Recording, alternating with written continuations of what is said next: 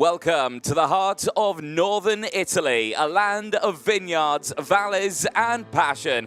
And right here, poised in the Lombardy region, lies a battleground of pure motorsport spirit. The Franciacorta karting track, 15 turns, 1.3 kilometers of unrelenting twists and turns. It is certainly a modern arena where precision meets aggression and where every mistake is punished in an instant. And this weekend, it plays host to the second and final round of the Champions of the Future Shifters, the Franciacorta karting circuit, year of opening 2021. Event record set in time qualifying earlier in the KZ category. The New Albanese with a 44.898, which saw the Italian put it on pole position in the KZ class. But let's take a closer dive into the circuit itself. It's around 1,300 meters. It's 160 down the start-finish straight, 180 down the back straight. It's around 7.5 to 11 meters. In some places, really open, wide circuit here with 5 meters of elevation, with the highest part of the circuit being around turn 10, the lowest part being around turn 13. Certainly a very challenging course, but it does span around those 15 turns around the circuit. It is a beautiful venue to go racing on. We see them all the way around the circuit out there, the 9 to the right, the 5 to the left, and the 2 hairpins out there. Of course, overtaking opportunities. Well, there are a few out there. We see them in towards turns 2 and 3. A heavy braking zone there as you flat out through turns 1.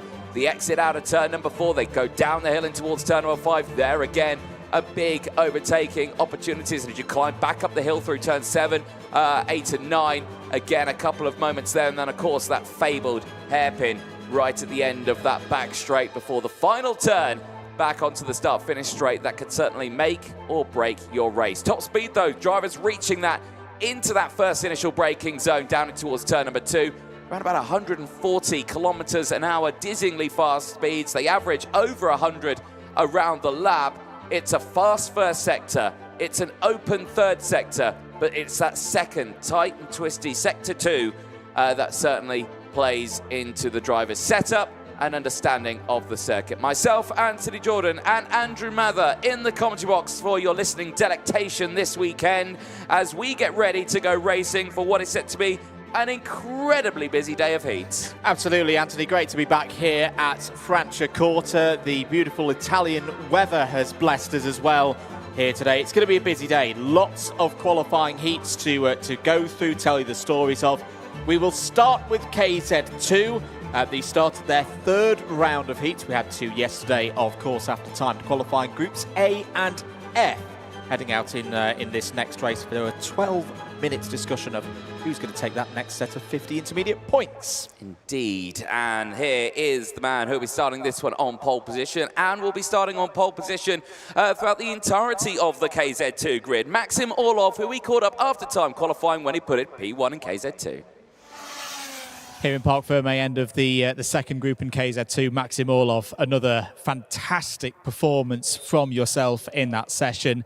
Fastest in group, fastest so far. You must be very pleased. Yeah, I'm so happy about this result. We did a good job with the team, managed well chassis, preparing for the quali. Yeah, so yeah, the setup I think was good, but we also see what's going on with the next group. Maybe they will be faster than me, so I don't know, maybe. It was very noticeable in the box that you weren't just quick in the first and third sectors here where you need that straight line speed. You were very quick in the second sector, the more technical section. Is that a really thing that you're proud of? Like I say, you don't often see that here at Franciacorta, that all-round pace. Actually, I don't know. I just drive by myself and yeah, did my best. So I don't know what's the special from me. I don't know actually really. How will you get ready for the qualifying heats? It's going to be a long weekend, isn't it? Yeah, for sure. We just, like I told you, we prepared the chassis and of course by myself, and yeah, did our job. Well, Maxim, congratulations once again. Great work out there. Best of luck for the rest of the weekend. Thank you. Oh, good to hear there from Maxim Orlov, who, like we say, will be starting this one on pole position and, of course, did take a race win yesterday. 1 or 2 karts there, just struggling to get off the line, but the KZ2 first race of the day, qualifying Heat A versus F, makes its way out onto the circuit. Only 1 formation lap for the drivers.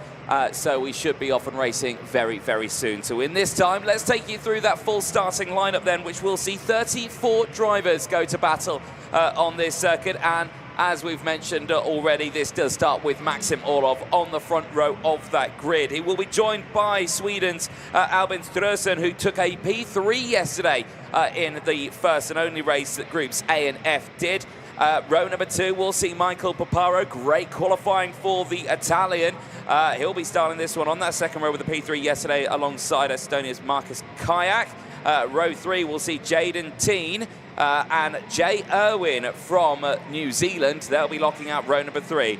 Arthur Leuk, who had a P17 after a 5-second time penalty yesterday, needs to step it up on this one. Alvar Timothara of Finland joining alongside.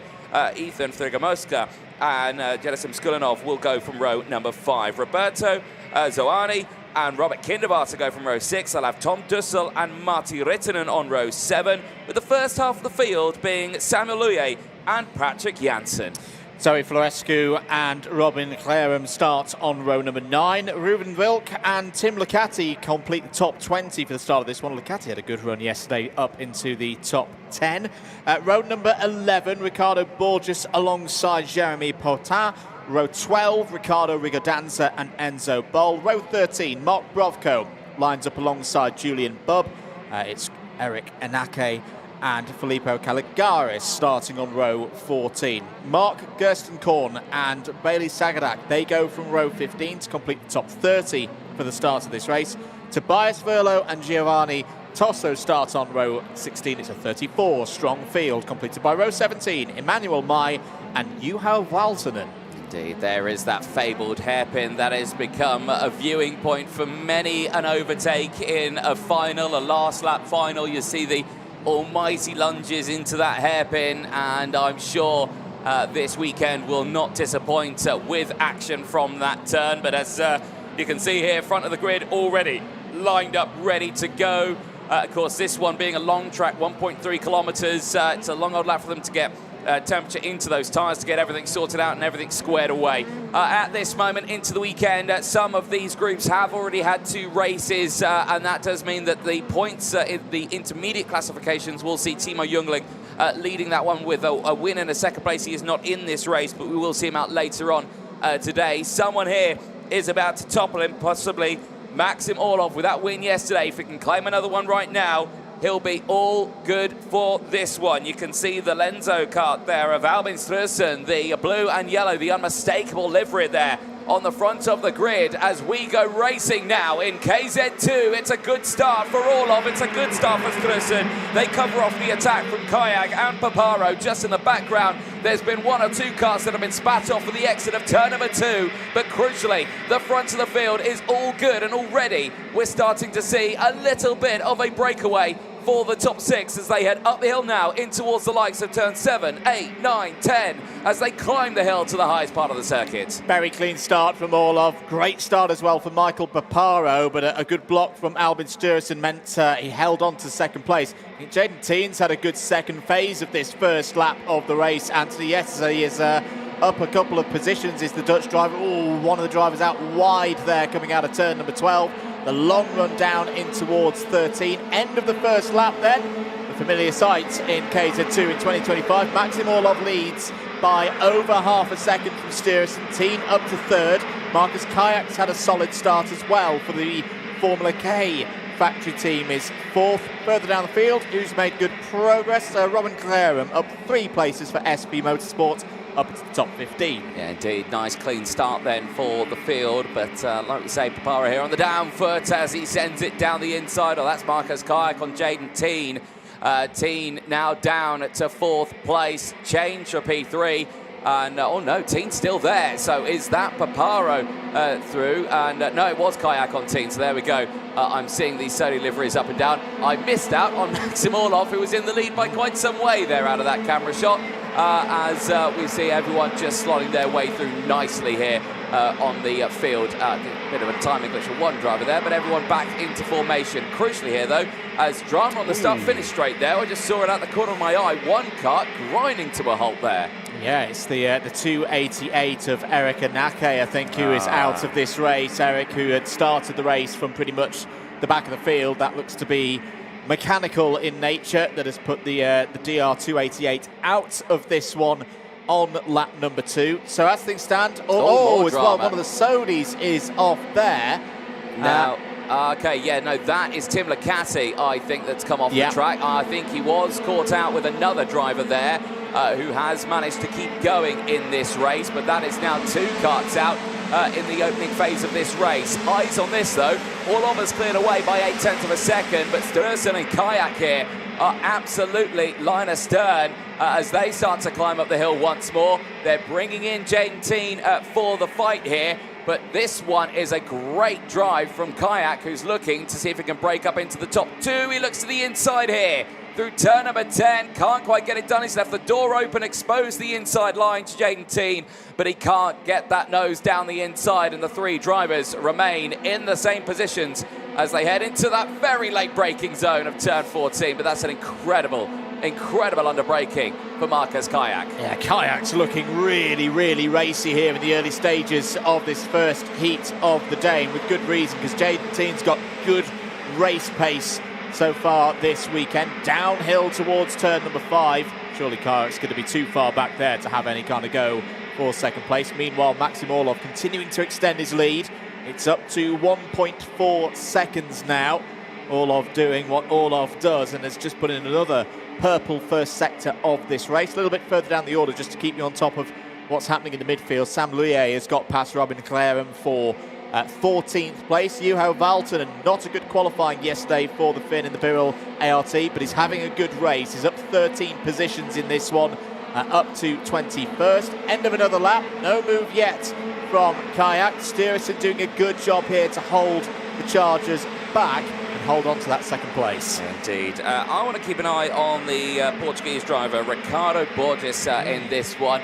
The only driver in this session to deploy a fresh set of tyres in this race. However, I don't think it's worked out for him, because he's down in 27th place right now and he's not gone forward. Yeah, in fact, he's lost 6 places from where we saw the 277 start this race.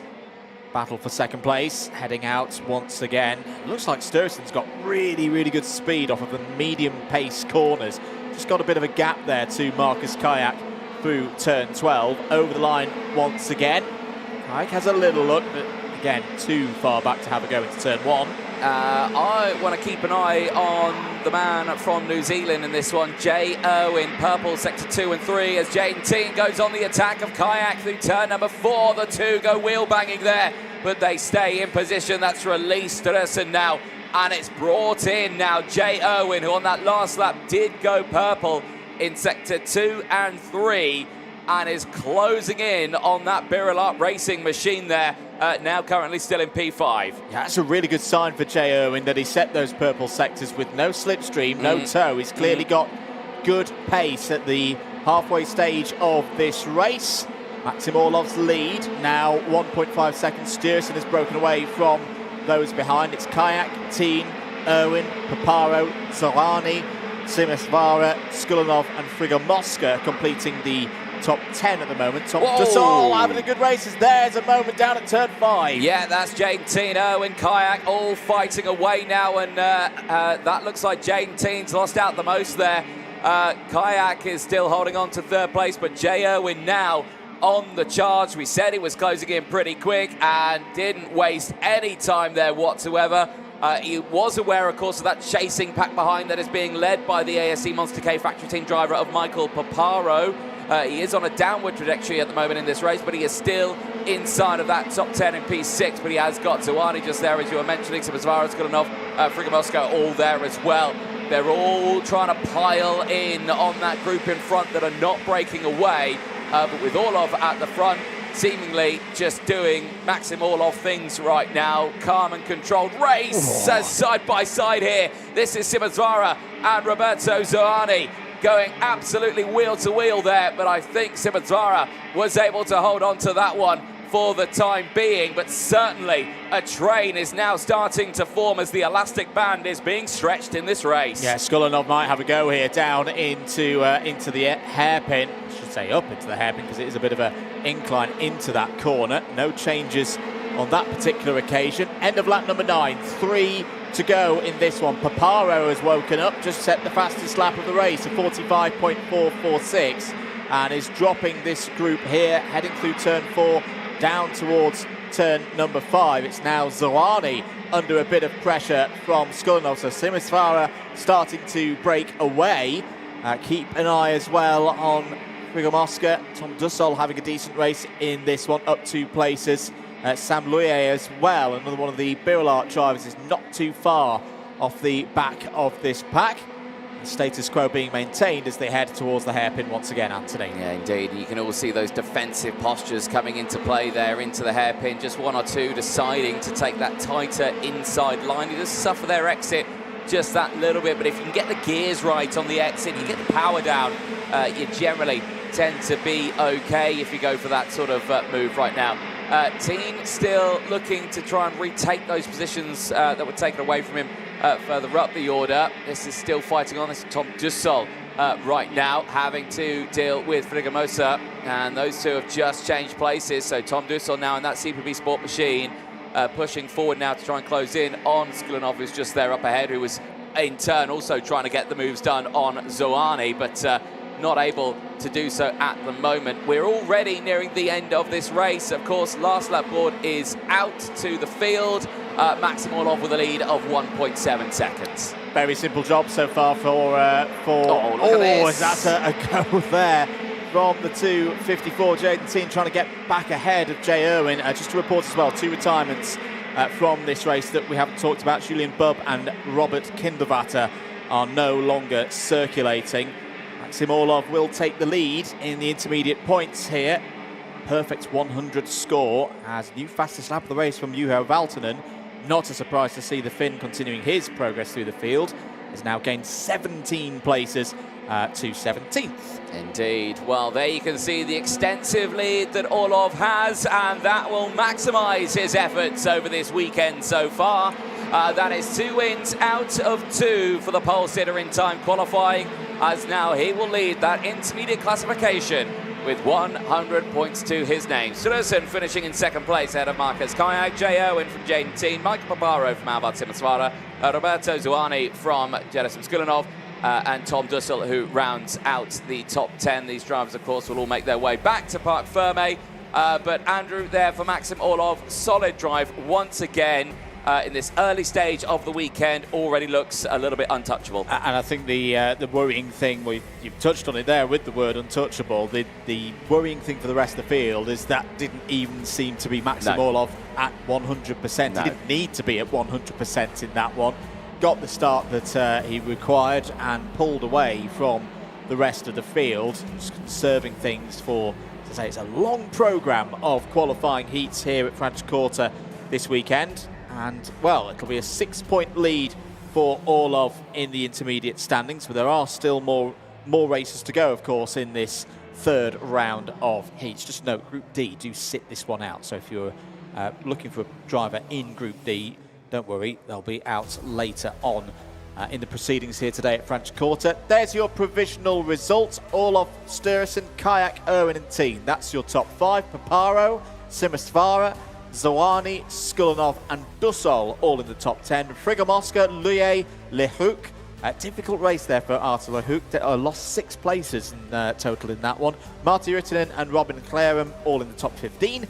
Zoe Florescu, 16th. Juho Valtonen, biggest mover in that race, up to 17th. Patrick Janssen, Ricardo Rigodanza and Filippo Caligaris. They were all in the top 20. Good drive from Caligaris, up 8. Enzo Boll, Mark Brovko, Tobias Verlo, Emmanuel Mai, Ricardo Borges. That takes us down to 25th. And then the remaining finishers, Mark Gerstenkorn, Jeremy Patin, Giovanni Tosso, Bailey Sagadak and Reuven Vilk, all with work to do for their next round of heats. 4 retirements from that race. Robert Kindervatter, Julian Bubb, Tim Lucotti and Eric Enayak. Yeah, that's a bit of a shame for those 4 drivers at this first race of the day, but don't fret. We will see these drivers race again later on today. Let's have a look at those highlights there. The start from Orlov, absolutely brilliant, but he has had to work on that over the season. Do remember, cast your mind back to Valencia, really struggled with those starts in 1 or 2 of the races. He seems to have got that dialed in. Now with that squared away, he does, again, seemingly look unstoppable from the rest of the field. Early overtakes in that mid-pack. You can see here the 3-4 wide moments as they tighten in towards turn number 4. Very easy to get caught out with another driver, get spat out from the edge of the circuit, and you find your race over really before it's even started. But in that early stage there, really good getaways, but it was Marcus Kayak the one to watch in that early stage of the race. Andrew had those good moments as there you were calling it. That driver very wide on the exit of turn number 13 and onto that back straight before the first of those retirements that came in. Tim Licati, Eric Anaki, of course, on the broken on the start-finish straight. Later, Julian Bubben, Robert Kindervatter out of the race. Yeah, indeed. Work for them to do when they get to their next set of heats. This was the move down the inside. Teen having a go at Kayak. It's quite an early apex, of course, through that first big stop on the brakes. More battles going on in the positions just in and around 10th place.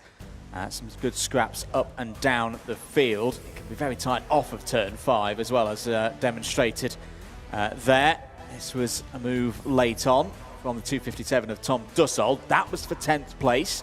Useful drive there for the French pilot. Up 3 positions across the course of that race. It was Frigga Mosca losing out and in the end finishing at P11. No troubles, though, for Maxim Orlov. A win by nearly 2 seconds ahead of Albin Sturrison. And as mentioned, goes into the lead in the intermediate classification. We will see more from Groups A and F later on in the programme. Oh, we certainly will do indeed. But we'll turn our attention very quickly back over to the KZ2s once again.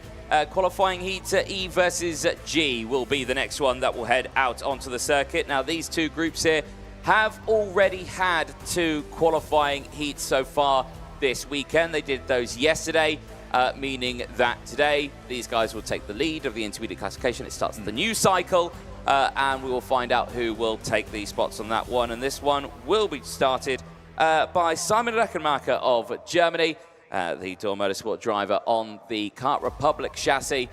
Trying to push his way forward on the screen. Pretty solid day for him yesterday as well. P4 and a P3, nothing wrong with that. Now he's got that ultimate pole position start, but he's not alone on that front line. Timo Jungling, teammate of Max Orlov, another Sodi Kart, another CPB Sport driver, a P1 and a P2 yesterday. Could be the favourite going into this race. Could be the favourite. And I'll tell you what, I was actually more impressed with Timo's second place yesterday than his win, because in that race where he got the second place, he had a tyre disadvantage to many of his competitors, but he was able to hold his position, and later on in that particular heat really start to come on song as those with fresher tyres started to lose that advantage. Very interested to see how Menehert Krozer does in this race as well. Anthony looked very racy yesterday, did the Hungarian. Certainly did. Struggled in that first race, of course, that drama that came in, a P17 and a 5 second, but then really came back strong in that second race. That win certainly put his name back on the board. The same here for the Birolart driver as well from Italy, Michael Adair. Really strong performance yesterday, not been outside of that top 10. And fabulous helmet livery there, the chrome that shines in the sunlight here in Franciacorta. It's already a beautiful day, but I've got to say, temperatures very low this morning. It may look warm out there, but trust me, it's only 13 degrees. It's pretty chilly out there. Yeah, be good for the engines, though. Good for the cooling of the driver's kit. We'll keep you up to date as well as what's going on with tyres. As I say, most drivers in this one, in fact, all drivers in this one, have had 2 heats so far, so nice and equal on that front. But we have got one driver further down the grid who has deployed 2 new tyres on one side of their kart. So it'll be interesting to see how Bachberg and Mermanov, starting on the 13th row of the grid, does in this race. Yeah, certainly so, and it was only the one driver in the previous session, only one driver in this one. An unusual tactic that they're deploying it so early on in the weekend, and yeah, very interesting thing to do. Obviously, compare this to direct drives. In a direct drive, you can lock a rear axle under braking. This one, you can lock a front, you can lock a thing, and you can get flat spots on tyres all the way around. So, very easy thing to do. Whistle blows, flag waves at the front as Chief Pre-Grid Officer Ross Upton releases the field of KZ2 machines in Qualifying Heat E versus G. Let's take you through that full starting lineup. Simon Reckenmacher and Timo Jungling on the front row of the grid for this one. Menehart Kreuzer and Michael Adair will go from row number 2. Speck and Rousseau will round out row number 3. Both of them pretty decent results. Ellie Goldstein and Dion van Verven go from row number 4. Keep an eye on those two. Thomas Doshamanis and Emano Quinteri will go from row number 5. Marco Delia and Paolo Tonteri will lock out the top 6 rows and the top 12 positions ahead of William Lanzeni and Valentino Fritz on row number 7. Row 8 and the first half of the field will see Antoine Broglio and Alessandro Zalocco. Indeed, that's your first 8 rows. Row 9, Jensen Graham and Maurice Klein. Hugo Besson and Theo Blanc form up an all-French row 10. Tigran Banatian, bit of a surprise to see the 228 down there on the 11th row of the grid, has got Antti Hapalainen for company. Row 12, Enzo Feiter and Rasmus Andersen. Gavin Bailiff and Bachberg and Mermanov, the only driver in this race with new tyres in this heat. They start on row 13. Rahem Alibi needs a good race here. Had a disqualification for the second round of heats yesterday. Starts on row 14 alongside Cedric Malk. Luigi Di Lorenzo and Luca Bertoni. They're on row 15 for this race. Mario Borges, Morgan Knudsen, they're both on row 16. Row 17, Dugas Baduris and Levi Arn. They complete your 34-strong field. The drivers make their final preparations for this qualifying heat between groups E and G in KZ2. It's a long, long run down towards turn 1 and an even longer run down towards the first major braking zone of 2 and 3. Seen fairly quiet starts so far here this weekend. Still very early days, of course, in this second shifters round of the season for Champions of the Future 2025.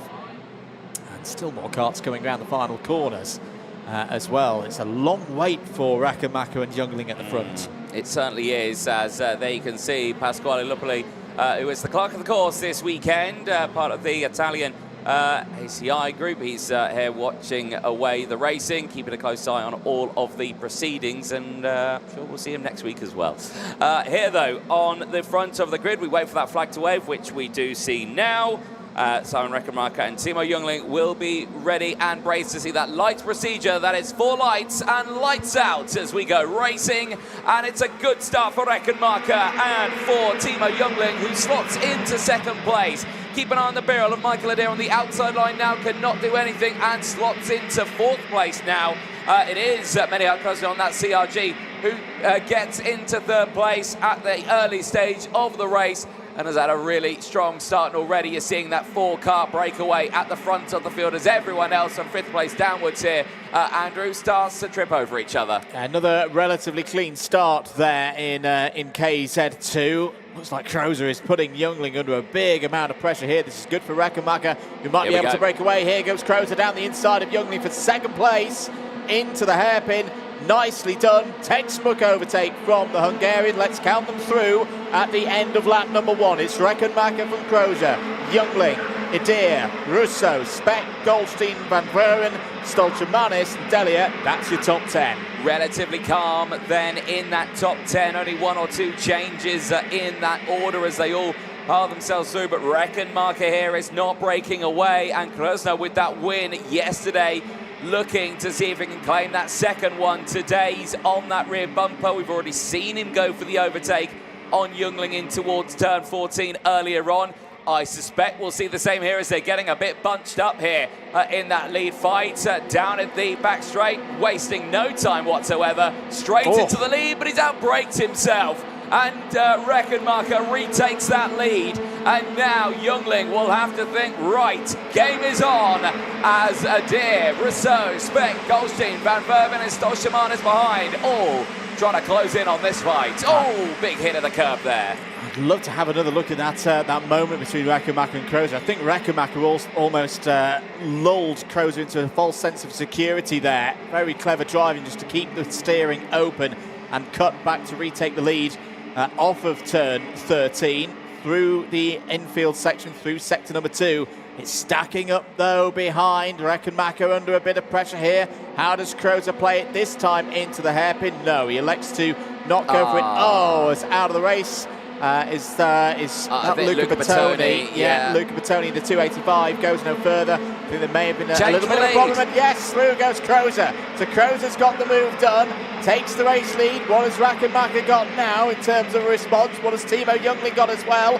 Timo Youngling's having a bit of a look into turn 5. This is a really good scrap at the front of the field. Oh, they all look like they were going to go for a move down the inside there, but sideways and looking out of control right now is Michael Adair. That kart does not look planted at all.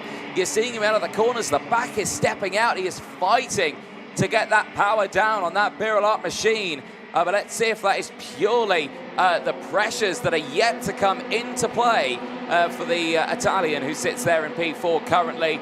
Nice breakaway still, though, for that top runners. And you can see now we've got 2 separate groups here. You still got the Van Verven, Stolchmanis, Goldstein, Tonteri, Delia battle just behind as well. That one's still kicking off as everyone pushing forward here. But still, eyes focused on these top runners as everyone at this moment now starts to focus on trying to break away and close in those few tenths of a second here and there. You just see on your screen there, I was about to say, we need to keep an eye on Thomas Stolchmanis, the stalwart for the Energy Course team, is on a bit of a charge here. Has taken 7th place away from Dion Van Veren in the early stages of this lap and is your fastest driver out on circuit. So he's a little bit further back at the moment than this front 6. There he is, the red, white and blue Energy Course machine, the Latvian on the move here. Could be a factor in the second half of this race. We're on to lap number 6 of 12. Still Krozer leading from Reckenmacher, Youngling, Adair under a bit of pressure now from Corentin Rousseau down towards turn number 5. Louis Speck still there as well in 6th place. And it was another new fastest lap of the race from Stolchmanis. That's 2 on the trot now for the Latvian into the 45.8. Yeah, indeed. This is a nice run around the field here for Stolchmanis, who is closing that gap up quite considerably to that group in front. This is still the train behind as everyone's pushing through, as unfortunately Bertoni, who is out of the race, has also picked up a 5-second time penalty for causing a collision, which I think puts him out of that race.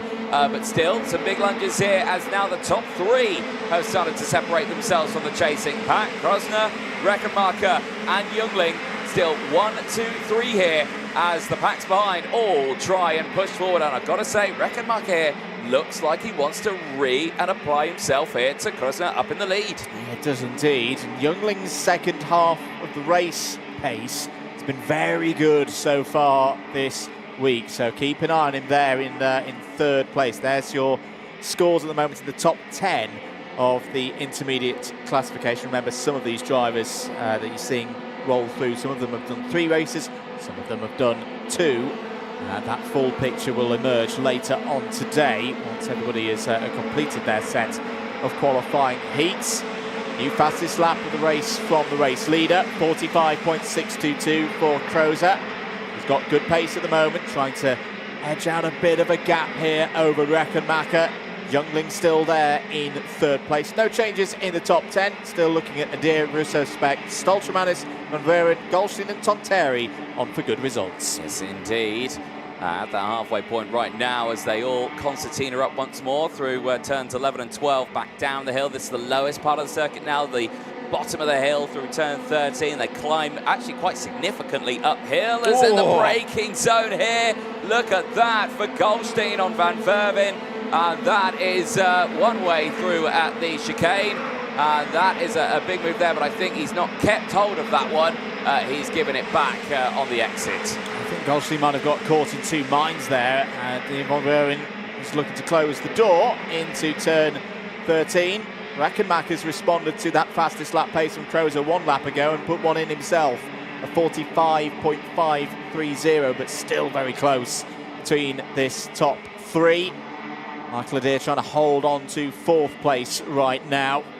Not really looking like he's going on the attack. Youngling having a bit of difficulty on this tour of the circuit as well, Anthony. Just starting to drop back a little bit. Look how much it's stacking up. Change for 4th place. Rousseau's got through. Yeah. Corentin Rousseau goes through into 4th place. Michael Adair's got to make that Birol ART as wide as possible now, because if he doesn't, he could fall quite a few positions back in this order, Anthony. No, he certainly could, and this is a really dangerous situation to find yourself in here now with the field all bunched up and already how we've seen those moves from Eli Goldstein. He's not afraid to get those nose down the inside, and he tries to do it again, this time once more. On the likes of Dejan van Verven for P8, but again, he just can't find his way through, and every single time he makes an attempt like that, the drivers behind close in. Jontieri, Delia, Fritsch as well there, Rodrigo as well, also trying to get involved in this fight. But at this moment, all seemingly struggling to find their way through, because the pace here at this morning is so quick. The driver just struggling to get that power out of the corners to get that move done. Well, before we get into the final stage of this race, quick update on our driver who's on new tyres. Similar to what we saw in the first race, Anthony, Bachberg and Mermanov. It's not worked out. I wonder if it's almost one of those things of, because it is quite cool here today, the delta's the delta's not there. You can't really get the performance out of the tyre yet. Maybe a little bit later on this afternoon. We hit 18, 19 degrees Celsius here in the afternoon sessions. But either way, the most important number is the fact that Mermanov has only moved up one place so far in this race. That's not what he would have wanted. No, and that is a disappointing factor with that, you know, when you're a driver out there, you think, right, you know, let's go for it. Let's push through in this early stage. Let's give ourselves a good start to the day. And when it doesn't work out, kind of really disheartens you a little bit. And you kind of feel like you've got to go back to the drawing board, but you're going back to the drawing board now with all used tyres. And it's like, you know, you haven't got that little benefit in the later part of the day as more penalties coming out here. Hampalainen coming away with a 5-second time penalty for causing a collision. We are on the final lap of this race, Andrew. Reckenmarker has closed in on Kreuzer, but I think Menihat Kreuzer here has got this one covered. That tremendous start to the weekend with that penalty in the first race, with the win in the race 2. Race 3, we'll see another one out of Reckenmarker. Youngling takes third, Karantan Rousseau fourth from Michael Adair, Stolchemanis from Speck, Van Verven from Goldstein, Havo Tontieri rounds out the top 10. But for Menihat Kreuzer there, 2 wins out of 3, puts him in that top section despite that drama earlier on. But it's Youngling back in the front with that P3, Reckenmarker second in the points with 123. But again, that really doesn't mean anything at this point onwards because, of course, it's only the first race of the second rotation. Back in play is Menihat Kreuzer with that result, and so he's only 15 points behind Timo Youngling now, despite having those problems in the first round of heats yesterday afternoon. Drivers will head into Parc Ferme, go through their mandatory technical checks with the technical scrutineering team, and they'll get ready for their next heats later on today. Group E will be back out again at 12:20. Group G a little bit further on in the afternoon at 1 o'clock. There's your provisional results. Kreuzer from Reckenmarker, Youngling, Rousseau and Adair. That's your top 5. Good drive from Stolchemanis, up 3 positions to 6th. Speck, Van Verwen, Goldstein and Tontieri complete the top 10. Delia, Fritsch, Broggio, Quintieri and Lanzeni take us down to 15th place. Quiet race for Medatian, up 5 spots to 16th, but ahead of Zalocco, Blan, Graham and Bailiff. That takes us down to 20th. Anderson, Besson, Levi-On. Levi-On was your biggest mover in that race, up 11 spots to 23rd. They were ahead of Cedric Malk and Bachbergen. Mermanov also finishing that race, but not where they'd want to be. Maurice Klein, Mario Borges, Dugas Badris, Brahim Alibai, Di Lorenzo, Luigi Di Lorenzo, and Morgan Knudsen, all in the top 31. 3 retirements in that race. Antti Haapalainen, Enzo Freitas, and Luca Bertoni. Indeed. Let's have a look at the highlights from that race. Reckenmarker, great reactions off the line there, and immediately you could see how the cut just put the power down immediately off the line. Nothing there that Timo Youngling could do as he slotted into second place in those early stages.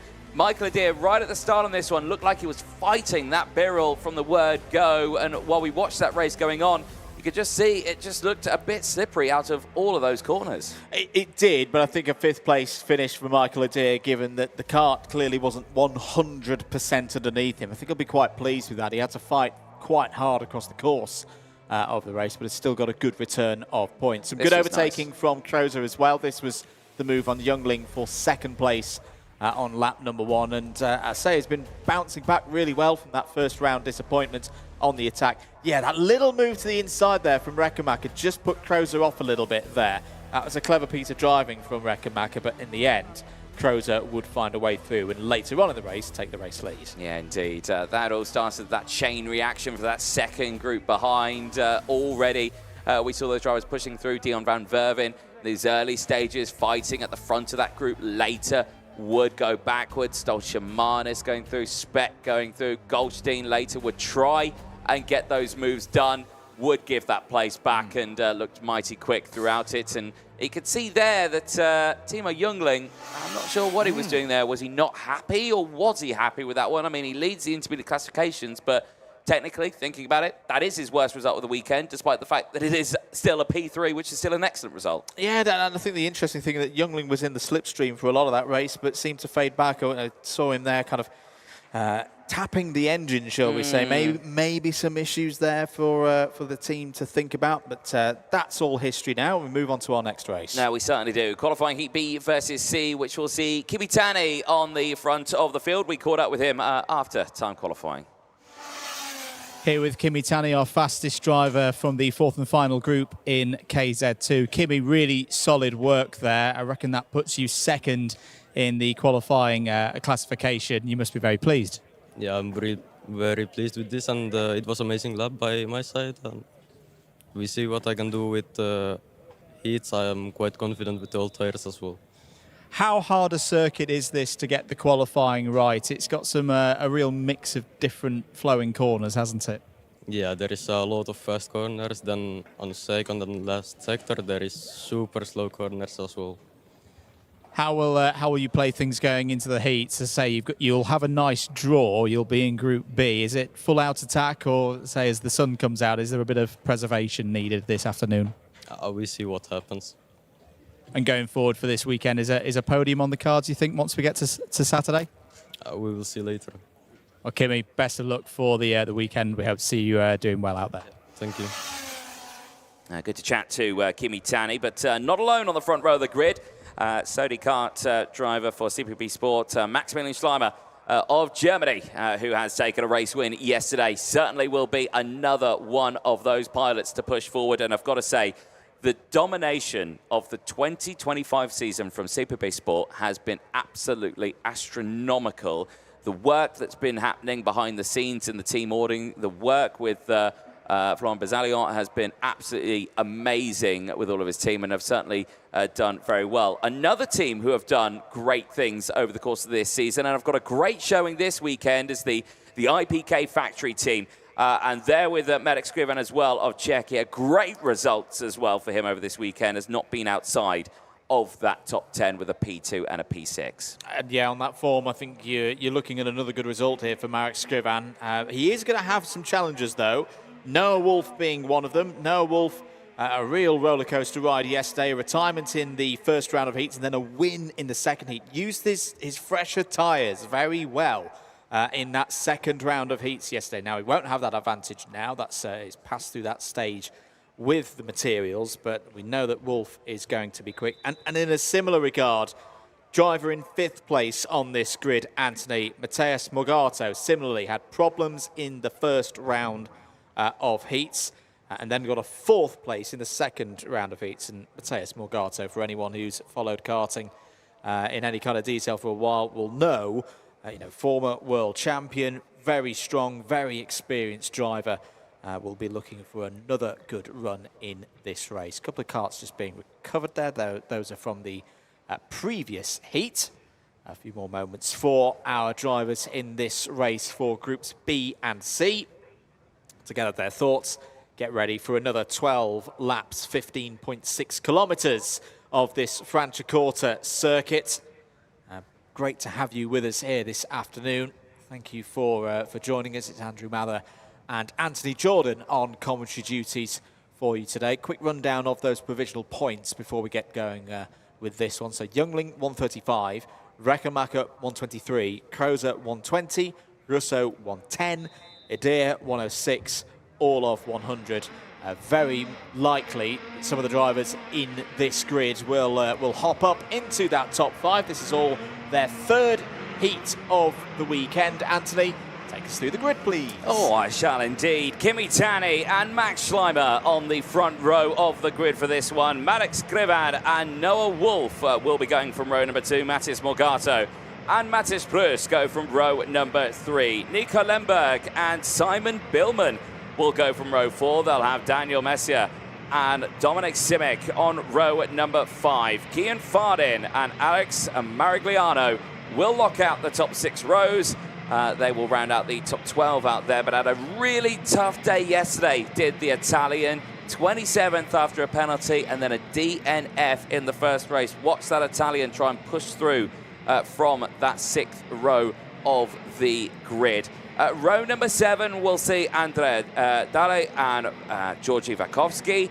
They'll be going from row number 7. Nicola Rossini and Len Neisch will round out the first half of the field. They'll be going from row number 8. On row number 9, it's Gabin Lourier and Jaden Gushkin. It's a very difficult day for Gushkin yesterday. A disqualification of P29 needs a good result in this one. Row number 10, Louis Castellini and Alphonse Miertenen. Eric Vess and Michael Avicino, they go from the 11th row of the grid. Andrea Di Brigida and Fabrizio Rosati, they're on row number 12. Fausto Filo and Dino Carlson, they start on the 13th row of the grid. They're ahead of Antonio Cormidi and Jesper Scherberg on row 14. Kai Perner and Manuel Lettner complete the top 30 starters on this grid. They're on row 15. It's then Artemi Troitsky and Fotios Sortiropoulos on row 16. Row 17, once again, it's a 34-strong field, will be Dom Koniva and Runa De Broca, both of them needing good results here to move themselves up the intermediate classification. Big entry here this weekend in KZ2. 119 drivers on the entry list, only 72 spots in tomorrow's superheats, and then it halves again. 36 drivers, of course, will go through to Saturday afternoon's final here for Champions of the Future. Shifters round 2 at Franciacorta. The grid starts to form up now. Anthony Jordan into those tram lines. Kimi Tani on the left-hand side of our screen, starting from pole position. Starts from pole position have been pretty good so far for other runners here today. Let's see if Tani can lead through turn 1. Yeah, certainly so, but only 2 drivers in this grid so far have taken those wins. They are both on the even side of the grid, Schleimer and Wolf. Those 2 drivers here will be the ones to watch, but Kimi Tani, with his 3rd and 2nd yesterday, would like to start today with that qualifying heat win. And will he get it? Pasquale Lupoli waves the green flag at the back of the field as the drivers get ready to go racing. It is lights out in a second. It's a long wait. Lights are now out. We are racing down in towards turn number 1. It's a good start for the front row, but it is going to be Kimi Tani who holds on to the lead of this one. Wolf on the inside line has slotted down into about 4th or 5th place as the field all piles their way through the first couple of corners. Already on the defensive posture of Wolf, goes around the outside hits and a whole shot. It's a long way round, but he manages to get it done, and he steps up into 4th place, wheel to wheel there with Morgato, but absolutely nails that start. That's a magnificent move from Noah Wolf, not just to go around the outside of another driver, but another driver of Mateusz Morgato's talent, experience, ability. It's a bit of a nervous start for those in the second half of the field as Wolf has a look once again, this time at Marek Skrivan for 3rd place. That's going to open things up. That's brilliant response there from Morgato. Morgato holding 5th place, now has got one of the barrel arts to deal with. So it's Tani from Schleimer, Skrivan, Wolf, Morgato. Simon Billman's had a good start, up 2 spots to 6th. Kian Farden as well up 4 spots to 7th, but has just lost that spot through turn 5 to Alex Marigliano. No, indeed. Schleimer, though, closing in on Kimi Tani. No changes in that top 5 now, as they have stayed the same in this order, but keep a close eye on them. There is your qualifying heat. You can see that on your screen, still being led by Youngling. At this stage, Tani can do nothing apart from join him with the results in the lead of this race. Big sends down the inside. Morgato gets the move done on Noah Wolf, and puts Wolf back into the fray of Simon Billman just behind, who is going to try and get involved in this fight as changes up at the front as well. That is still Schleimer though, leading Scrivan, but is trying to get his nose down the inside here as Morgato once again is on the truth. Big move from Billman, outbreaks himself. Wolf back down the inside. I think there were problems for Nico Lemberg as well. Lemberg's lost 3 or 4 positions in the recent exchanges. You can tell the drivers really want to get the points on the board nice and early in this one. They can sense the opportunities that are going to be presented to them across the course of the next 8 laps or so. Morgata checks over his shoulder because he's going to send it down the inside. That's magnificent stuff from the Brazilian up to 3rd place. What can Marek Scrivan do here to respond? Morgato holds a little bit to the inside, fends off any kind of counter-attack from the IPK factory team driver. Next, he's got to set about Schleimer. Here goes Wolf down the inside. Beautiful control on the apex of turn number 5. Wolf's up to P4. Billman now prowling on that pressure to Scrivan as well, who is trying to hold on to these positions, while in the meanwhile, Farden's on an incredible drive in the background there. The driver for Switzerland is there in P7 on a 4-place gain right now. Would like a 5th or a 6th place there. Macia still there from Maragliano. Vakovsky still there inside that top 10 as well. As here we go, wheel to wheel. Down the outside here goes the Maranello kart of Jordan Vakovsky, who's trying to get that nose down the inside but cannot quite do it. But he's got past the Intrepid now. And yeah, that's Maragliano down to P10 now. As a little bit of contact there as through goes the CPB, and that's caused damage and a flat tyre now to the Club Calicart driver. Daniel Macia, a rear flat tyre, is out of this race. That was Dom Simek getting very involved there through turns 2 and 3. Mateus Morgato's just set the fastest lap of this race, 45.960, and here are your top 4. Kimi Tani from Max Schleimer. Mateus Morgato surely too far back this time around to have another go into the hairpin. Wolf not too far behind as well. This is a really entertaining heat once again in KZ2. Can Tani hold on to this race lead? Schleimer's quicker. Schleimer looks quicker to me, Anthony, at this stage, but Kimi Tani doing a great job in terms of where he's positioning the kart on the road to hold on to this race lead. But for how much longer can he do this? There's problems with the 235 Pirelli RT down at turn 2 and 3. That's Eric Wess falling down the order now. It's great work from Kimi Tani, great control as into the pits there. That's the Club Calicart that I was telling you about in that early section of the race. I think, is that not Daniel Macia there in that top section, but that is one of the karts that's not going to go around anymore. It's Nico Lemberg, yes, it's got the flat tyre, so I may have called that earlier on as Daniel Macia. No, Lemberg is the driver out of the race with that flat tyre. Right, eyes on the front of this field here. Look how congested it is at the front of this one. Kimi Tani maybe in the lead right now, but everyone else behind is seemingly deciding that they're just that little bit faster here and want to push their way forward right now, as Simek has picked up the warning flag for causing a collision. A 5-second time penalty will be heading to the young man. Yeah, I'd imagine that is for the moment with Nico Lemberg that we saw at turn 2 and 3. Kimi Tani kicking on here. Well, this, I think, has been a more tactical play from the Finnish driver. Let's have a look at a replay yet. Simek down the inside. Absolutely nothing that Lemberg could do. And it was that moment there, that second one, that's what caused the bead to break. And you can see there the tyre just deflated from that one. Yeah. And that is what has caused the Calicart Finland driver of Nico Lemberg to retire from the race. Here is that again. It's that second impact there that just causes that tyre to deflate. It was quite a heavy wheel-to-wheel hit there, and you can see nothing he could do. That kart straight out of the race. Yeah, that's really bad luck for Nico Lemberg. Back at the front of the field, Kimi Tani has found some pace, or maybe was just holding it back for the second half of this one. Look how much he's dropped Schleimer. There's been a change for 3rd place. Noah Wolf has found a way past Mateus Morgato for the 2nd time in this race. Scrivan's also come back alive in this heat there in the bright blue and silver Praga machine. This is perhaps how it happened. Morgato and Schleimer getting pretty close together, and Wolf breezing on by. Nothing much that Morgato could do about that.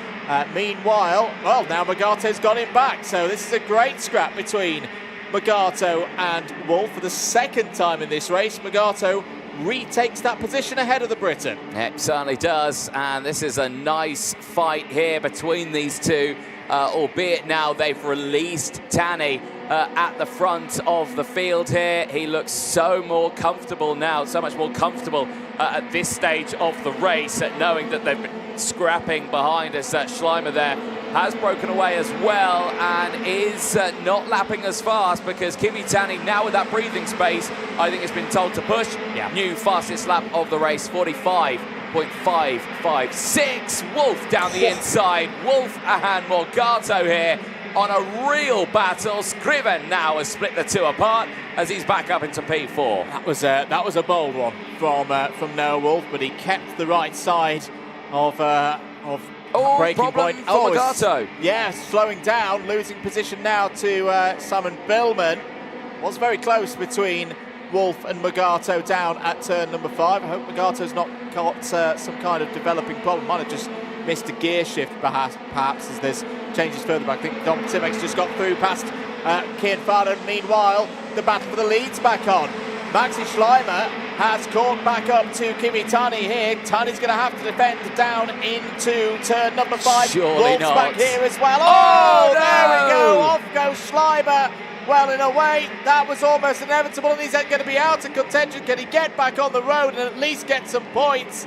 Yes, he can, but off of turn 5, it is a wide track here at Franciacorta, but with us, the way the karts push out of 5, it's very easy to clip a wheel through that part of the course. Schleimer falls down the order and will be out of the top 20. Well, that is how you do it, and I'm sure Wolf, now in the lead of this race, will be delighted with what's just transpired in front of him. Tani down to second place, Scrivan, Billman, Morgato still in that top 5. But on this final lap now, it is the young Briton who has reclaimed that lead, and after the win yesterday, but that DNF, this puts him once more back in the game. This will be helping out his intermediate classification fight. It will indeed. He's not quite in the top 8 yet, but this kind of form shows us that if he can keep it going, wait for the later parts of the day, he'll start to come back through and be a factor. Noah Wolf checks over the shoulder, knows there is no threat from behind here on the final lap. Through the final corner, Noah Wolf, for the second time this weekend, takes race victory in a dramatic heat between groups B and C. Kimi Tani, P2 on the road, goes up to second place in the intermediate standings as well. Marek Scrivan comes home in 3rd. Indeed. Viva la vida, says Noah Wolf. Race winner, second time this weekend. Will be delighted with that one. From 4th place, and again showcasing that this class in KZ2 certainly today is looking just that little bit more feisty. Tani from Scrivan, Billman from Morgato, Messia from Fakowski, Maragliano from Fardin, Dominic Simic rounds out the top 10 as they all make their way back, and there you can see the entrant from Greece, Soteropoulos, pushing through nicely. This is that moment again, and look at this, Schleimer round the outside. Initially, absolutely fine. Tani just has that little clip of the bump there out of the corner, unsettles the kart. The slight contact wheel to wheel on the exit spit Schleimer out of the race and all the way down the field. Thankfully, kept it going. Beautiful thing about the gearbox class, you can just pull in that clutch, you can stop the kart from stalling, get it back down to first, and away you go again. But that is a big shame there for Schleimer, who was looking for a race win. There's your top results again. Top 10 we've gone over. Prus in 11th place from Lednish, Alphonse Miettinen from Andrea Dalle. Then it is Michael Avancino from the USA from Louis Casalini, Gavin Luye and Andrea Di Bragida, who rounds out the top 18. Very good stuff there from those drivers. Nicola Rossini, P19, biggest mover in that race. 20th place, up 12 spots for Fotios Soteropoulos. Jaden Gershiken, P21, ahead of Jasper Scherberg. Maximilian Schleimer in the end, P23 in that race. Kai Perner, Dom Kleniva, that's your top 25. Kormidi, Carlson, Philo, Letner and Troitsky all in the top 30. Vess and De Bruyke complete the 32 finishers. 2 retirements in that race, Nico Lemberg and Fabrizio Rosati. But there is your race winner. Second heat win of the weekend then for Noah Wolf. So he'll have at least 100 points. He'll just be outside the top 8 as things stand. Here are some of the highlights from that one. It was a long pause on the lights, but they all responded to it well. Good early lead for Kimi Tani from Maximilian Schleimer. Max Scriven had a good start as well, up to P3 ahead of Morgato and Wolf. Now towards turn number 5, the field would go. Pretty much every single lap of this race had some dramatic overtakes going on. This was Morgato versus Wolf round 1. Round the outside, Wolf, they're very good use of Scrivan ahead to block Morgato in. Yeah, indeed, and that's exactly what Schleimer tried to do on those dying stages of the race in that last one, unfortunately, where it didn't work out. Everyone in those early stages are really pushing through. Morgato fighting back, though, straight away, as that was the first initial attempt for Schleimer on the race lead through turn 2. The scraps happening all the way throughout. Simon Billman pushing his way through. He was trying to get those early lunges. Morgato, again, seemingly every one of these drivers in this group woke up and chose violence this morning as they were all going full send. They were indeed. That was Wolf down the inside of Scrivan to get another position back. Was running in 4th place at this stage of the race. It was interesting to see how over the course of the race as well, different drivers changed their rates of pace. This was the moment between Simek and Lemberg. Lemberg suffering a puncture at that point and would be out of the race. Dom Simek would get a 5-second in-race time penalty for his troubles. It's that second touch really that did the damage for Nico Lemberg. Down towards turn number 5 would go the field. The 235 of Eric Dress would have problems as well. This was a really clever move from Noah Wolf. Schleimer just holding the line there. Morgato with nowhere to go. Morgato very good on the brakes. Let's keep an eye on that across the course of the weekend. Morgato is very good on the inside apex there for the early parts of these corners. Wolf again. That was more of a Morgato-like move to get back up to 3rd place. Yeah, just that moment there. I wonder if it was a missed gear for Morgato. Just that slight lapse in concentration. This was the key moment, though. Schleimer trying to go around the outside of Tani. The two touched. Off would go Schleimer into the grass. He'd get back on circuit, but fall down to 23rd place. That would be the moment that gave Wolf the race lead. He wouldn't look back from there, taking his 2nd heat win of the weekend, Anthony. And a very accomplished job for the young Briton. As I say, he's not in the top 8 in the intermediate points at the moment, but by my quick maths in my head, he'll have at least 100 points. So he's just going to be outside that 106 barrier at the moment. Could well be punching into the top ranks later on in the day. But for now, we'll say goodbye to KZ2 and hello to KZ in a racing capacity for the first time this weekend. Indeed. Daniel Albanese, fastest lap this weekend. We caught up with him after time qualifying.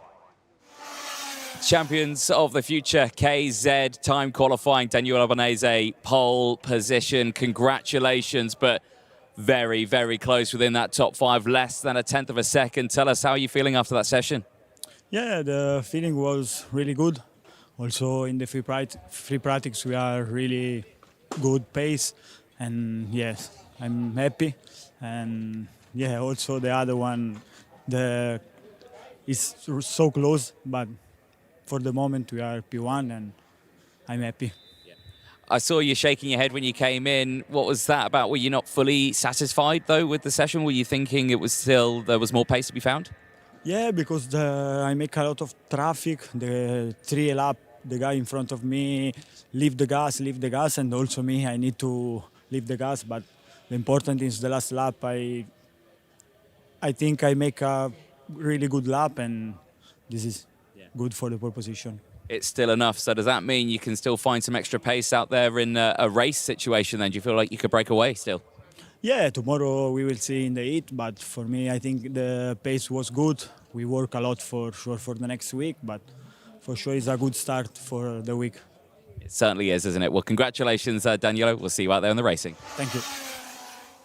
Good to catch up there with Daniel. And as you were saying, max capacity grid on this one, but there'll only be 35 drivers in this race. AJ Myers from the USA, not out in this race. He was due to start 29th. He will not be there as the green flag waves for the first race of the weekend for the Premier class. It is KZ, their first of 3 races to determine who starts on pole position for tomorrow's Super Heat. And then, of course, that final max capacity grid, as we'll take you through the starting lineup. The top 6 yesterday in time qualifying were separated by less than 1/10 of a second. If that's an indication of how exciting this race should be, well, I would say sit down and buckle up, as Daniel Albanese will be starting alongside Senna van Waalstein, Matthias Bergel and Giuseppe Palomba, last year's FA Karting World Champion, starts this on the second row of the grid. Emilian Denner and Pedro Hiltbrand go from row number 3. David Treveloff and Victor Gustafsson go from row 4. They'll have Tom Luyer and Paolo Ippolito on row number 5. Christian Batuca and Alessio Lorandi go from row number 6. They'll have Lorenzo Travasanuto and Jean Nombler on row number 7. Stan Pex and Adrian Wenadin will round out row number 8 with Daniel Stell and Alessio Bacchini on row number 9. 10th row of the grid, Mattia Lemena and Matteo Vergano. Daniel Vasile and Lorenzo Camplesi go from row number 11. It's Francesco Celenta and Moritz Ebner on row 12. Pietro Fioravanti and Olin Galli go from row 13. Poland's David Lawinski starts on row 14 alongside Giorgio Basoli. No AJ Myers on row 15, sadly, so it'll just be Karol Pasovic on row 15. Enzo Lacruz and Marin Krimers go from row number 16. That's a heavyweight, row 16 and a half. Alessandro Bertaiola and Henry Johnston start on row 17, and completing the field on row 18, Darius Babayuana and Matthias Torregiani. Well, that is news at the start of the day then. AJ Myers not on that grid. I did ask the question, did he miss the gate? No, the answer was he's just not turned up for his race. So we'll have to try and figure that one out as the day goes on. But right now, for the first time this weekend, the Premier class, some of the fastest drivers in short circuit gearbox racing are about to go for their first race of the weekend. This should be an almighty fight, as Andrew, as I mentioned earlier on, the top 5, top 6 and time qualifying separated by less or just over 1/10 of a second. Incredibly close, and while we were calling that qualifying, it was a case of, right, no, it's Albanese, now it's Berger, now it's Palomba, now it's Waalstein. It was just having to wait for that last lap.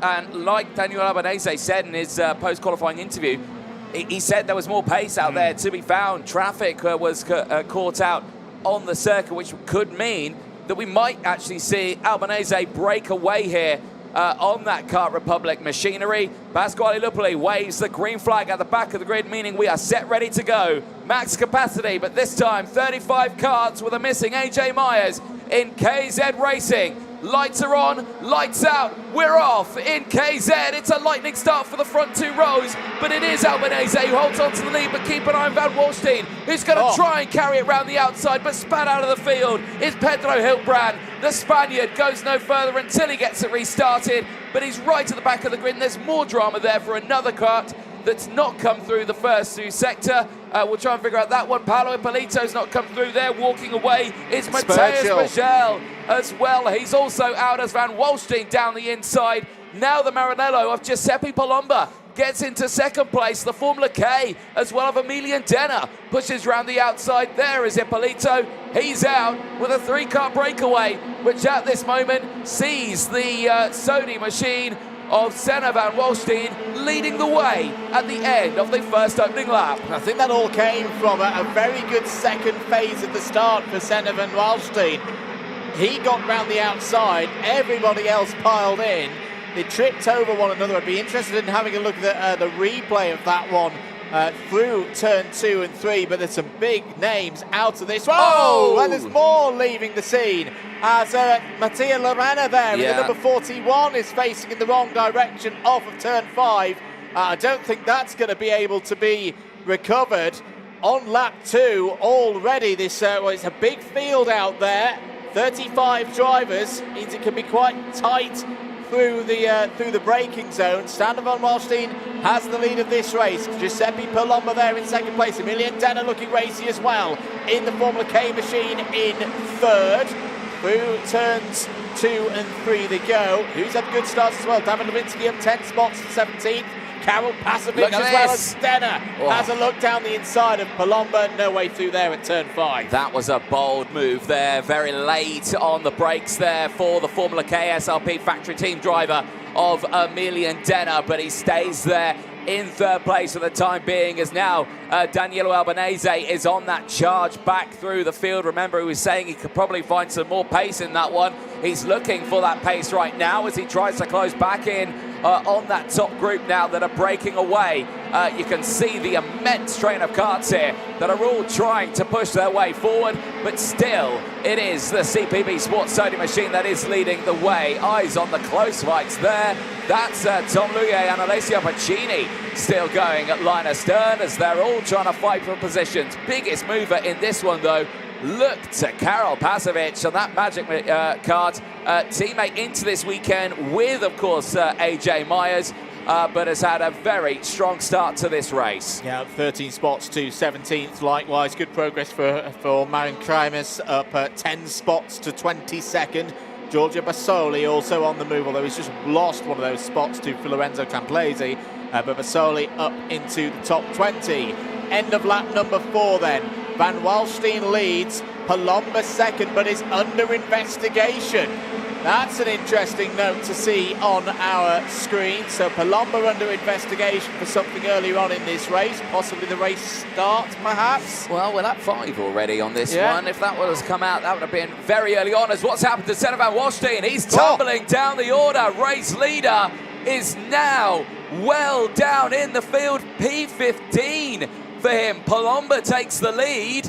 Emilian Denner now second. Albanese and Gustafsson from Batuka rounding out the top 5. But Palomba now, what happened there?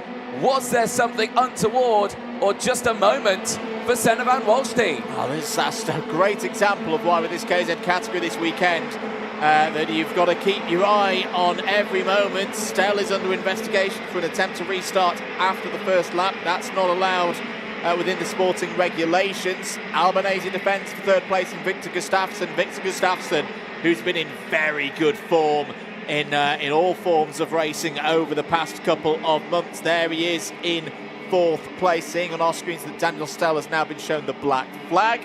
So that will be the race done for the number 37. Palomba continues to lead this race from Denner. Albanese, Gustafsson, Batuka still there as well in 5th place. Trefilov, Lorandi, Nomblo not too far behind. Jean Nomblo, we know how quick he has been in race pace so far this year. Think back to all those places that he gained back at Sarno back in the summer. And yeah, he's got one of the best lap times, the best lap time of this race so far. Meanwhile, here goes Batuka down the inside of Gustafsson. Trefilov has both of them. That's brilliant once again from David Trefilov, the German, up to P4. Yeah, that is reading the road beautifully there. Could see that lunge coming in. Thought, right, let's take the optimal line. Get early on the brakes. Get on the power early as well. Power it out of the corner. 2-for-1 special. But David Trefilov up into 4th place now on that Formula K. So that's 2 of the Formula Ks there.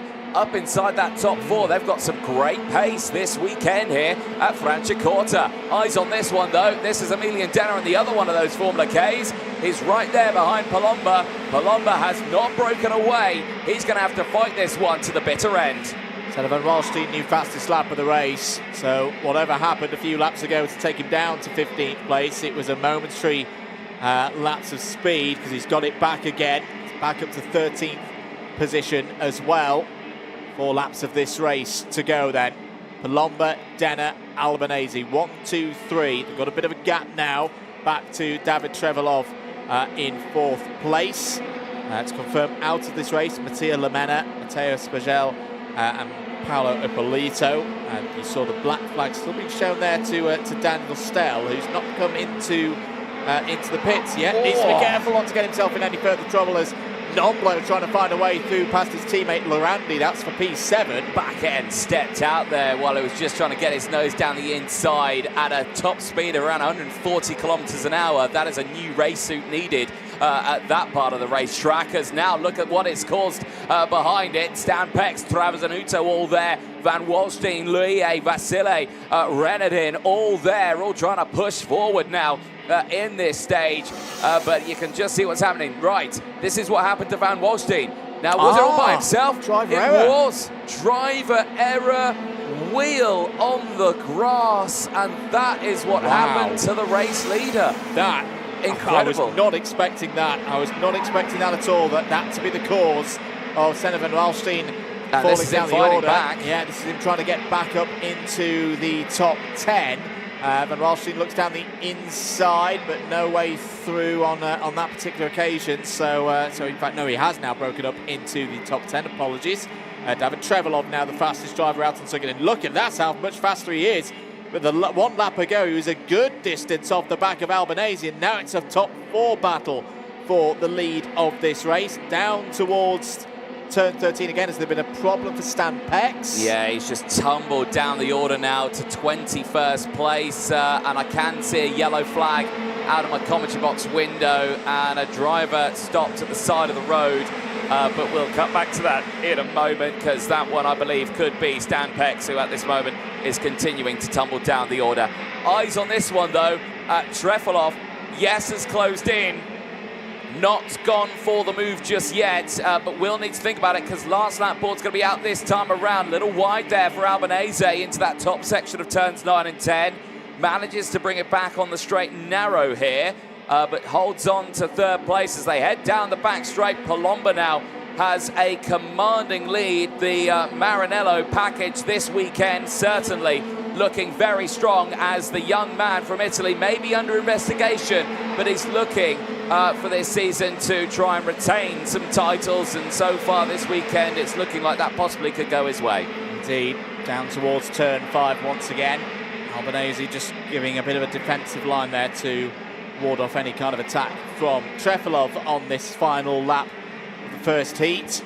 More racing to come, of course, from the KZ category later on in the weekend. You can watch every single lap of the racing here at Franciacorta for Champions of the Future 2025 on your platform of choice. But Palomba, nice and steady in the last few laps of this race, looking unchallenged here, Anthony. At this moment, indeed. To the final corner, to the checkered flag. It's Maranello who lead the way with their Italian pilot Palomba. Emilian Denner for Formula K takes second ahead of Kart Republic's Danilo Albanese. David Trefilov, another one of the Formula K drivers, crosses the line in P4 ahead of Bertuca for the Birilat team. CRG with Victor Gustafsson, and then the trio of CPB Sport drivers, Lorandi, Nomblom and Senna Van Walstein, 7th, 8th and 9th, with the parallel of Lorenzo Travazanuto locking out the top 10. And that, though, for Giuseppe Palomba is not over just yet. He is under investigation, is the pilot of the number 23. That race win is provisional with a capital P. It is indeed. But right now, Giuseppe Palomba will know that the race pace is very good for the Maranello here this weekend. I think he'll have a smile on his face about that at least. Lots of heats and races to come, of course, before we get to the big one on Saturday afternoon. There is your provisional result from Heat 1 in KZ. Palomba from Denner, Albanese, Trefilov, Bertuca. That's your top 5. Gustafsson faded a little bit in the second half of that race. Finished in P6. Lorandi, Nomblo, and Walstein, Travazanuto in the top 10. Daniel Vasile, one of your biggest movers in that race, up 10 spots to 11th. Tom Luye, Adrian Renaudin, Alessio Piccini, and Matteo Verano all in the top 15. The biggest mover in that race was Karol Pasovic, up 14 spots to 16th. He was ahead of Lorenzo Camplesi, David Levinsky, Pietro Fioravanti, and a recovering Pedro Hiltbrand, who got back to 20th place after that problem on lap 1. Marin Kreimer's P21 ahead of Moritz Ebner, Giorgio Basoli, Darius Bavaruana, and Francesco Cilento all in the top 25. Enzo Lacruz 26th ahead of Alessandro Bertaola. Henry Johnston and Olin Gali completed the 29 finishers in that race. Retirements for Stan Pex, Matthias Torrigiana, A black flag for Daniel Stell, Mattia Lamena, Matteo Spagel and Paolo Ippolito all not finished the race. AJ Myers did not take the start. Indeed, a very busy race then from the word go. As we look at the highlights here, Pedro Hiltbrand at the start, drama already. Spagel caught out in that one, as well as Paolo Ippolito at the start as well. He was just sandwiched by the pack there at the beginning. For Hiltbrand, he was able to get going. For Spagel and for Ippolito, their race was done. Both of them into the wall. Nothing that Spagel could do. He could already see too much damage to the kart, and the Frenchman, and one of the favourites, I would say, into this weekend, out of the race. Van Walstein into an early lead here, but, well, drama striking for Van Walstein in that race. A very rare mistake that we wouldn't see from him. Yeah, and I think the most shocking thing of the mistake from Senna Van Walstein, it was completely unforced, as there was Paolo Ippolito out of the race on lap number 1. Understandably not too happy about things there. This, I think, is, well, that's how we lost Mattia Lamena from the first lap as well. I think it was Ollie Galli. Yeah, and Ollie Galli having a moment there. That was the moment for Senna Van Walstein. Very strange, just clipped the dirt on the rear right there, dropped him down to around 15th place, would fight back. This was a great move from Batuka, but an even better move from David Trevelov on his way up to P4. Yeah, indeed, really utilised that one, and now with the when he had that clean air, was able to really close in on Palomba, Denner and Albanese, was just unable to get that overtake done. Nomblon on the charge through the field. This recovering fight as well for Senna Van Walstein as across the line, the top 4 breakaway. Very close. Palomba, that win under question though, as the Italian under investigation for the Maranello kart team. Emilian Denner, Daniel Albanese, the top 3 at the end of the first KZ race of the weekend. Well, we go from KZ to KZ2 Masters now out on the circuit. Qualifying heat B versus C. The Masters did have races yesterday. Their first races groups A and B, and then C versus D. But the second fastest driver overall this weekend in the Masters, Ricardo Nallon, will be starting this one on the pole position spot. A P2 yesterday keeps him a strong contender in today's racing, and of course him leading his group at the end of time qualifying yesterday certainly meant that he will be a force to be reckoned with this weekend as the Italian takes his seat ahead of this race. He is not, of course, alone on that front row, but we did catch up with Ricardo Nallon after time qualifying. Here is what he had to say. Ricardo Nallon, fastest in the second group for KZ2 Masters. A very good qualifying. How happy are you? Sì, è stata una qualifica tirata, anche perché comunque gli avversari sono di un altissimo livello. Noi abbiamo fatto un bel lavoro con il team, con Parolin, con la Galiffa Kart, e siamo riusciti a fare questa pole position di gruppo. Does the track feel good for racing later on today? Sì, dopo vediamo anche le manche come vanno, cerchiamo di dare il massimo e di portare a casa il massimo punteggio in vista del campionato del mondo. Which driver do you think is going to be your biggest rival this weekend? Speriamo di riuscire a fare il miglior risultato possibile. Ricardo, thank you very much. We'll see you later on this weekend. Grazie. Grazie. Thank you. You tried to get a competitor's name out of him, but no, I don't think Ricardo Nallon wanted to say who he's worried about this weekend. Someone who he may need to be is the driver starting alongside him, Anthony Urbas of France. A win yesterday in those first races, the 401, the CPB Sport driver, certainly one to watch this weekend as he'll be starting this time from the even side of the grid. He is certainly going to be a contender to deal with, the same as the likes of Spagna behind and Julian Ganon as well. Great running for them over the course of this weekend so far. Yeah, it's been a good set of results. Another very close qualifying earlier on in the weekend, similar to what we talked about with the KZ category. All of these drivers know that they will get a spot on the grid for the superheat, so not as much immediate pressure in terms of cut-offs at this stage of the competition. But again, it is another one of those where we won't see everybody go through to Saturday's final. So I think the aim of the game for the majority of the field is just keep yourself in at least the top 30 overnight. But again, for the likes of your Nallons, your Abbasses, your Christian Happylands, Antonio Piccioni down on the 4th row of the grid, they're going to have bigger prizes in their horizons, as it were. They want to keep these results going. Green flag at the bottom of the pre-grid then, the formation lap start. There is a view inside race control for this weekend. Head of race control, David Manchester, in the foreground, ably assisted in the background by Sam Fisher, keeping their eyes over all of the cameras out there on this 1.3-kilometre circuit. Yeah, smackering out there for the drivers. You can't get away with anything, so you do need to be careful. Field makes the way out then. Let's quickly take you through the 23-car grid for this one, which will see Ricardo Nallon and Anthony Abbas on row number 1, Andreas Magni and Julian Gannon on row 2 with Christian Hablin and Luciano Medeggini on row number 3. Antonio Piccioni and Abraham Wagner go from row number 4. They will have Nicola Cagato and Valder Blazario on row number 5. Gregory Ladar and Ilsha Bragimov will lock out the top 12 positions on row number 6. Rasmus Hargaard and Patrick Lloydell, they go from the 7th row of the grid. It's then Andre Nicastro and Ermanno Vandini on row number 8. Andrea Tonoli starts on row 9 alongside Kristaps Gasparovic. That's row 9. Victor Jimenez Cervantes starts on row 10 alongside Luca Fiorin. Jean-Baptiste Moussinier starts on row 11 alongside Cedric Chabrier on row 11. And then Paolo Marino starts on row 12.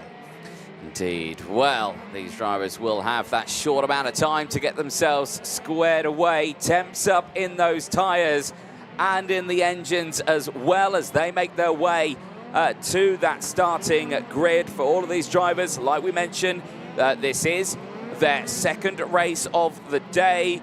It was Abbas in this group that did take the race win. For drivers who need the good results in this one will be the Brazilian who starts this on the Cali kart. Valder Blazario did have a DNF yesterday. He does not want a repeat of that one from the 5th row of the grid, so keep a close eye on him. Some drivers in that top section did go backwards, but everyone having a relatively calm race yesterday in the early stages, with 1 or 2 drivers unfortunately having to retire from the weekend already in the KZ2 Masters after drama striking in the free practice and morning warm-ups.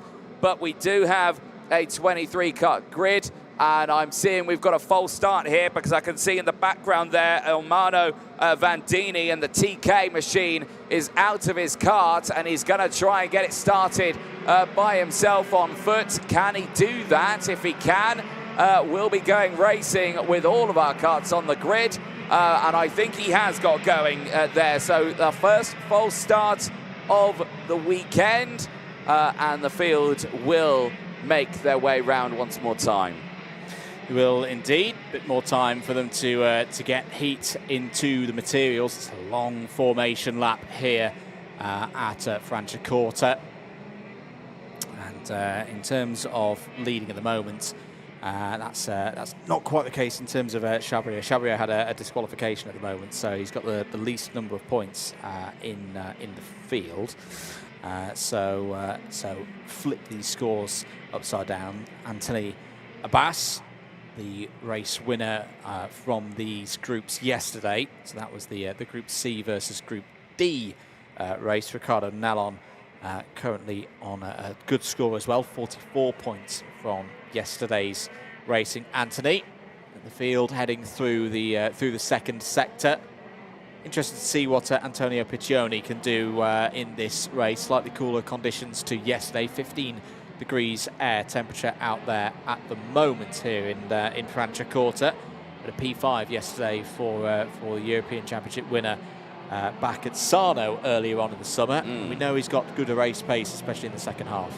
Oh yes, yes indeed. And we we'll keep an eye on that one. Now, that doesn't look like the back of Martin Bean's head. That looks like the back of Dan Ashton's head. Deputy race director this weekend will be starting this one from the grid, and he will be watching the race on this one. You can see Pasquale down there at the back of the field. Once again, he'll be getting these drivers into their grid slots at the back end, showcasing it at the front of the field, and getting them ready for this one. This time it looks like we're all started and ready to go, but let's see what happens then as Pasquale Lupoli waves the green flag at the back of the grid. We clear the front of the grid as the lights procedure will get underway for KZ2 Masters. It is 3 red lights, 4 red lights, lights around, we're racing. It's a decent start for the front runners, but carnage in the background as multiple carts getting tangled on each other there. And that looks like Blazario and Ibrahimov got caught out there, maybe even the TK cart as well in that early stage. But everyone, I think, has got going now. But a shaky start for the first race today for the Masters here, Andrew. Yeah, that was all in the midfield. The 458 of Vandini was also caught out in that mess at the start. No problems, though, for those at the very front of the field. Leading through the second sector, then, it is Anthony Abbas at the very front of the order in that orange and black Sodi kart, of course, down towards the hairpin. Quite spread out there as they ran out of turn number 12. Luciano Medeghini is immediately under investigation. I wonder if that's something to do with what happened there off of the lights. Out of the race, indeed, are Vandini, Ibrahimov, Belizario. I think Patrick Lloydell also got held up in that exchange. Has lost 6 places off the start. Yeah, certainly so. And you can see already those changes at the front, and already Anthony Abbas showcasing how he got that win early on yesterday, looking to continue that trend today in this one, as everyone pushing through there is Christian Haublin at this moment. He is on the rear bumper of Julien Gernot, might be alongside him going into the hairpin here as Gernot tries to take the middle of the line. Haublin down the inside, nicely done, early move, and that is up to P4 now for Christian Haublin. Liking that move from Christian Haublin. Have a look at a replay. Now was that a potential jump there at the start, which caused those drivers to go round? Now that was Ibrahimov on the Drago course racing kart. That was the first to move there. Then got caught up with Blazario on that Club Cali kart. Then, of course, Jimenez was there, and then Vandini also getting closed in. So that's a very interesting start there. Was it a lightning reaction to the race start, or was it just that bit too soon? Or was it the row ahead being a bit slow in their reactions, almost simultaneously on both drivers left and drivers right? It's a bit of an unlucky one for those meeting in the middle, and then even unluckier for everybody else behind who had nowhere to go. End of lap number 3 then. Abbas leads by 3/10 from Nallon. Spani there in 3rd, Haublin 4th, Gaon in 5th place, ahead of Medeghini, who, as noted earlier on in this race, is under investigation. Piccioni, Leder, Hargard and De Castro complete the top 10. Indeed, eyes on this one though as they go through. Haublin now trying to close in on Spagni just further up the road. That is a big gap that he has got in between us. Now Ricardo Nallon's just set the fastest lap of the race.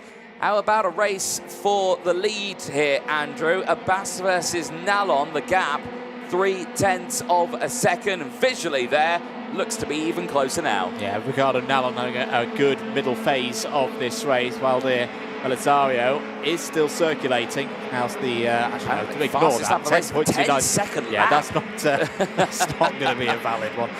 Ignore that particular piece of information.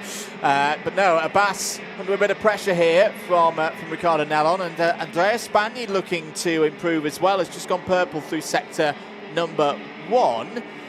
So could we have a 3-way battle for the lead of this race? There's going to be no way through there, through turn 11. Onto the straights once again. Slightly uphill into turn 13. You can lean on the brakes into that part of the course. I've got to say, Nallon looks good on those brakes. Was closing in there to Abbas. Yeah, certainly so. Really looks confident there now that this race has gone into the second half of it. And again, that could be pressure's now coming into play. You could see how he wasn't really getting that pace initially to keep up with Abbas in that early stage. Now, just seemingly getting the grip out of those corners, getting those gear shifts correctly, and just pushing forward now. The gap down to less than 0.3 of a second here. Spagni holding on to third, will want to be involved in this fight, but we'll have to wait for Nallon to go for that initial move, if he can do so. Purple sector 2 for Nallon, quicker than Abbas, but it's taken away as Rasmus Halgaard, the Danishman for the Dual Motorsport team, is going on a purple trend in this lap, and he's pushing forward nicely. The gap maintains at 0.2 of a second. Nallon not putting on the pressure just yet on to Abbas. Indeed. So second half of this race, what are we going to find out across the course of this one? More purple sectors coming in quite deep into this race as well, which is good to see. Performance of the master drivers continuing to be strong. Through the second sector go the race leaders. Again, Nallon likes that initially tighter line into the left hand, and maybe just trying to get in the peripheral vision of Abbas. And it's working for him. He's always a tenth faster, or if not more, in that second sector. So really showcasing some good pace.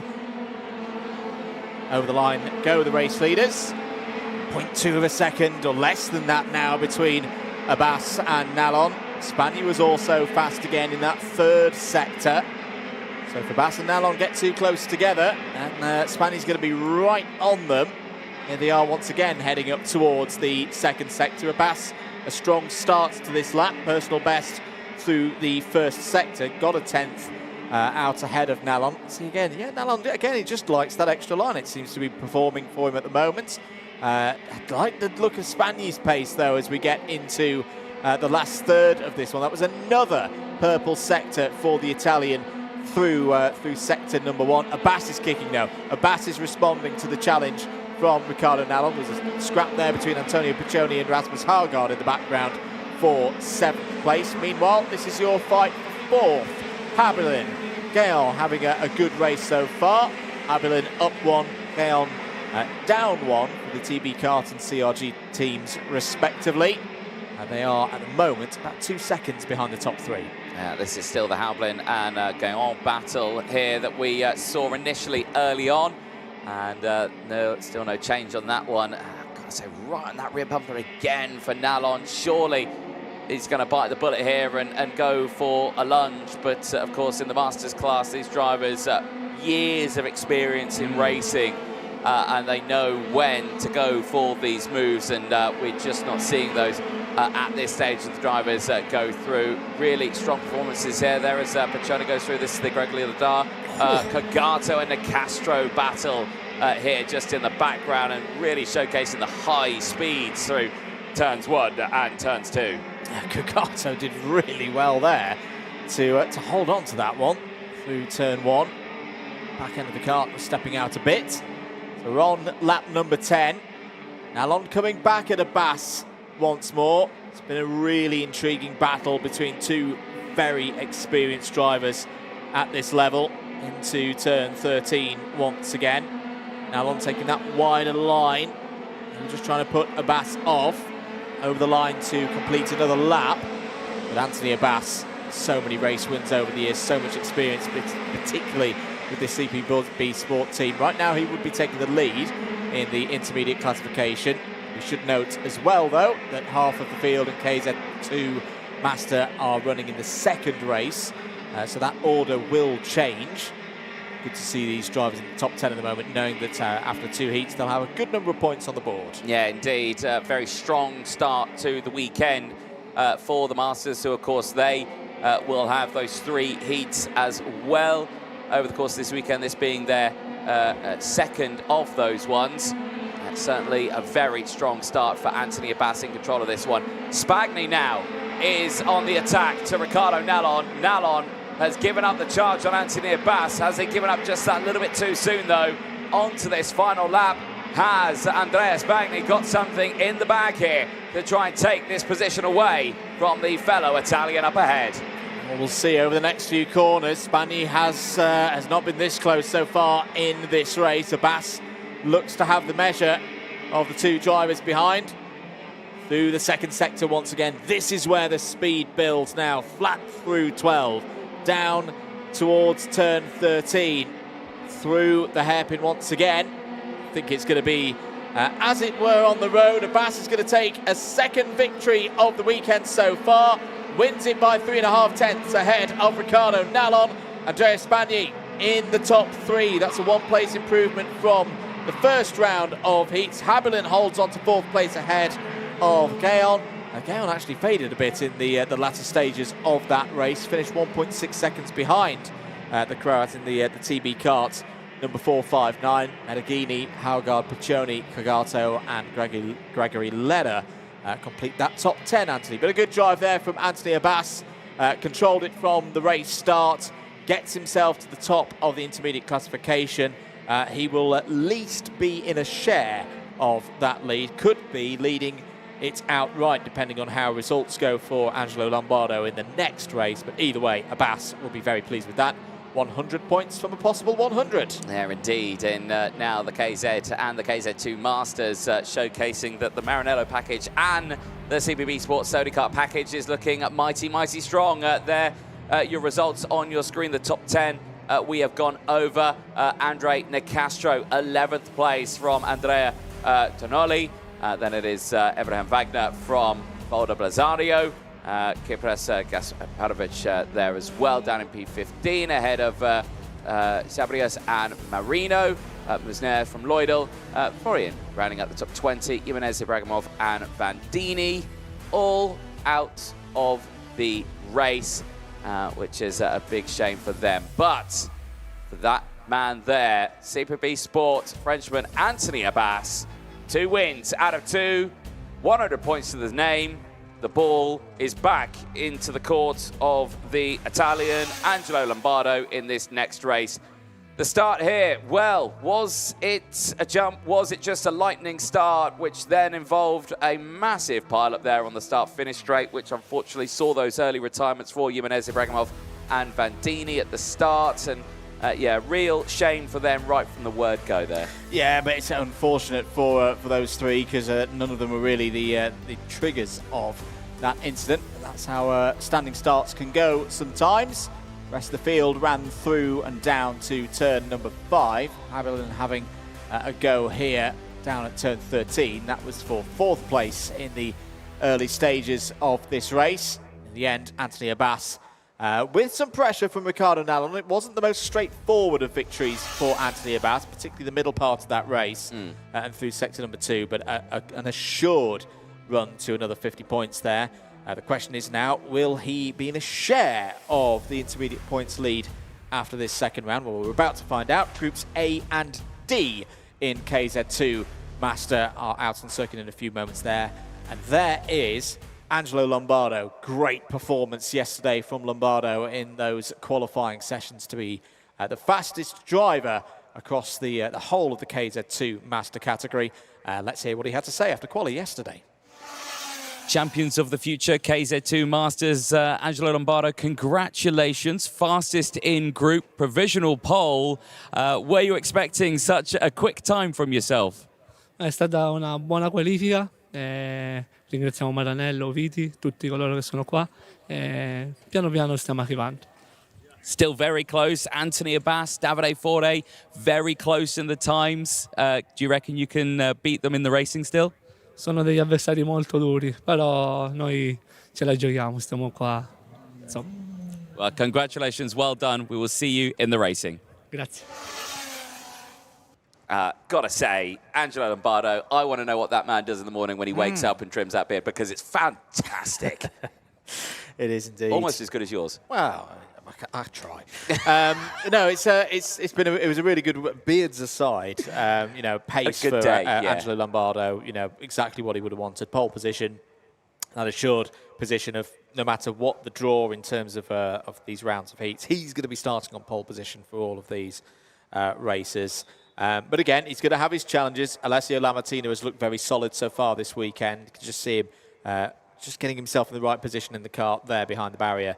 Will be starting on the outside of row 1. And one driver who was perhaps a little bit unlucky yesterday in time qualifying, Anthony, was Davide Fore. Davide Fore was top of the timesheets for a lot of the session, just not quite for that final lap. But we know that Davide Fore has got the pace to charge through here. And it's starting in a nice position on the inside of row number 2. Yep, certainly is there on the IPK machinery. 3rd place yesterday for the Italian as well in that first race of the weekend. So looking to keep that trend today. But plenty is going to be happening over the course of this weekend for this one. But for these drivers right now, this is still obviously only their 2nd race of the day. Tyres are still up there in a good condition right now. The Masters certainly looking quick, and this is what I was saying about Andrew Mothersbeard versus Angelo Lombardo. Look at that, they're in direct competition here. I, on the other hand, can't do anything. This is it. That's all I get. Right then, engines fire up. Enough about facial hair. Let's talk about some racing because the KZ2 Masters heading out onto the circuit. It is A and D now priming themselves ready. Let's take you through that full starting lineup. It is Angelo Lombardo on pole position. A race win yesterday. Can he match what Anthony Abbas has done and take 100 points to his name? Alessio Lamartina joining him alongside. Davide Fore and Manuel Cosaglio go from row number 2. They will have Peter Chacot-Chien on row number 3. He'll be joined by Daniel Bray. Jonas Boss and Alessandro Cavina go from row 4. They'll have Andre Souza and Daniel Henderson on row number 5. Christian Creati and Luca Oliver round out row number 6. Jeremy Leblay starts on row number 7. Is alongside the ever-experienced Lithuanian driver Martinas Tankevicius. On row number 8, Uwe Vasper starts alongside Polo Villamil. That's row 8. Row 9, Ricardo Avila starts alongside Sebastian Leder, the second of the Leders there. David Malcolm is inside the top 20 and shares row number 10 with Alexandra Vincent-Day. Giancarlo Cressoni and Andreas Dressen, they go from row 11. It's a 23-strong field for this heat, completed on row 12 by Andre Muraveka. Indeed. Well, let's see what this field can do now as they square themselves away. Obviously, Anthony Abbas with the 100 points to his name from that 2nd win earlier on. Can Lombardo react to that win is the question. We are moments away from finding out as this field makes their way round for their one and only formation lap to get all the temperatures up into their tyres. Speaking of temperatures, air temperature here at the circuit has climbed, but only a tiny amount. 15 degrees is the air temperature out there, but I can report it is a beautiful sunny day. The track is dry. Ready to go racing, and no matter what temperature it is, it could be -6, it could be pouring with rain, you'll still see mechanics in shorts. You will indeed. These are good karting conditions, not too hot, plenty of grip out there on circuit after a good number of warm-ups and races so far today. So this qualifying heat for groups A and D in KZ2 Master. At the moment, Abbas in the clubhouse, 100 points after the 2nd round. Nalon 88, Spagni, Habelin, Gaon, Medeghini, Piccioni and Haugard. They all hold the top 8 positions, but this next set of 23 drivers will have something to say about that. Angelo Lombardo, left-hand side of your screen, will start this race from pole position. Can he repeat the race victory that he had yesterday? The lights will come on one by one to get us going here in KZ2 Masters. 3 lights, 4 lights, they'll hold, they'll go out. It's a very good start for Lamartina, not such a good start for Lombardo. Lombardo drops to 2nd place. Lamartina gets the launch, leads off of turn 3 for the first time. They're all through and clear. Anthony Jordan down to turn 5, but a bit of a stutter there for Lombardo. It was indeed, but he's not going to let that one phase him, because look at this, super glued to the rear bumper of Alessio Lamartina as they head to the highest part of the circuit, and he's going to go for that move already, straight away down the inside. And that is Lombardo back in the lead on the Maranello. He didn't waste time there whatsoever as the field behind again now start to close in on the early phase of this race. Down the back straight into turn 14. The heavy braking zone here now into the hairpin, but it is still a strong start as we'll call them over the line. It's Lombardo from Alessio Lamartina. Daniel Bray has had a brilliant start there. He's up into third place, is down the inside. Big sense here for Daniel Bray on Lamartina, but not close enough this time around. Cosaglio is there as well. Davide Forde's dropped to P5 in this race. Cavina's there in P6 from Boss. They're all trying to push up in this early stages. Sachin is there as well. He's pushing through as Lamartina is under investigation for a starting procedure infringement. Very, very interesting. Well, we said the start was good for Alessio Lamartina. Was it a little bit too good? Was it more of an early move from the 429 as opposed to a late reaction from Lombardo? We'll keep you on top of that situation as and when we receive more news about it here in the box. Meanwhile, this is the fight for fourth place. Cosaglio ahead of Fore, down towards turn number 5. Good start in the early stages of this race for Polo Villamil. Villamil up 5 places to 11th. Ricardo Avila has just got past Christian Creati for 16th place. Race leaders clear by a good way here, I've got to say, after that problem, or possible, we'll find out whether it was a problem, whether it was a jump start across the front row. But what a response from Angelo Lombardo to go on the attack, get the race lead back, and now is clear by over a second. Daniel Bray, though, can he find a way through past Lamartina? Lamartina with that subtle defence through turn 1. Bit of a moment for Cosaglio. You heard the tyres just being punished there. Yeah. Fore looking to get through and up from 5th place. Yeah, when you hear those tyres go for a little squeal there, and there's the move, nicely done for him. Yeah, you always tend to worry a little bit. Now there's a kart that's pushing themselves and has just restarted. That is Christian Creati there, who is unfortunately, I think, restarted after the first lap. And of course, as you're well aware now, FIA regulations have changed coming into this year. You cannot restart after that first lap in karting. Yeah, that's going to be no good for the triple 4. Is going round, but I think we know what's going to come next. Right, end of lap number 4. Lombardo now leads by 1.285 seconds. Still Lamartina from Bray, 2nd and 3rd. Fore, Cosaglio, Cavina, Boss, Shakir in 8th place ahead of Darrell Henderson, who's gained 1 place off the start, and then Andre Souza completes the top 10 right now. Now let's have a look at this start again. Oh, if it is a jump start, it's a very, very close one. Minute if it is. They'll obviously be watching that, and they'll have 10 angles of that start where we have 1. And I'm sure they can make a much better call on that situation. But yeah, it looks very, very fine. This is 2nd place here. Alessio Lamartina, Daniel Bray, Davide Forde line astern right now as they're fighting for 2nd place. Lombardo has broken away by 1.3 to answer the question, can he match what Anthony Bass has done? The answer is very much yes. There might be a bit of a Lombardi logjam behind Cosaglio forming, because he's dropped off the back of this trio fighting over 2nd place. Now, that's been a decent run through the first sector for the driver of the 419. Christian Creati has seen the black flag. Not a surprise, as you correctly noted there, Anthony. Attempted a restart, successfully restarted the kart after an incident on lap 4, but that is not allowed within the sporting regulations. So Creati will have to come into the pits, and does so. There he does. Ove Vasper is under investigation as well, the 435. Don't know if those 2 events are related, of course, but either way, Vasper is going to be has dropped to the bottom of the order. So that may add a little bit more evidence that might have been the trigger for why Creati was at the side of the road. And we'll get more news to you as and when we receive it. Into the second half of this race, though, the pressure starting to build, Anthony. Davide Fore right to the edge there of adhesion, and at the exit of turn number 8, just clipped that wheel onto the dusty part. How on earth he held that at a very high speed, and those tyres not only at a high speed, but under a lot of load as well. Here it is again, out of the corner. Oh, he just clips it.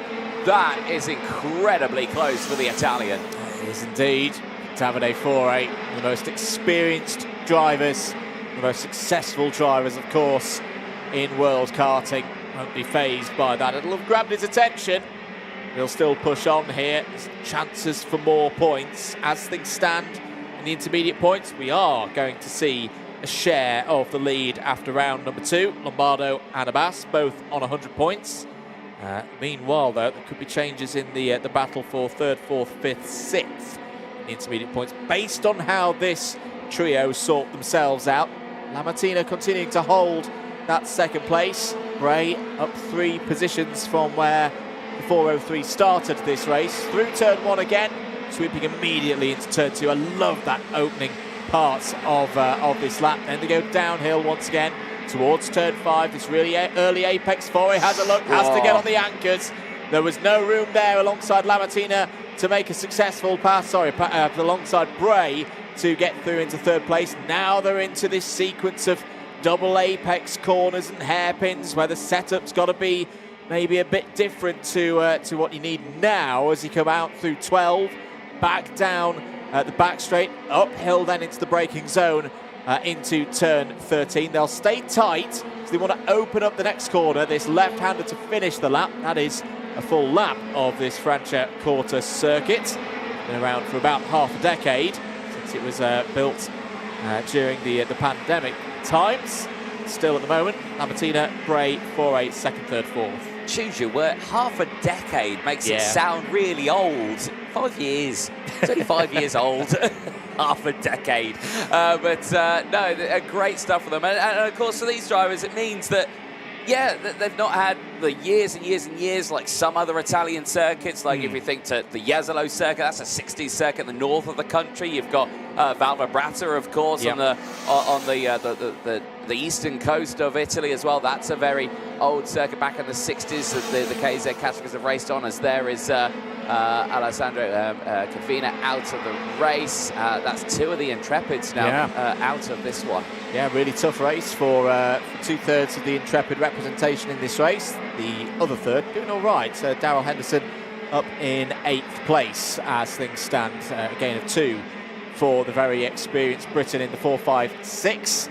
We've got 1.5 laps of this race to go. No trouble for Angelo Lombardo, by the way. Not mentioned him for a while, but continuing to circulate in the high 45s on race pace. In fact, he's just gone purple through sector number 2. So any indication that Lombardo is taking it easy has disappeared out of the window at this stage of the race. There he is, leading in the Maranello. And on to the last lap go the race leaders. Lamattina still holding this 2nd place. But tell you what, Manuel Casaglio is having a good finish to this race. He's caught back up to Davide Fore there in 4th place. He has indeed. Catching up is one thing, getting past is another though, and on this final lap, will he find a gap to squeeze through? I know that Davide's been looking at these positions in these early stages. He's been pushing hard right now. He's really closed in on Lamattina there under braking, and of course Daniel Bray, but right now not able to get anything done, as I think these drivers will sign the contract as they see it in these positions out of the final couple of corners. Oh, look at this. Lombardo, another win for the Italian, joins Anthony Abbas with 100 points, but as he took pole in qualifying, he takes the intermediate classification lead. Lamattina finishing 2nd ahead of Daniel Bray. Davide Fore from Manuel Casaglio, Jorian Boss from Peter from Shekochian, finishing that one in 7th place. Henderson from Tankevicius. Souza rounding out the top 10 as they head back to Parc Ferme. For Angelo Lombardo, though, Andrew, that is a job well done. A job very well done for Angelo Lombardo, particularly after the early setback in that race. Jumped back on the attack and didn't look back at all from there. Wins comfortably in the end by nearly 2 seconds. We'll be very, very much looking forward to those races at 3:10 local time here in Italy. That will be a decider between Lombardo and Abbas to see who will continue their unbeaten streak, who will lose it. Maybe both of them will lose it. We'll see from 3:10. There was your provisional results. Lombardo from Lamartina, Brave, Foray, Cosalio in the top 5. Boss, Shakachihan in 7th place. Henderson, Tankevicius and Souza completing the top 10. Villamil in 11th, ahead of Oliver.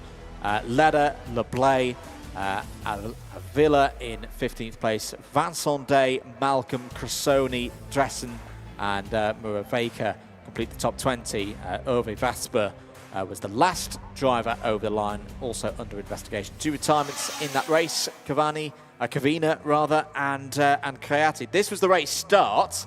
That is the part of the race that La Mattina is under investigation for, per the information given to us here in the box. But as I say, I think the most impressive thing for me, Anthony, in this performance from Angelo Lombardo was how quickly he got back on the attack. I can imagine he was probably a bit fired up after being beaten off the start, but the manner in which he went straight back to put La Mattina under pressure and retake that lead, very impressive. It certainly was, and it was all up into that top section, of course, in towards the likes of turns 9, right at the top of the hill. Just watch this, straight down the inside, down a gear shift, and beautifully done and dusted. That one all the way to the end. Daniel Bray, my goodness me, that was a close moment at turn number 2 and 3. Just trying to look down the inside there of Alessio Lamartina. Great kart control, I think, for both of them to stay in that race at that point, as Davide Fore again pushing the limits in that early stages. Of course, the retirements in this one, the one black flag over Creta and Kavanagh. As across the line, it was Lombardo in another great run. We're going to take a short ad break. Don't go anywhere. KZ2s, they're coming up next.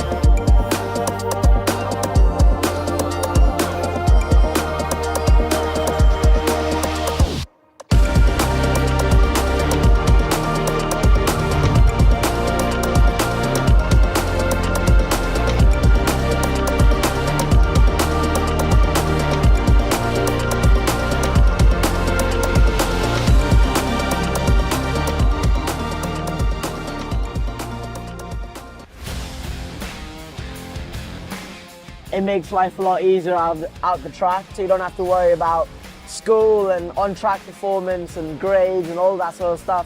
The school understands exactly what I'm doing. They understand, how important it is for me, and the schedule that they, created for me is really well balanced, and I really enjoy it. It's a very fine balance between his sporting career and also his studies. He doesn't have to compromise on either. I'm very happy that Meneva has supported us through this journey. The communication is great, and yeah, I'm enjoying it. I think MVA would help a lot of other races. A lot of people come into the track and asking about it. What do you do for homeschool? Like, how does it work? And I always say, Minerva, you need to contact them and get going with them, because it's made my life so much easier.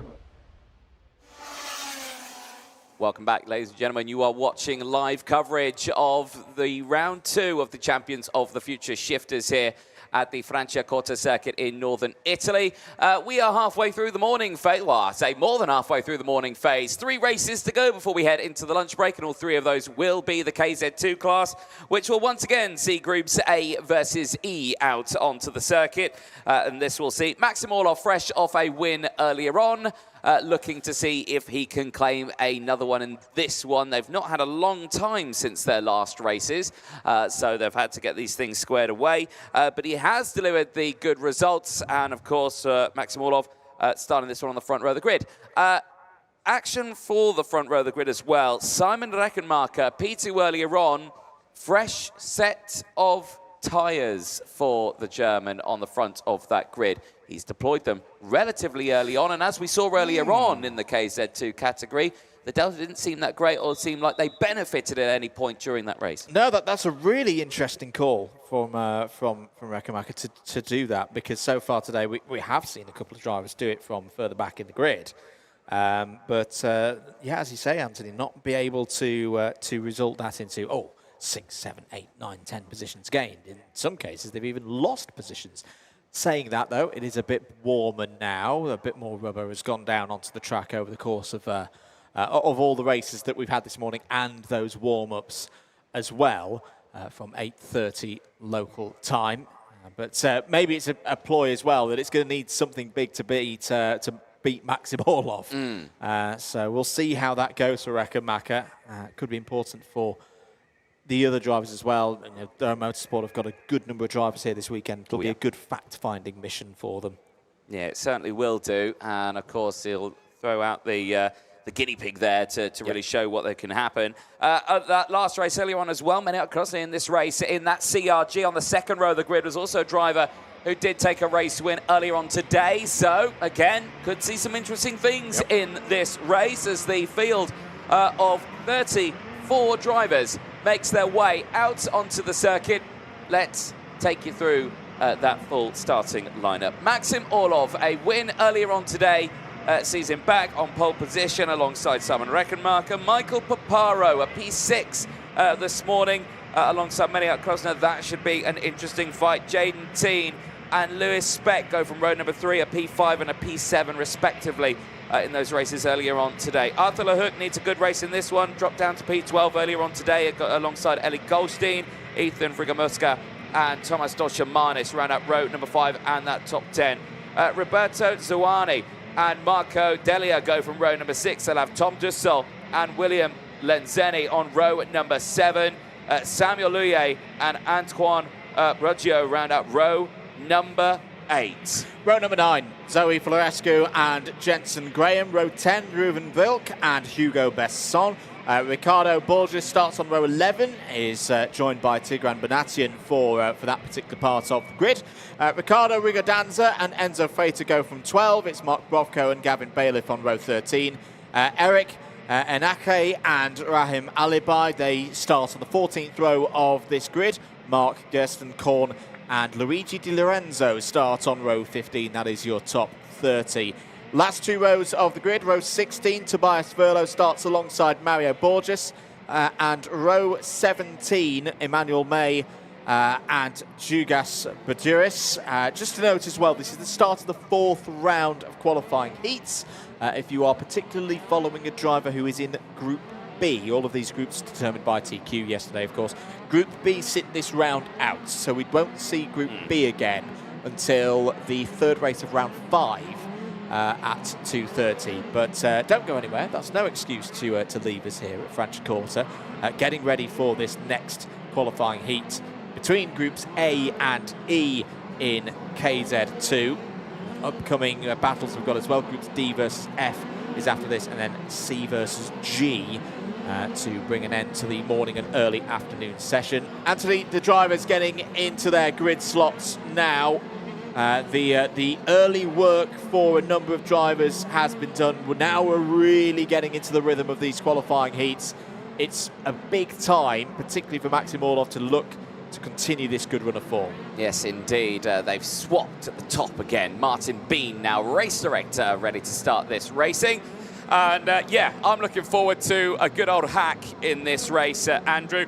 And all of these drivers have delivered those good results. But now when you've got the likes of 2 winners from earlier on this morning, brand new set of tyres, there's all dear drama at the back of the grid here. Drivers not getting into place, going to try and get it restarted. Now that's the 306 machine. I think we're going around again, so that is Rigodanza going at the back of the grid. They are going to go round again. 2nd false start of the race as we keep rolling. Now, unless my eyes were deceiving me there, Anthony, I think I saw the left-hand side of the rear bumper The little safety pods that you get at the very end, the coloured attachments, on the 306 was out of shape. Now it looks like it's gone back into position now, but yeah, there was a definite flash of yellow just behind the 306. There's more problems out there. That's the 245 of Emmanuel May, the Mach 1 Motorsport machine. Is due to start from the very back of the field. Well, it looks like he's not going to be starting at all. No, indeed, he's pushing it off the track. That kart is not good, and unfortunately out of this race. And as you were just saying, you know, as we're getting into that nitty-gritty part of the weekend, for something like that to happen for a driver, not good at all. This is that initial start. Oh, you can see how two of them have stalled on this one. Pascal Luppi saying, yeah, we got to go round again. They sent them round again, and as that happened, obviously those two karts, drama for them at the start, but unfortunately for Emmanuel May, Mach 1 Motorsport for Germany, out of this race. And you can see his kart there just in the middle of your screen by the marshal on that starting grid, and there is the pilot now in the start-finish line marshal box, and yeah, that is a big shame. That could be a deciding moment, I think, for Emmanuel. To not run in this one, won't get a good haul of intermediate points, and well, that is the point. That's the point of a kind of a weekend where you start to think, oh dear, is a spot in one of those superheats not going to be a thing here this weekend? So, new formation lap, all but complete. Maxim Orlov goes through his routine once again. He's parked his kart P1 on the grid, looking to retake the lead in the intermediate classification. He does have a race in hand over the current leaders in the intermediate classification, the likes of Youngling, Tani. They've all done 3 races so far. This is Maxim Orlov's 3rd race and a chance to go to 150 points. A maximum score so far in the competition. Looks like we've got everybody attentive and ready then for this next heat in KZ2. It's groups A and E, ready to go. Eyes to those lights. 1 light, 2 lights, 3 lights, 4. We're racing once again in KZ2. It's a good start for Reckenmacher on those new tyres. Orlov fights on the inside. They go side by side through turns 2 and 3. Great launch for the German, but not enough to overhaul Orlov. He'll lead down to turn 5. Yeah, but for how much longer? Because round the outside, it's going to try and throw him the dummy here as they go wheel to wheel once more. And Reckenmacher goes through. Those fresher tyres did help at the start of the race. And Orlov is down to 2nd place. And this is all an attempt at keeping him from breaking away like he has done in these first few races. Reckenmacher leads as they exit out of turn 13 and onto the back straight down towards turn 14. Look at them trailing away from the top runners there. Goldstein right on the rear bumper of the CPB Sport of Jaden Teen. They're trying to close in as we go across the line. Let's count them over the line. Reckenmacher from Orlov, Crosser from Paparo, Teen from Goldstein. Then it is Speck from Stolchemanis, Lahoud from Frigamosa, Zoani from Dussel, Delia from Graham at 4 places. Samuel Luye rounding out the top 15, but eyes on this one. This is not over for the front. Orlov is reacquiring the rear bumper of Simon Reckenmacher as the CPB Sport driver goes to work here. He does indeed. So the first big task for Reckenmacher has been done. Get ahead of Maxim Orlov.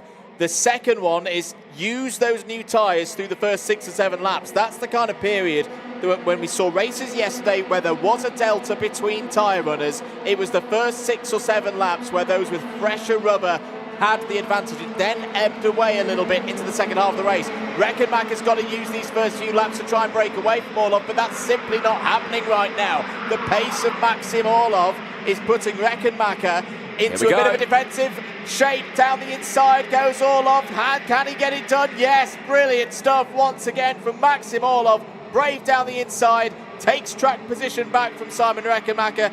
You've got to give it to the German. He's given it a really good go. But this kind of form that Orlov is in 2025, the unstoppable Maxim Orlov retakes the lead of this race. What does Reckenmacher do now? Well, that is a great question. Well, I mean, like you say, he's still got those fresher tyres on board, but you have to remember that Maxim Orlov has not really been fighting anyone this weekend. Those tyres have not been pushed too hard. They're still in a really good conditions. These LeConte tyres can last a long time.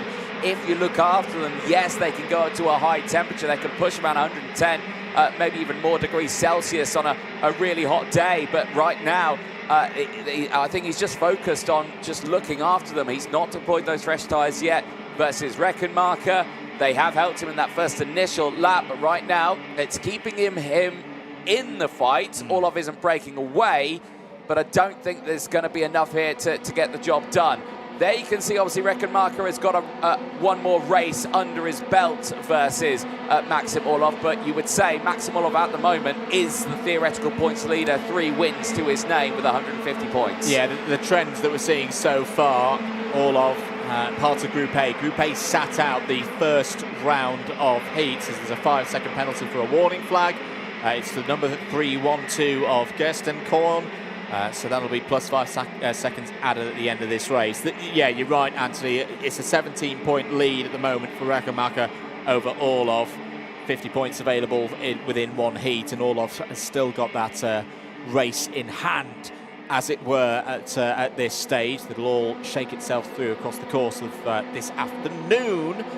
Down towards turn number 13 once again. Orlov started to turn the pace. Oh dear. No, one of the DRs is out. Eric Anaki again. Yeah. Oh, and that, well, similar to what we said with Emmanuel May before the race, that could be a moment that just leaves Anake with too much to do in the last rounds later on this afternoon to make that top 72 cut-off.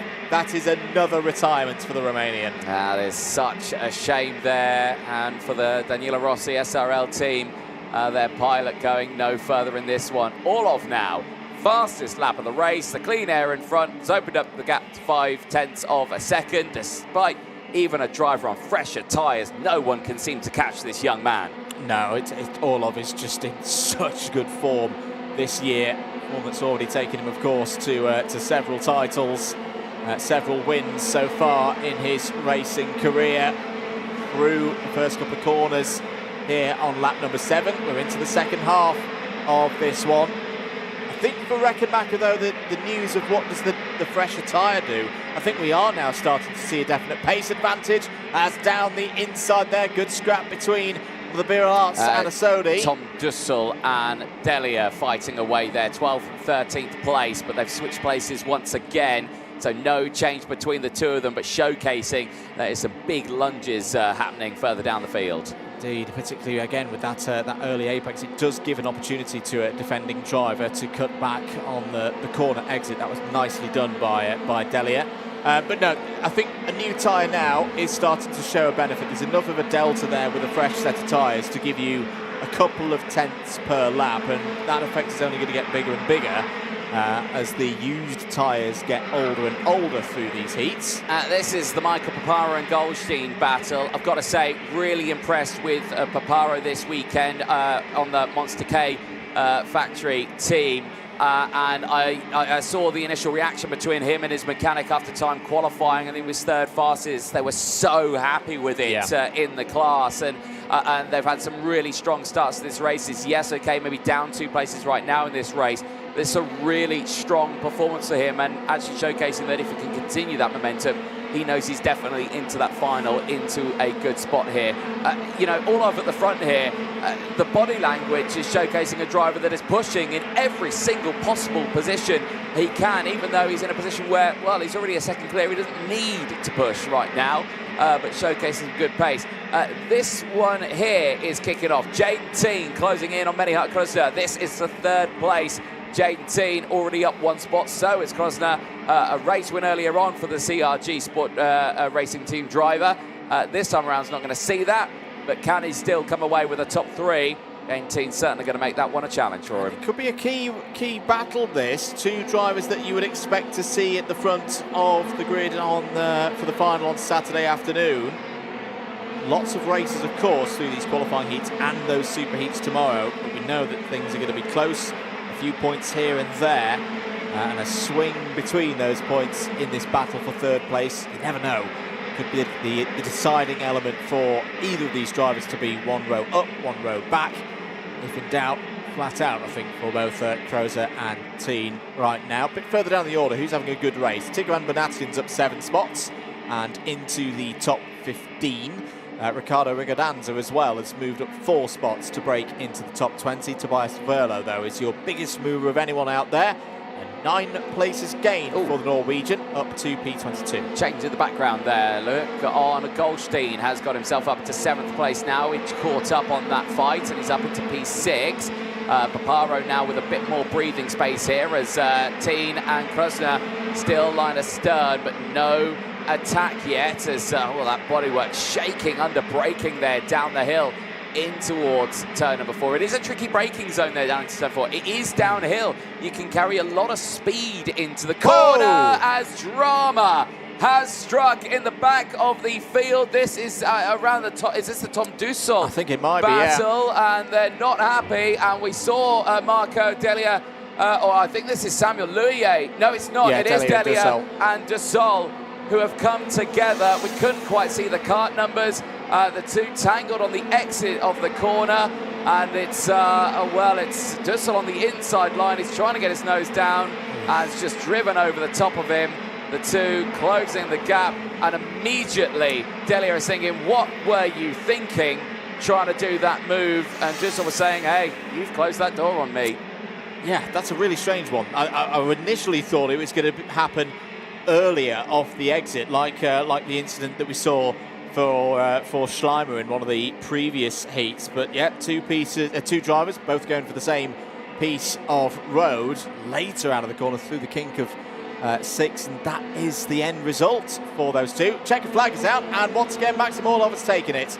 Another 50-point score. Maxim Orlov is still on a perfect run through these qualifying heats so far, moves up to 3rd place in the intermediate standings.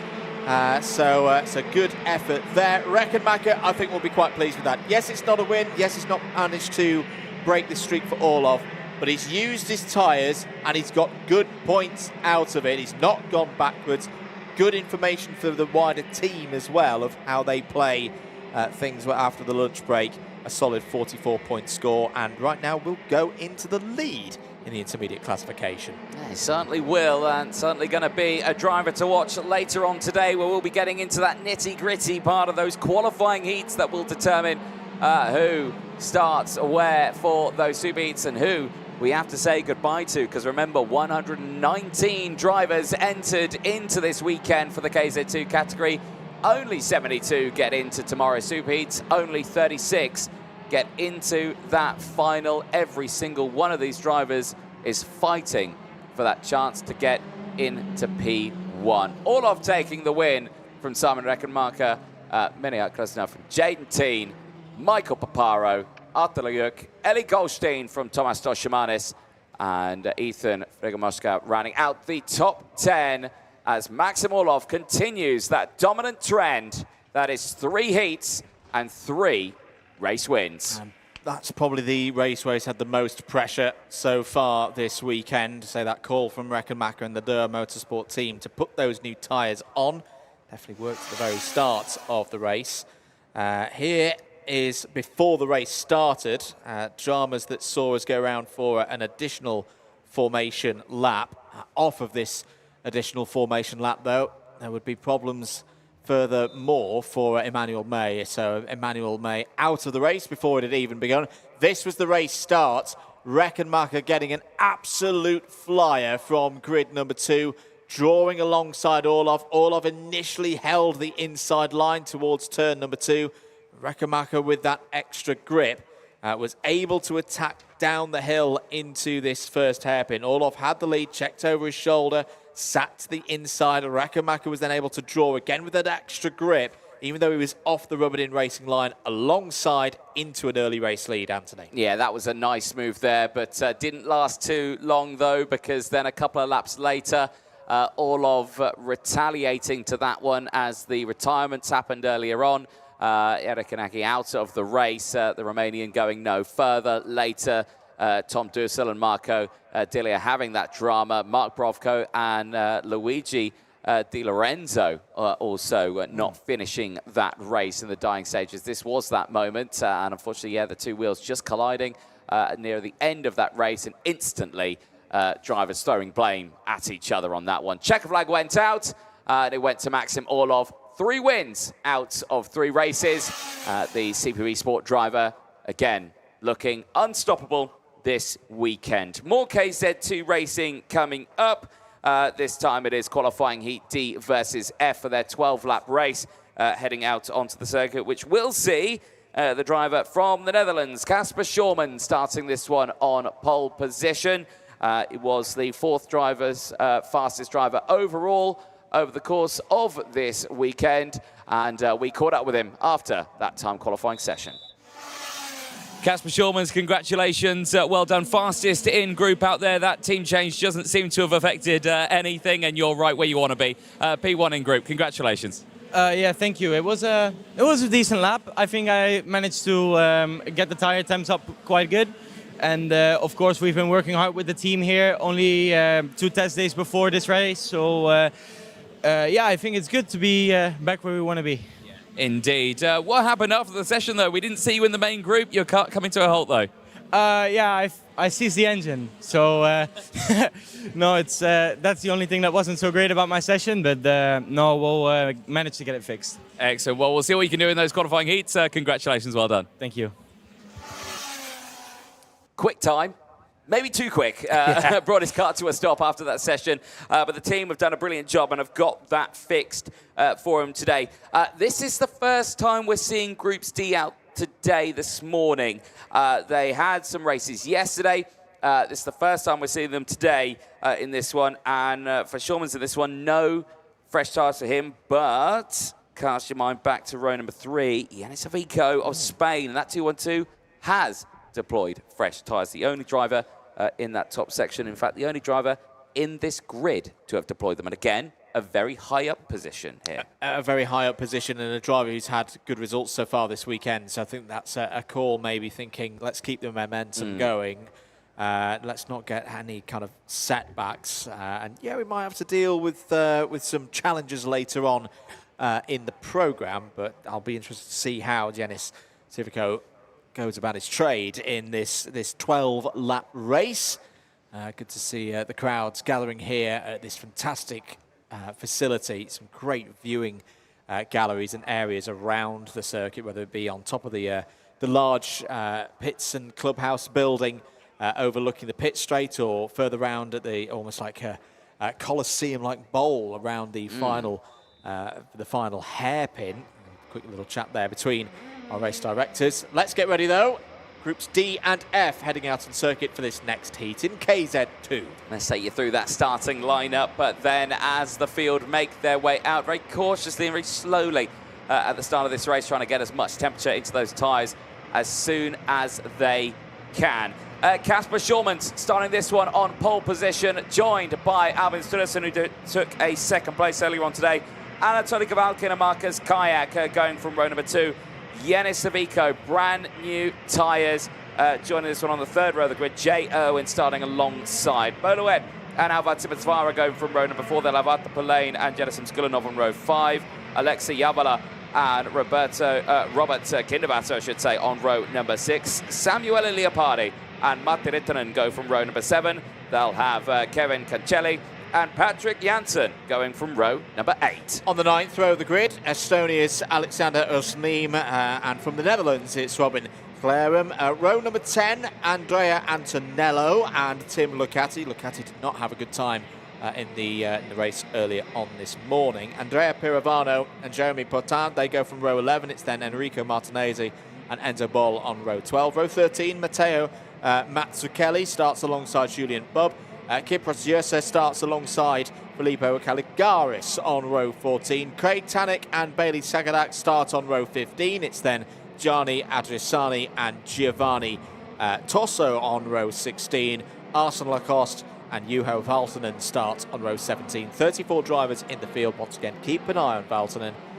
Not a good qualifying for the Birol 242 yesterday, but we have regularly seen that kart flying through the order, regularly gaining 15+ positions across the course of these heats. Yeah, if you want to see a driver really try and commit to getting into the super heats and trying to commit to get into that final, it's Juho Valtonen on that Birol on the back of the grid, so keep a close eye on him throughout the course of the day. And like we say, some big moves yesterday, as you mentioned.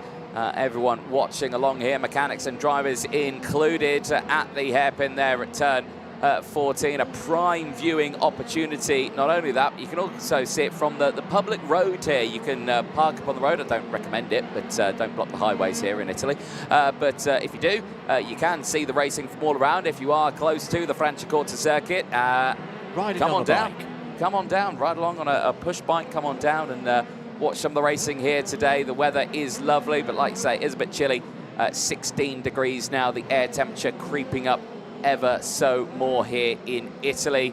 But racing, though, is as hot as ever as the viewers watch from all around the circuit here at the Franciacorta karting track in the Lombardy region in northern Italy. The green flag waves at the back as the lights procedure gets underway. 3 red lights, 4 red lights, lights out, fights on. It's a lightning start for the field, but it's a great start for Schurmans at the front of the field here, pushing through, but keep an eye on Civico in the early stages of this race. Can he utilize those fresh tires like we saw in that earlier race from Simon Reckenmacher? But eyes now on the field as they push through. It's a clean start for the front runners. And look at Kasper Schurmans break away at the front. Great start for Schurmans. Very mixed start off of the lights in the middle of the pack. Oh, one of the Formula Ks was going for a move. I wonder, was that Marcus Kayak once again charging through the order? We saw that from Kayak in the previous round of heats. Down towards turn 13, and once again through this almost valley-like part of the circuit. They go down and then proceed up into the braking zone. 3-4 wide in the background there. Schurmans lead 0.8 of a second after that first lap. Sturzen there in second. Kowalkin, similar to what we saw with Wolf and Mugato earlier on this morning. Kowalkin, not a good first round of heats. Very good second round of heat, as off down at turn number 3 is the 252. Kiprisius has fallen down to the order, but has at least been able to keep going here on lap number 2. As down the inside, is that Civico on the move with those new tyres in the 212? Yes, I think it is. So this tactical play of putting those new tyres on for the Spaniard currently working pretty well. Yep, certainly is so indeed, but at this moment does not sit there inside the top 8 in the intermediate classifications. Will these overtakes benefit Civico in these early stages? Right on that rear bumper now of Albin Sversen as they head down in towards turn 4. Will we see a lunge for P2 here? Or will we see this fight go all the way to the end? Well, if Civico goes to the move, I can tell you something for free. Marcus Kayak will capitalize on that. He has been doing such things all the way throughout it. Down the inside through turn 10. Beautifully done. This time, though, that is done in a place where Kayak cannot retaliate to it. He must have heard you to go for the attack there, because that was well defended by Sturzen to not lose further track position. Into turn 13 they go once again. End of another lap. Your race leader, Kasper Schurmans, has a 0.6 second advantage over Yanis Civico, but Civico is faster by quite a margin over that last lap. So let's keep monitoring that gap as here goes Kayak. Down the inside, takes 3rd place. Kowalkin trying to throw his hat in the ring as well. Gets up to 4th place. This is a tough moment for Sturzen. Samuele Leopardi is also here for a battle. The Italian already up 6 places in this race. I think that's the 7th past Seamus Vara, as running wide there is one of the energy courses. That's Arthur Poulin getting involved. That's all inside the top 10, but keep an eye on Civico. Faster than Schurmans through the first sector, purple through the second sector. The gap was 0.6 of a second. It's now less than quarter of a second. Civico is on the charge here, Anthony. He certainly is, utilising those fresh tyres now in this middle part of the race. The gap has come down considerably. Surely there will be a change very, very soon, as it is kicking off for 3rd place. Kowalkin has got through past Kayak. Kayak down to 4th place. Sturzen there from Leopardi. Louet from Simonsvara. Irwin from Poulin. Janssen there as well from Javola in the top 12. Lacazzi, Rittinen and Krum there as well, rounding out the top 15. But how is it going at the front of this one? Civico not got the move done just yet. but you've got to say, Andrew, surely he's going to go for it sooner rather than later. Well, he's got to, because again, when we've been seeing the trend so far this weekend, that when a driver has a tyre advantage, particularly at the start of the race, it lasts for about 6 or 7 laps. We're now on to lap number 6. Civico may start to lose this peak performance from these new tyres over the next lap or so. If you can get track position, if you can get road position ahead of Sherman's, it's job done, I would say.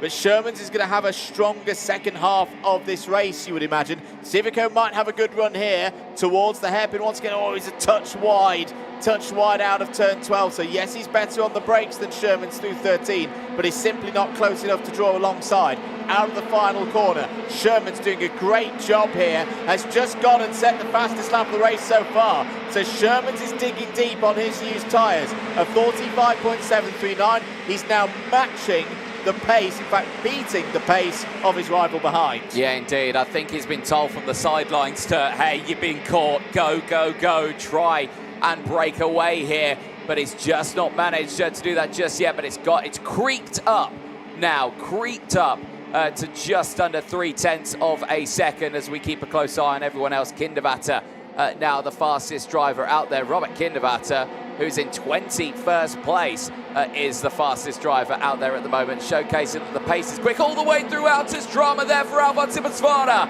Clamps onto the back of Bolawed on the exit of the corner. Out of turn 15, they separate now, but that is drama for the two, tumbling down to 21st and 22nd. That's race over in terms of a top 10 finish for both drivers there. Real shame, can happen off of that hairpin. There's lots of chopping and changing in that overtaking zone.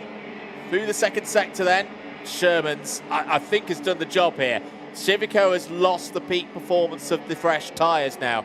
He's still in a good performance window for the tyres, but it's when you start to go into the more stable phase that will carry Civico through not just this race, but the following heats. Sherman's has just put in, oh my goodness me, a 45.439. Sherman's has done more here than just hold on. He is taking the race to Civico to say, well, come on then, if you've got fresher tyres, let's see if you can chase me down. He's extended his lead now to nearly 3/4 of a second. This is a magnificent performance from the Dutch driver. It certainly is, but then again, is this a case of those tyre pressures now coming into play? I think so, yeah. You know, as they were a bit lower at the start, now they've peaked up, and now he's got the real pressure of going out there and what he's want to do, because that's incredible pace with a driver who's on used tyres still from a fresh set in this very race, and that's quite the drop. Look at the gap, it's opened up there. If anything, Kavalkin's closing in on Civico here. This could be an incredible fight. This is Durson and Kayak as well. They're still racing. That's a P4 at this moment. Kayak checks over the shoulder, sees that Durson is there, but no lunge between the two just yet. No, not yet. A couple of drivers further down the field having good races. Just to note, Tim Licati up 10 spots into the top 10 again. That's what Licati did yesterday in the first round of heats. Enrico Martinezzi also up 10 to 13.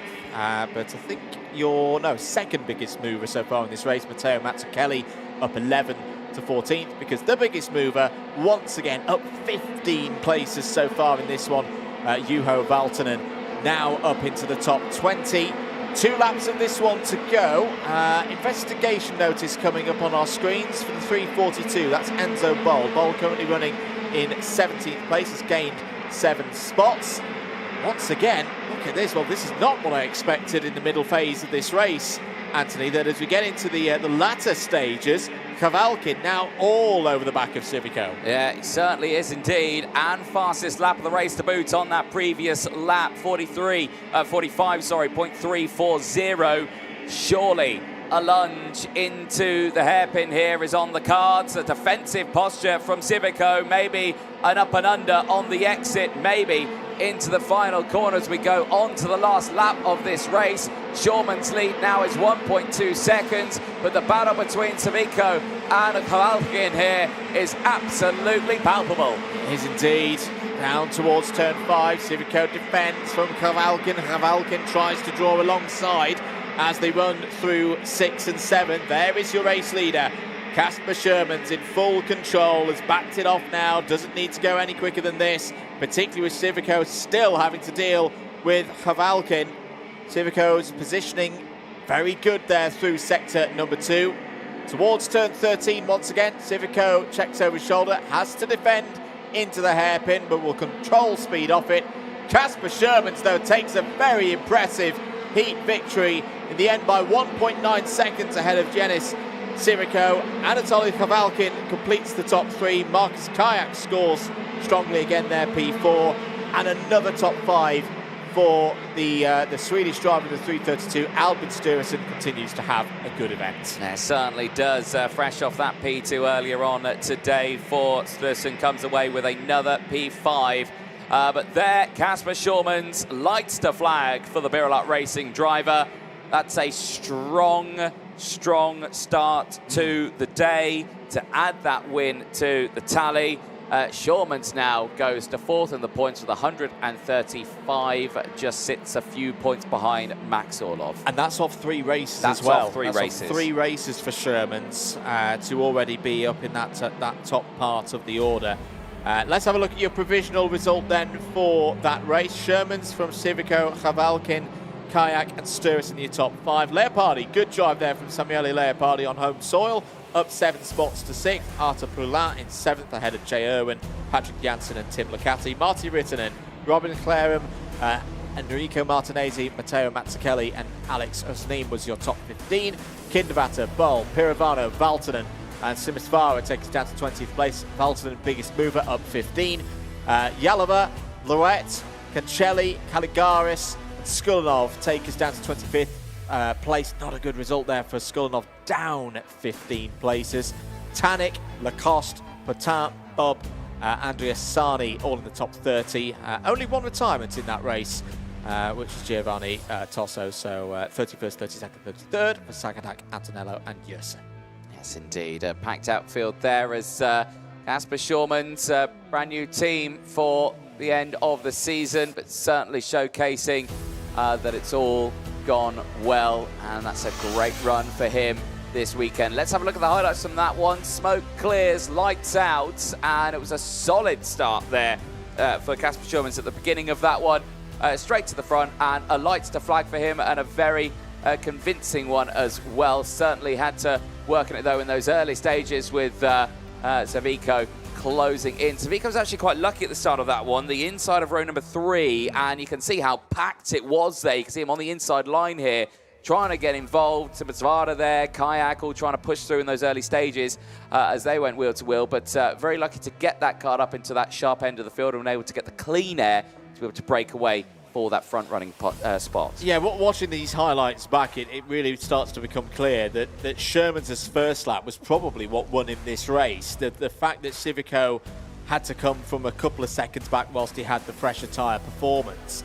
He could get up to the back of Schurmans, but he didn't by that stage have enough delta to overtake. There were problems for Kipras Jersa there in the 252. Was able to get back on the road, but would finish P33. Civico found a way through, but look at that gap. Was up to second place, got the track position, but then had to use the tyre performance to close the gap as opposed to overtake and get back ahead. That was a nice move from Kayak. Good racing from Kvavalkin as well to get up into the top 4. Very close there for Boluet, who would have problems later on in this race, but this was the stage where we started to see Civico really taking chunks of time out of the race leader. Yeah, and big moments all the way throughout that one. I've got to say, Alvar Simisvara certainly was getting elbows out in that race. Later on in that race, did have the comings together out of the corner. This one here with Boluet just getting themselves caught out. The two drivers who started this one on the 4th row of the grid tumbling down near the end of the race, which then saw the side-by-side finish for P2, Savico and Kvavalkin, but it's Casper Schurmans who comes away with a race win to start the day and adds a nice chunk of points to the tally. Well, that is Qualifying Heat D versus F done and dusted. Last race of the morning here, Andrew, before we head into the lunch break and the second half of the day. KZ2 Qualifying Heat C versus G. That one is coming up next. This one will see Max Schleimer and Timo Jungling back on the front row of the grid. These two part of the CPB Sport team. Great running for them over the course of this one, but they'll have to keep an eye on Wolf on that second row of the grid with those wins earlier on today. We caught up, though, with Schleimer at the end of qualifying. Here's what he had to say. Champions of the Future, round number 2 here in Franciacorta. Max Schleimer puts it on pole position, provisionally, of course, in KZ2 in the first group. Max, congratulations. Brilliant time. Very close, though. You were very lucky there right at the end. Yeah, it was a bit close in the qualifying, and yeah, just got the lap done. It was a bit tricky with the back markers a bit, but yeah, at least we got 1 lap done. Thanks to the whole team. We did perfect preparation for this race and also for next week, the World Championship, and let's see how we continue. This is a challenging circuit, though, isn't it? Fast first and last sector, tight and twisty second sector. Setting it up must be a pretty a big challenge. Yeah, you need to get every single corner here perfect, otherwise you lose quite a lot of time.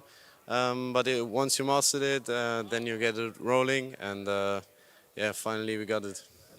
Very close, though, indeed. Still 3 more sessions to go, though, but congratulations, well done, and we'll see what you can do from the qualifying heats. Thank you very much.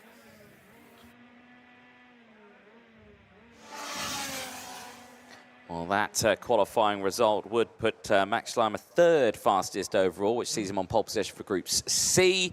And it's been continuing that trend. Is certainly going to be a driver to watch out over the course of this weekend, joined alongside Timo Jungling as the flag waves at the front of the field, and we get going. As you can see there, that's a slightly different mechanic there for Noah Wolf. An unfortunate moment yesterday for his mechanic, and unfortunately a dislocated shoulder for him after falling on the grid. Yeah, sounded sore. We do hope that Noah's mechanic makes a quick and full recovery. 3 race winners in this one, in the shape of Schleimer, Jungling and Wolf, so all to play for. Certainly so. Be a very interesting run as we take you through that full starting grid. Now it is Max Schleimer and Timo Jungling on the front row of the grid. Noah Wolf and Michael Adair will go from row number 2. Mattis Bruch and Connor Tom Rousseau on row number 3. There we'll see Simon Billman and Dion van Verven on row number 4. Dominic Simic and Mano Conteri go from row 5. They'll have Alex Marigliano and Pavel Tiontieri on row number 6. Georgi Vakovsky and Valentino Fritsch go from row number 7. They'll have Len Neisch and Alessandro Zalocco running at the first half of the field on row number 8. Row number 9, Jaden Gershiken and Morris Klein. Row 10, Alphonse Miettinen and Theo Bland. Michael Avicino and Antti Hapalainen start on row 11. It's then Fabrizio Rosati, who's gone for 1 new tyre on the rear right, if I understand correctly. He's on row 12 alongside Rasmus Andersen. Hapalainen, by the way, has also gone for that same tyre strat. Row 13, Dino Carlson. Brand new set on one side of the kart. We'll be joined by Backberg and Mermanov, who has used new tyres, of course, in the previous round of heats. Jesper Scherberg, row 14, is joined by Cedric Malk, another user of new tyres on one side of the kart. Manuel Lettner, same again, new tyres. Row 15 is joined by Luca Bertoni. Row 16, Fotios Sortiropoulos starts alongside Morgan Knudsen. Row 17, Runa De Broca and Levi Arndt. So more new tyres starting to come into the mix here, Anthony, particularly in that second half of the field. Yes, indeed. And from what we've seen from those fresher tyres now in the second half of or later half of the first half of the morning, it's now starting to be a little bit more effective for the drivers in this one. As the front of the grid is lined up ready to go, they've been waiting for quite some time here, Andrew. They've been very eager to get to the grid, but the back of the grid still making their way around turns 14 and 15. The temperatures in those tyres will be getting colder and colder. The temperature in the brakes, the only thing they'll be able to keep the temperature up in is the engine, where they can rev it there on the start-finish line in their grid slot. And you can see that by the puffs of smoke coming out the exhaust to stop it from oiling up down there on the grid, as the field now looks set to go for qualifying Heat C versus G. Pasquale Lupoli waves that green flag at the back of the grid. indicating we're ready to go racing. 4 red lights are on, lights out, we are racing. Down in towards turn number 1, it's a lightning start for both Youngling and for Schleimer, but it's Youngling who gets the jump. Down in towards turn number 2, Timo Youngling beats his teammate at the start of this race and heads through. Here's Noah Wolf down the inside in the early stages. Can he get the move done this time around? It's nearly a carbon copy of what happened in his first race, but this time slots back into 3rd. Gotta say, brilliant start from Timo Youngling. Gave his teammate a choice. We either have something quite bad happen here through turn 1, Maxi Schleimer, or you take a face full of curb and have to back out of that one. Timo Youngling has the lead of this race in the early stages. Noah Wolf checking over the shoulder there to see Michael Adair not too far behind in the battle for 3rd and 4th positions. All of them running through the final sector now. Let's count them through the end of lap 1. Youngling leads from Schleimer. It's the CPB Sport 1-2. Wolf in 3rd, Adair 4th, Bruce 5th, Russo, Millman, Quintieri, Van Buren and Vakovsky. That is your top 10, as here is the fight for 3rd.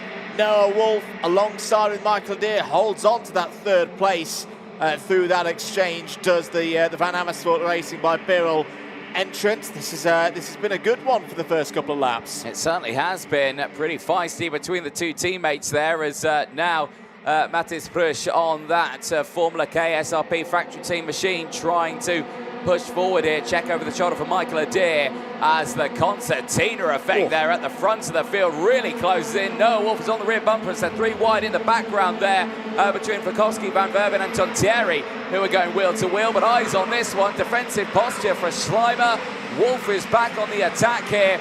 Will we see a dive in towards turn number 4? No. We'll see a defensive posture, maybe the up and under. Not close enough, as it looks to me like they are backing them up into the pack here. Adair, Prush and Rousseau are all there trying to get involved.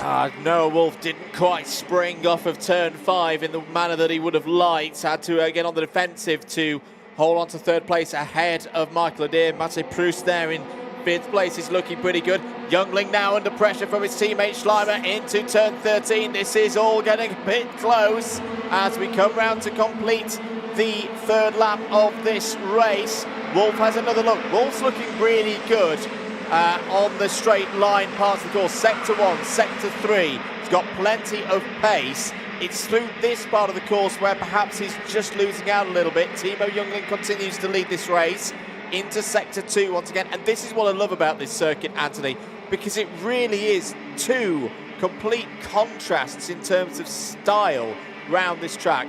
Sector 2, very different in its needs and its requirements for both driver and team versus sectors 1 and 3. You have to compromise on your setup round here. Out of the race is that Michael the 3-2-2? Yeah, and Michael Avancino for the CRG Racing team. The American is out here on lap number 4.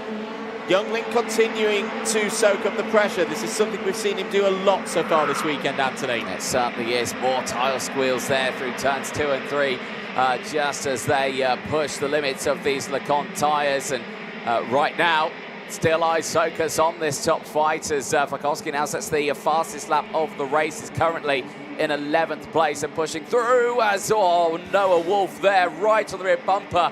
He even kissed that rear bumper there through turns 9 and 10 of Max Schleimer, who all the way throughout this, watch them here into the braking zone. Just see the concertina effect come into play. They are so much more confident on the brakes than I think Youngling just in front of them. Yeah, but I think Schleimer's also doing a bit of the team job at the moment as well, just to try and hold on to this track position, not put Youngling under too much pressure through the turn 13 hairpin. Another lap ticks on by. There's been a problem for Vakovsky. Vakovsky was very quick a couple of laps ago, but has just fallen down the order to P33 on our timing screens. New fastest lap of the race has gone in from Noah Wolf, 45.965. If he's got extra pace, he needs to be able to use it. He needs to get down the inside of Schleimer, because otherwise he's going to get a little bit bottled up here. He's already had 2 wins so far this weekend. Timo Youngling right now would retake the lead in the intermediate points as well, Anthony. Once again, Schleimer, just a subtle defence there, no way through for Wolf at this stage. Yeah, indeed, and they will stay line astern. I can report that for Vakovsky, that was out of the final corner.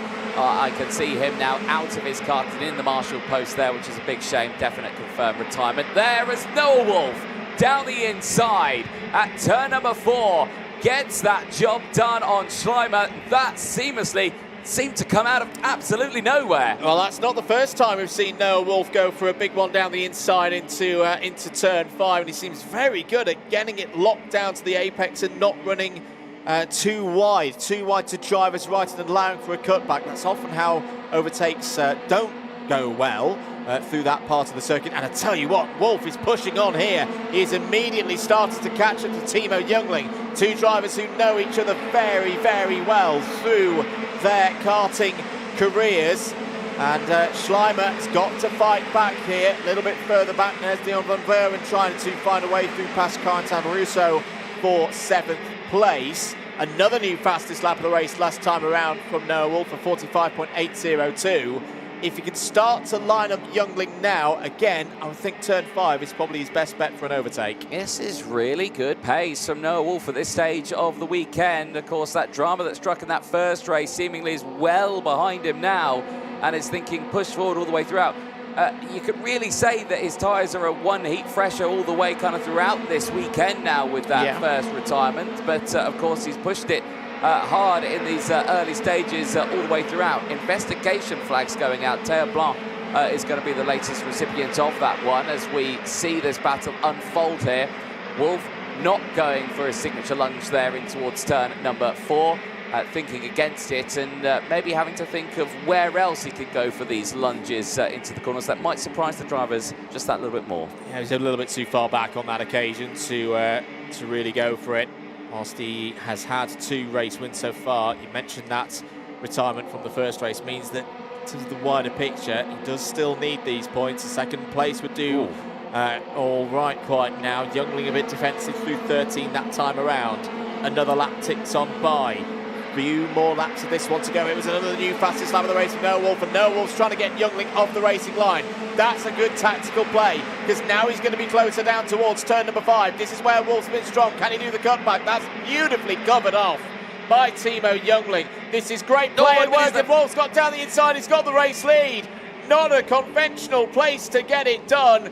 Noah Wolf takes the race lead. Michael Adair's down the inside of Schleimer into 3rd place. Well, we've been talking about the CPB Sport drivers having such great performance so far this year. This is a big development in the KZ2 season.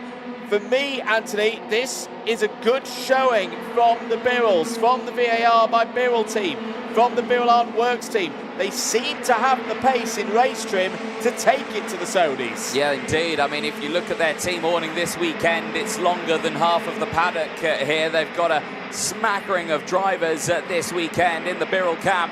But right now, yeah, that's an excellent run on that one. And you know what, for Timo Youngling, just leaving that door a little open there after an initial attack through the previous corner may have just been caught off there, and I don't think he expected Wolf to still be there and able to get that nose down the inside. It's almost one of those. I think Youngling might think back to that. Oh, maybe I gave Wolf a bit too much respect there. Could have been a bit more aggressive off of the corner, but either way, he's still running in 2nd place. He's still getting a big haul of points. He will still be in the lead of the intermediate classification at the lunch break. We are on to the last lap now. Noah Wolf, what a turnaround this is. From after that first round of heats, he's looking at 3 wins in a row through these qualifying heats, and he just keeps banging in these fastest laps. That was another one last time around, a 45.3, and he's got purple again through Sector 1. You know, when you've got the setup dialed in and it just feels right, you can do these sort of things. You're just out there thinking, you know, I'm not pushing, the kart's just set up beautifully, and I'm just driving how I normally would. It just seems to be working for me, and it certainly is. Out of the final corner, that's a 3rd win in a row. Noah Wolf now steps up to 4th in the intermediate classifications after a DNF at the start of the weekend to now. That's an incredible performance ahead of Timo Youngling, Michael Adair from Max Schleimer, Mattis Blues from Simon Billman, Dion van Verven from Alex Maragliano, Dominic Simek from Corentin Rousseau, Alessandro Zalocco, rounding out the top 11 from Quinteri, Klein, Miettinen, and Théo Blanc who is under investigation, but rounds out the top 15. Mighty performance there from Noah Wolf. The first race win, well, he had that tyre advantage, didn't he? He used it well, but he did have that tyre performance advantage. Second one, he had a little bit of luck from the racing gods, didn't he, to take that one. Third time round, didn't have either of those performance boosts. He had to fight every inch for that one, and he took it. Noah Wolf, top of the standings then in that heat between Group C and G. Takes it by 2/3 of a second over Timo Youngling in second place. Michael Adair fights through to third. Maxi Schleimer fourth. Matej Prus in fifth. Billman, Von Veren, Marigliano, Simek and Russo complete the top 10. Zalocco, good performance there from Alessandro Zalocco for the Monster K factory team, up 5 spots to 11th ahead of Quintieri, Klein, Mietinen, Blan. That's your top 15. Nice.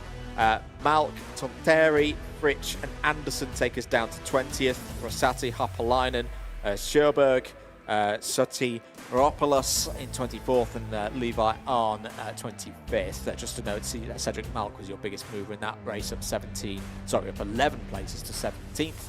Rest of the order, Bertoni, Gushikin, Carlson, Letner, Mermanov, Knudsen and De Bruyke complete the 32 finishers, 2 retirements in that race. Vakovsky and Avancino.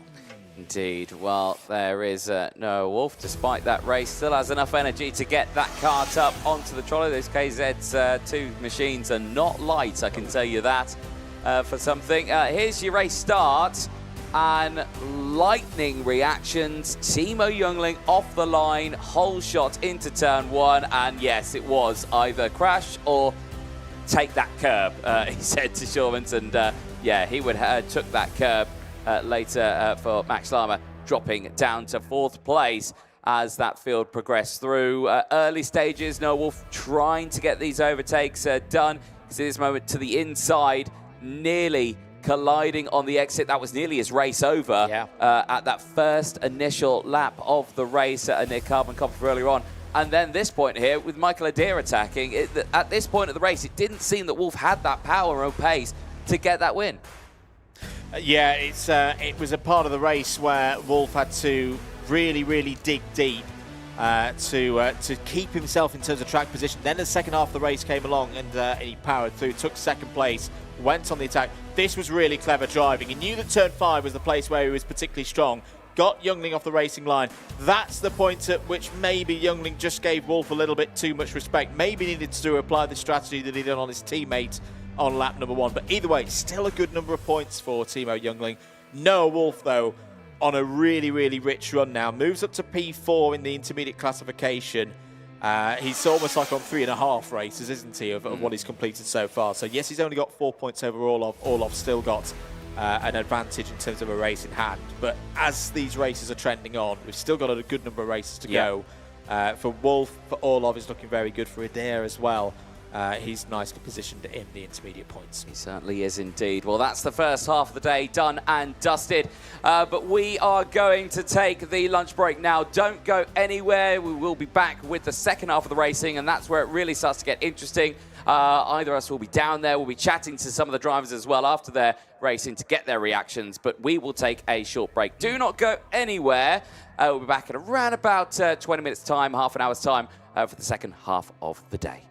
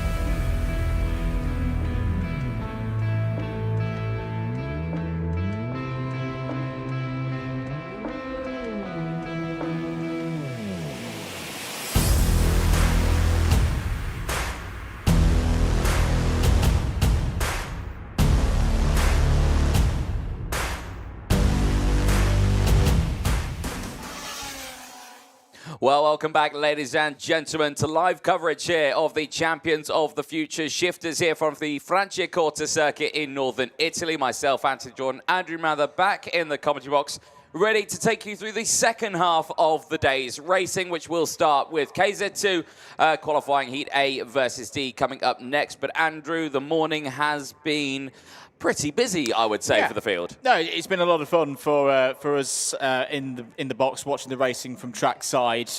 It's not quite fully sparked into full battle yet, but we kind of expect that at this stage of the qualifying heats. But we have seen those little glimpses of the style of racing that is going to entertain us across the next day and a half. We resume in the afternoon session with KZ2. The next round of heats, it's got a busy afternoon for KZ2. They've got another 3 rounds of heats this afternoon. We start with groups A and D, heading out on circuit in a few moments' time. This is going to be a really interesting one, Anthony, for the simple reason Orlov and Sherman's sharing the front row. I was very impressed with Casper Sherman's performance in his previous heat, going up against other drivers with newer tyres. Now he's got the next challenge, taking on this man, Maxim Orlov, the man to beat in KZ2 racing in the whole of 2025, who so far is on a perfect score. He certainly is. This race here would put him on 200 points going into Group A's 4th race of the day, and can report that tyres are going to be a play in this race for quite a few drivers up at that sharp end of the field. There is Casper Schulmans on the front of your grid. And again, another very important race ahead of this young man who, well, in theory, didn't race that long ago, actually, in the grand scheme of things, where he came away with that outstanding result. But we'll keep a close eye on that one. Other drivers to watch out for will be this man here, Michael Paparo. This is going to be an interesting one. Fresh tyres on board, left-hand side. This is going to be an exciting one. Yeah, he could be a threat to both Orlov and Schulmans in the early stages of this race. If you weren't with us for the previous round of heats, that seemed to be the point at which drivers playing the new tyres into the game were really starting to see a big delta and a gain by using them. So on theoretical basis, that a delta is only going to get bigger and bigger as we go across the course this afternoon. Anatoly Kavalkin as well there, P4 on the grid. We definitely need to keep an eye on the power lane driver in the 2-4-6 there. He looked pretty good in the previous round of heat. Some very smart racing from Kavalkin to continue to turn the points over across the course of these rounds of heats. And Jaden Teen as well, P5 on the grid, another one of the strong CPB Sports Sodi kart runners. He's had a very consistent week so far. He certainly has, indeed. One to really watch out for in this one. And I would say anyone who is rocking a CPB Sport package this weekend, because again, their setups seem to have been absolutely phenomenal this weekend. And they've been really been keen to put the positions out there. Yanis Ivico, though, has also been a name to watch out this weekend. Had those fresh tyres earlier on, really pushed forward, had that good result earlier on, tried to come away with the race win, settled for a P2, though. Yeah, and got some more good points on the board. I quite like the play there. Obviously, he's starting on the outside for this race, so you'd think through the first couple of corners, he is going to be at a bit of a disadvantage. But the pressure, I think, has been taken off a little bit with that good result in the previous round of heats. 1 minute board has just been shown to the drivers, to their mechanics, to get them ready for the rollout into the formation lap for this one. It'll be another 12-lap heat for our 34 drivers here in KZ2, Groups A and D, ready to recommence racing here at Franciacorta. Yes, indeed. There's a lot of races for the KZ2s in this second half of the day, sort of 3 rotations of 3 heats for them. The KZ have got another 2 races to go today, and the KZ2 Masters, they have got their last qualifying heats of the weekend for them before they go into their busy day tomorrow. But in this one, this is still going to be a tight fight for the drivers, and crucially for Maxim Orlov. Can he continue that streak in this one, or will it be shaken up by one or two drivers in this race. Engines fire up. Drivers make their way out onto the circuit. Let's take this opportunity to take you through that full starting lineup. Maxim Orlov is trying to hunt down a 4th win in a row. Can he do that to get himself 200 points to his name? Kasper Schulman starting alongside could take that away. So could Michael Paparo on the second row of the grid with Anatoly Kavalkin starting alongside Jaden Teen and Yenis Ivico going from row number 3. Row number 4 sees Ataluk and Bola Wet. On row 4 they'll have Ethan Frigamoska and Atapulain on row number 5. Roberto Zuani and Alexei Yavala round out the row 6 with Tom Dussol and Samuel Leopardi on row 7. Samuel Uye and Kevin Cancelli round out row number 8. On the 9th row of the grid, we find Zoe Florescu and Alex Uzneem. Ruben Vilk and Andrea Antonello complete the top 20 for the start of this one. Row 11, Ricardo Borges and Andrea Piravano. Row 12, Ricardo Rigodanza and Enrico Martinezzi. Mark Brovko starts on the inside of row number 13, has Matteo Mazzucchelli for company on that one. Row 14, big result needed, you feel, for Eric Enake after a couple of retirements early on. Will be joined by Kipras Djersa on row 14. Mark Gerstenkorn and Craig Tannick go from row 15. It's then Tobias Verlo and Gianni Andiasani on row 16. Emmanuel Mai, similar situation, needs a big result in this one. It's on row 17 alongside Arsene Lacoste. The field now on their one and only formation lap, and again very spread out is the field here as they make their way to the grid slots here. This is some of the drivers at the back of the field. There's still drivers going in towards turn number 9, front of the grid, heading now to the start of the grid slots. Now there, race director Martin Bean on the gantry, ready to start this race.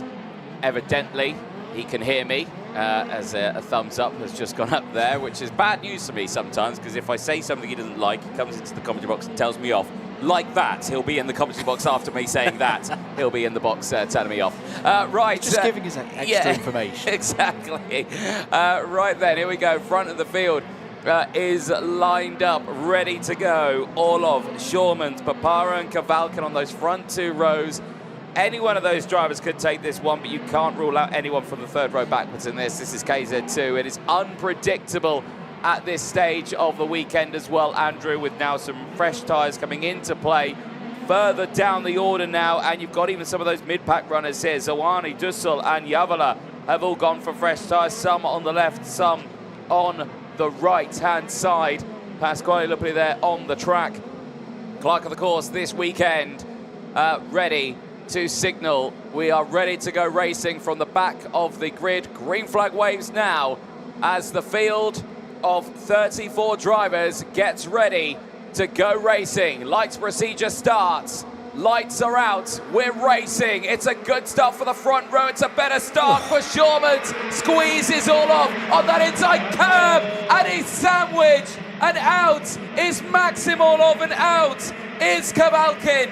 The 2 drivers go off the circuit at turn number 1, and Kasper Shormans did everything he could to try and take that lead, but the question is, was it too much? Well, that was a simple case for me. If 3 into 1 doesn't go, there's trouble at the back of the field as well. Rigodanza is involved. The 317 of Andresani also in trouble. I think Antonello also in trouble down at turn 5. It was a very aggressive start from both Shermans and Orlov.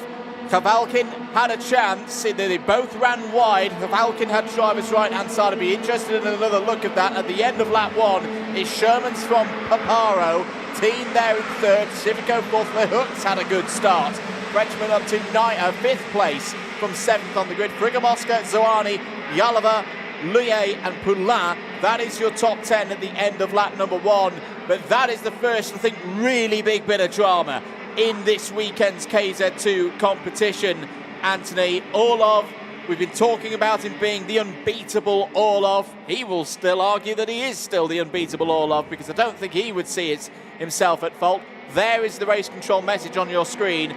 Kart number 246, Anatoly Kavalkin under investigation for causing a collision. We saw that Khavalkin was one of the 3 drivers involved in that first corner incident. We'll bring you more news as and when we receive it. Indeed, a very shaky start, and that really puts Orlov outside of the top 8 there. He's got 154 points technically, because there's been more dramas out there, more retirements, and I think that's Köprüs Yurs out of the race. He was initially tumbling down the order, more drama there, and I think a bit of discomfort as well for Arsène Lacoste.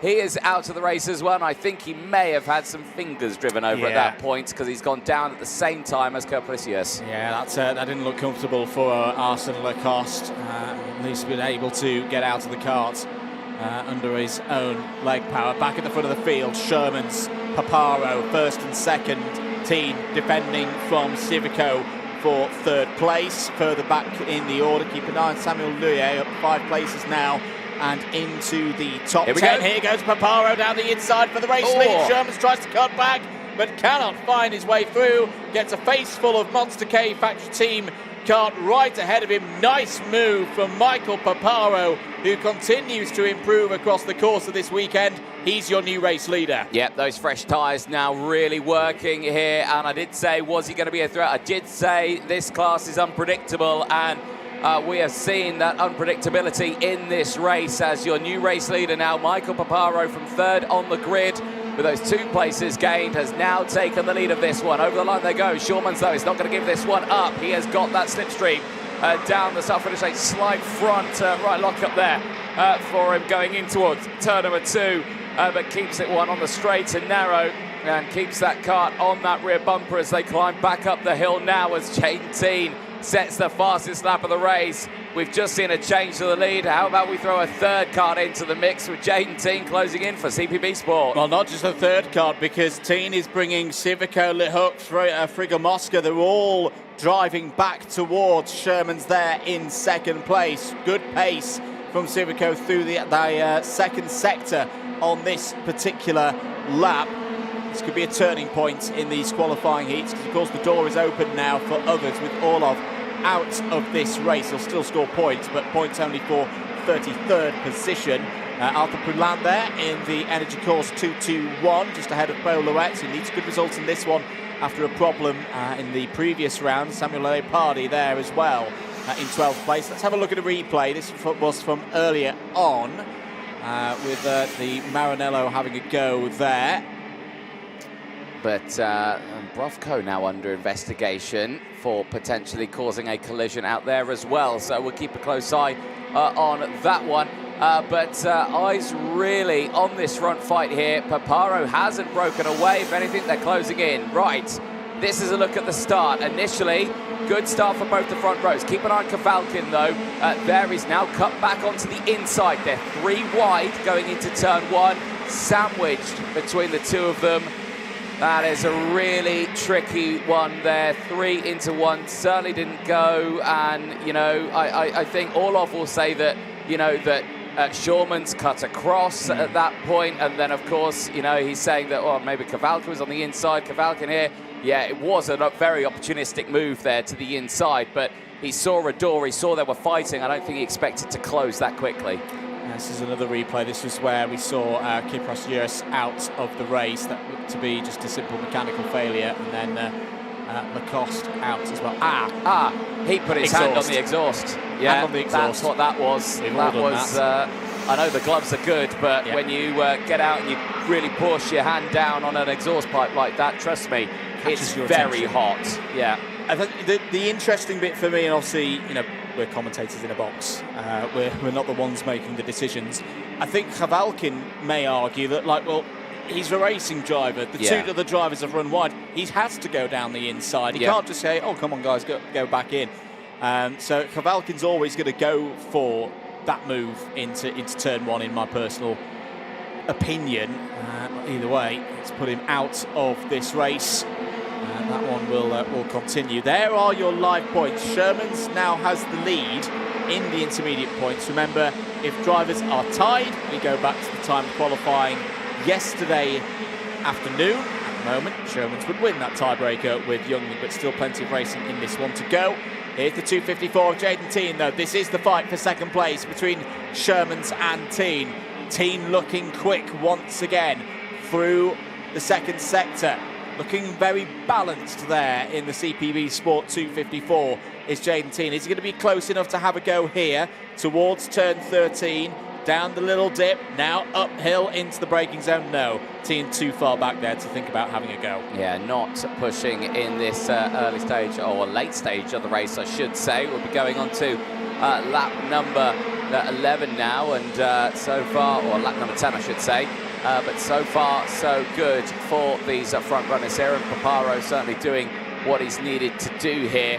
Not have to over-defend. He's just carried on throughout it. This is the driver's just a little further behind, trying to get involved in this one for Rigamosa there and Leuk.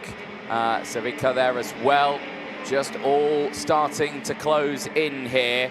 As Odeir, we've had some dramas, and Odeir not happy reactions at all. And I think this is Ricardo Rigadanza and Gianni Andresani, who have had a coming together. Bolawet and Alexander Uzneem as well. I think these two are also off the track. So I think there's been two separate incidents out there at the same time, because, oh no, those drivers have actually gone through now. So it is Bolawet and Alexander Uzneem. And that is another bad result there for Bolawet, especially after what happened earlier on with Alvan Sevatara. Yeah, second, obviously we've seen the aftermath and the polite discussion, shall we say, between the two drivers after the incident. Yeah, that's 2 races in a row now where Bolawet has had a meeting with another driver out there. Meanwhile, back at the front of the field, let's have a look at a replay. So this again is the discussion between Louet and Uzneem. Both of them will have their own opinions. They probably won't be the same. Yeah, that's an international hand signal. If you cut across me, no, I didn't, and that is not good. And I don't think the officials will look too kindly at that. They won't. No, they won't at all for some of the actions there. We're on to lap number. Oh, we're on to the last lap. Last lap then for Paparo, Shermans, Teen, Civico, Lehouk. Been impressed with Arthur Lehouk through this middle part of the day, Anthony. He's been quietly getting on with his work as the French driver. On for another top 5 here. Could be one of those drivers that's, we've seen at the start of this race how quickly things can change. Good consistency is going to give drivers good plaudits and good rewards when we get to those super heats and where they'll line up on the grid for tomorrow. Indeed. Here we go then. Defensive postures all around, both from Shulmans, both from Zamico. But there's going to be no overtaking, though. Paparo takes the win ahead of Shulmans. Teen, in third place ahead of Zamico. Leuk from Frigamosa. Bolain from Luye. Zuani in 9th, Leopardi in 10th. A solid drive, though, but for Michael Paparo, good points on the board. Steps up to 5th in the points. And takes his opportunity. I say, he wouldn't have necessarily expected this to be the result at the start of this race, but with all of Shermans and Chavalkin having their woes at the start, Paparo takes a maximum 50 intermediate points from this heat. Emmanuel Mai was your biggest mover in that one. That's a good result. That's a good return for the German after retirement in the last race. Up 16 places in that one to P17. The drivers will head back, though, to post-race scrutineering, have the checkovers and then get ready for their next races. Group A will be out at 3:50. Group D at 4:10. There's your provisional result. Paparo, Shermans, Teen, Civico, Lehouk, your top 5.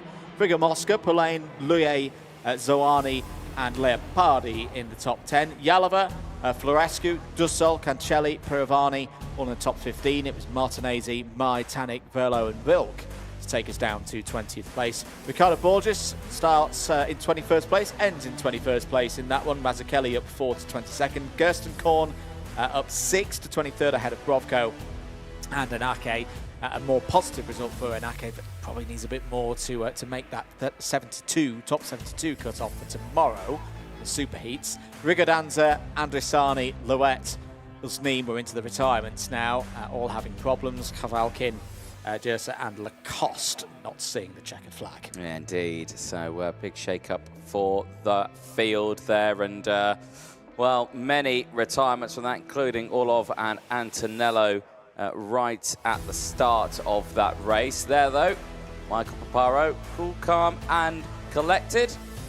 No drama there whatsoever. Those fresh tyres coming in at just the right time, I think, to really give him that extra boost while that race unfolded. And let's have a look at that start again. Initially here, straight away you see Schurman's cover off Orlov. Kavalkin tries to make it through wide. Sandwich effect comes in. Orlov and Kavalkin off the track, but crucially, Orlov out of the race, not scoring any points and dropping him significantly down that intermediate classification. Yeah, the officials won't look too kindly to that. I counted at least 5 pieces of contact, either pod to pod or more, down towards turn 1 there. This was what happened in turn 5 as well. We had this incident that saw a number of drivers retire from the race, including Andrea Antonello. Drivers on the first lap are permitted to get restarted. Out at the end of lap 1, end of lap 2, sorry, was Kypros Yersa. Another unfortunate result. Arsene Lacoste out as well. Not only an unfortunate result, but an unfortunate touch of the exhaust, making his hand a bit warm there. That was the key move from Paparo to take the race lead from Sherman's, using those tyres to good effect, Anthony. Yeah, indeed. Nicely done as well, stopping it on the apex, giving Sherman's the boost to go through at this moment here. Will not be seen too kindly by the officials either. It's the last thing you want to see. Yes, okay, it can get very heated out there. Accidents do happen. The last thing you want is drivers to go over the top with their reactions. This, though, across the line, very close at the end between the top 3. Paparo, Schurmans and Team, though. 1, 2, 3 across the line. Putting them up into that order very, very nicely. More racing coming up. Back with the KZ2s. Back with Groups C versus E. And again, it doesn't feel like a long time ago we were calling Groups C versus E because we see Max Schleimer and Simon Reckenmacher back on the front row of the grid. They've not had a long time to turn these carts around. Noah Wolf out there as well on that third pot of the grid. He's had 3 wins in a row now as they go into what is effectively this is their 5th race. We've lost count. I think we have lost count on this one because, well, no, let's think about it. Noah Wolf had a DNF for that first one, then he's had 3 wins. So that's this is his 5th race, yes. So it's 5th race now for Groups C. And I am going to count that one, though, in my piece of the grid. Yeah, I think Reckenmacher, everyone is in Group E. This is their 5th race as well. Simon Reckenmacher played a good bit of tyre strategy in the previous race, currently sitting 3rd in the intermediate points on 167 from a possible 200 if we've got our mental maths in the box done correctly. So they'll be looking to build on that. Very likely that we will see another new intermediate leader in this one. There's Noah Wolf. Really impressive run so far. 3 wins on the spin. The only reason why he's a little bit further down in the intermediate classification was a retirement from the first round of heats. But Noah Wolf here currently 8th in those points. He could very much be in the lead of the intermediate classification if things go his way in this race. Certainly so. Will be one to look out for out there. But let's see how this one unfolds. But they're also on the grid. Menihat Krasner as well. Great running from him. Really good performance. Again, in the second half, a very similar story as well between himself and Noah Wolf in those early stages where he had that tricky start, that 5-second time penalty, that P17. But he came back from that one, then started to take some wins and put himself in a strong position. Yeah, and particularly with the result that we've just seen in the previous heat, it's really opened things up, hasn't it, in terms of there is no longer a driver who has had that perfect run all the way through the course of things so far. So it has brought someone like Choza, who we've seen when everything's been going very, very well, and going properly. He's had really, really good pace. So yeah, it'll be interesting to see if he can move up from 6th place at the moment in those points. Yeah, indeed. That will be something to watch on this one. And, of course, for a lot of these drivers, this is now getting into their tail end of the day. These races really start to become important, and this is why we're starting to see some heated, I think, debates out on circuit, some heated races as well, and I suspect that conversation there will be an important one being had after that previous race between the stewards, head of the stewards there, Chris Lambrette, and Deputy Race Director, of course, Dan Ashton, and Race Director Martin Bean on that very impressive gantry here at the Franciacorta circuit. It's the only circuit that I know where a gantry actually completely crosses over the entirety of the circuit. And then also you can see then the second half of the track down into the next half. So really impressive gantry here, but fabulous circuit is the Franciacorta circuit. I think has become a fan favorite for many a driver and many a spectator in the world of karting. I think it's because it's such a difficult circuit to get everything right at. If you can get a real jump on the rest of the field. But, well, we'll see if anyone can get it right in this one. Let's take you through the grid for this KZ2 heat between groups C and E. Maximilian Schleimer starts on pole position. It's an all-German front row with Simon Reckenmacher starting P2. Noah Wolf, can he continue this run of victories? He starts on the inside of row 2. He's joined by Menhert Kreuzer. Mate Proust and Louis Speck, they go from row number 3. It's then Simon Billman and Ellie Goldstein on row 4. Expect fireworks from the Belgian. Dom Simex had an up and down day so far. Starts on row 5. He's alongside Thomas Stolchemanis, who's on a good run of top 10s going into this heat. Alex Marigliano and Marco Delia starts on row number 6. It's then Georgi Vakovsky and William Lanzeni on row 7. Len Neisch and Antoine Brogio, they go from row number 8, completing the first half of the field. Row 9, Jaden Gushkin and Jensen Graham. Row number 10 and the top 20 sees Alphonse Miettinen and Hugo Besson of France. They'll see Michael Avancino, who had a pretty tough race in that last one. The entrant from the USA will have some work to do in this one. He'll be starting live. Tigran Banatian on that 11th row of the grid. Fabrizio Rosati and Enzo Fayetta go from row number 12. They'll have Dino Carlson and Gavin Bailiff on row number 13. Jesper Sjöberg and Rahim Alabai go from row 14. They'll see Manuel Lettner and Luigi Di Lorenzo on row 15. They lock out the top 30. Row 16 sees Fotios Soteropoulos and Mario Borges on that row. And then it's Rune de Bruyke and Jeges Buris as well on row number 17 of Lithuania, starting this one at the back of the grid. Drivers making their way into that final sector now. Talk on tyres on this one, Andrew. My goodness me, there's quite a few of them. Probably about half the field are running at least one new Lecon tyre. A lot of full side of the kart runners. Schleimer has got some on, Kreuzer, Preuss, Bellman, Simek, Marigliano, Delia, Lanzeni. That's just the first 7 rows of the grid. Those who may be a bit vulnerable, Wolf has not gone for new tyres in this one. Neither has Goldstein, neither has Stolchemanis. Reckenmacher, as we know, deployed some of his new tyres in the previous race, so if he's still got those on, they've only got 1 heat's worth of laps on them. This is going to be a really intriguing one, particularly for those who've not gone with new tyres. Can they hold track position? Can they take advantage of maybe a few drivers going head first into corners? We're about to find out. The green flag has been waved by Clark, of course. Pasquale Lupoli at the back of the field. The lights are coming on. 2 lights, 3 lights, 4 lights. Next heat in KZ2 is go. It's an even start for those on the front row. It'll be Schleimer leading into turn 1. Bit of a challenge from Reckenmacher. Wolf has held there in third. Oh, it's all getting a little bit close in the second half of the field off of turn number 3. Positive start, though, from all drivers on the front 2 rows there. Anthony Schleimer continues to lead this race, Reckenmacher second, but I think Wolf will be quite pleased to be sitting there in third. He's not been beaten off the line by those with newer, fresher, grippier rubber. Can he hold his position for the rest of lap 1? That is going to be a tough thing to do, though, because already you're starting to see the karts in front already open up a bit of a gap. It's when we get to around lap 3, lap 4 of this race, that's where you'll see these tyres really come into play with those fresh sets. But let's find out. Across the line they go. It is Schleimer from Reckenmacher, Wolf from Speck, Krasner from Goldstein, Bruce from Simek. Then it's Delia from Marigliano, Billman from Vakovsky, Stolchemanis from Brogio, and Lanzeni, who ran out the top 15 right now. Wolf is attacking, though.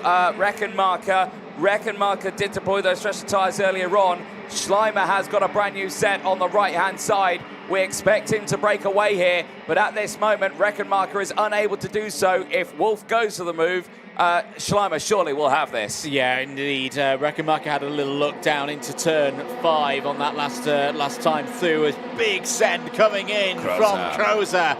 Not for the first time here this week, as there's problems in the background for one driver through turn 13. We'll catch who that was in a moment.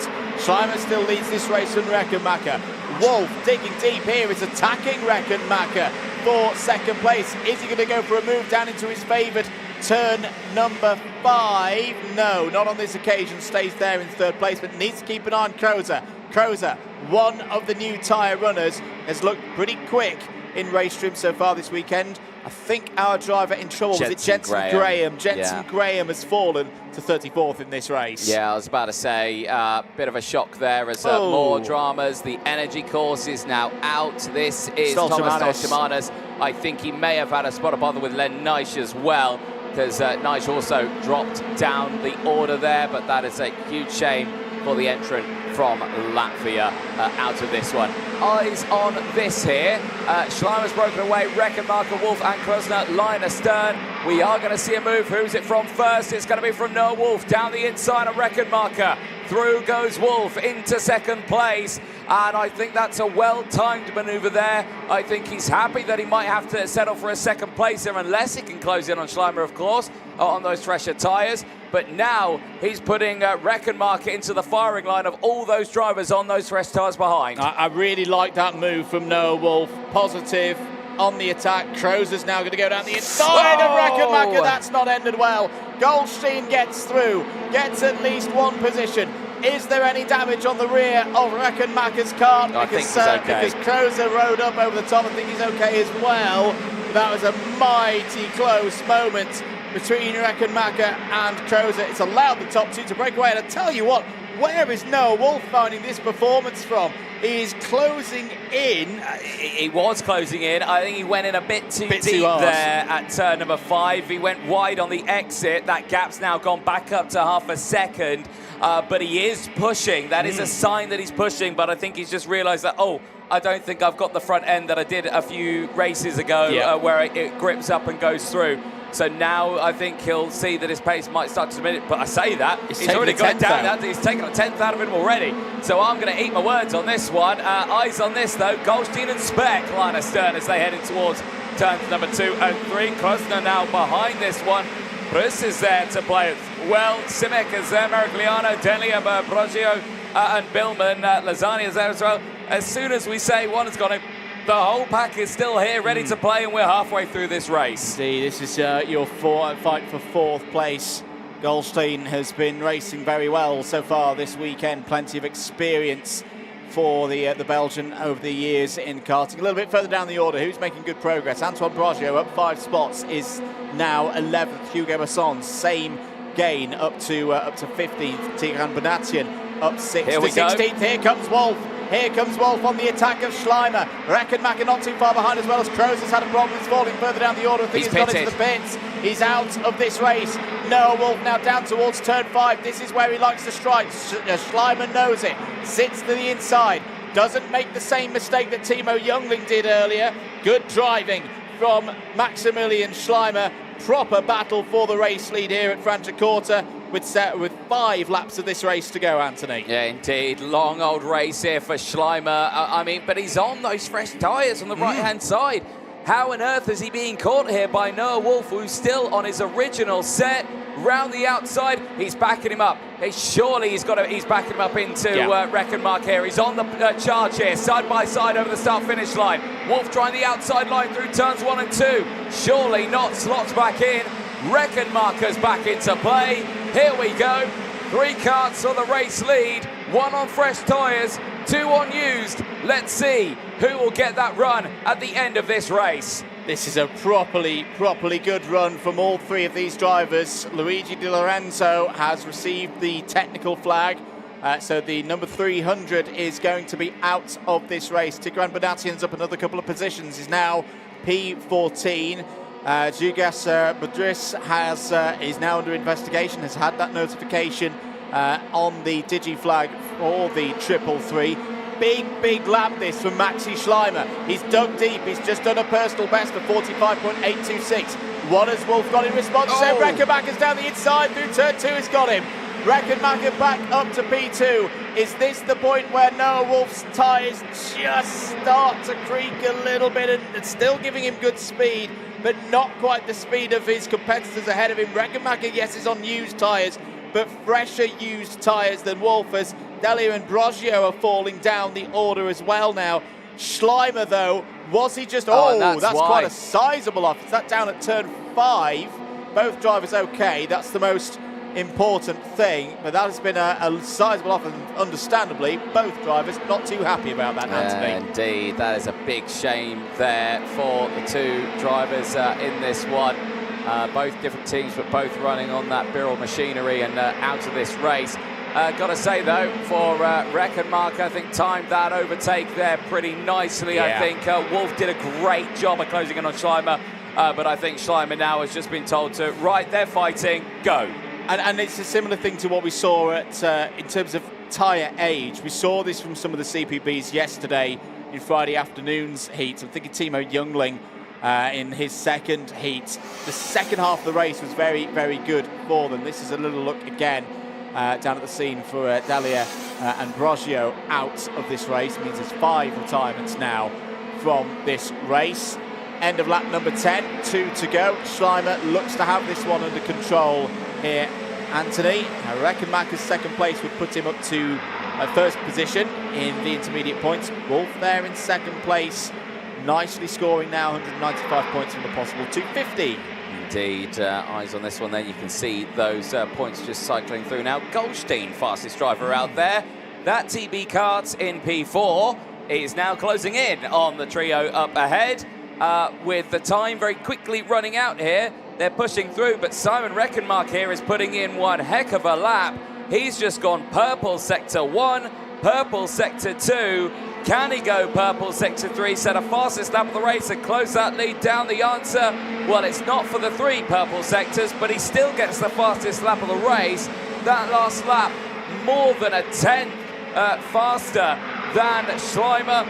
Closed the gap down to 2/10. He's brought Noah Wolf with him as well, but we're on to the final lap. Schleimer still leads the way by 0.3 of a second. Tell you what, the longer races tomorrow, the super heats and the final, are going to be a lot of fun for us neutrals trackside, because this one over 12 laps has ebbed and flowed back and forth. Different drivers having strengths and weaknesses across the course of these 12 laps. Schleimer's going to have enough to hold on here, out of the penultimate corner, gets on the power, round the final turn, takes the checkered flag. Maximilian Schleimer back on form, goes up to third place in the intermediate classification. Reckenmacher second will take the lead in those intermediate points. Noah Wolf, his streak of victories ends here, but it's still another good haul of points, and he's not used his fresh tyres there, Anthony. Still come home with 40+ points onto his tally. Good effort. He certainly has, and that really bumps up some drivers into that order. There you can see Buteris there.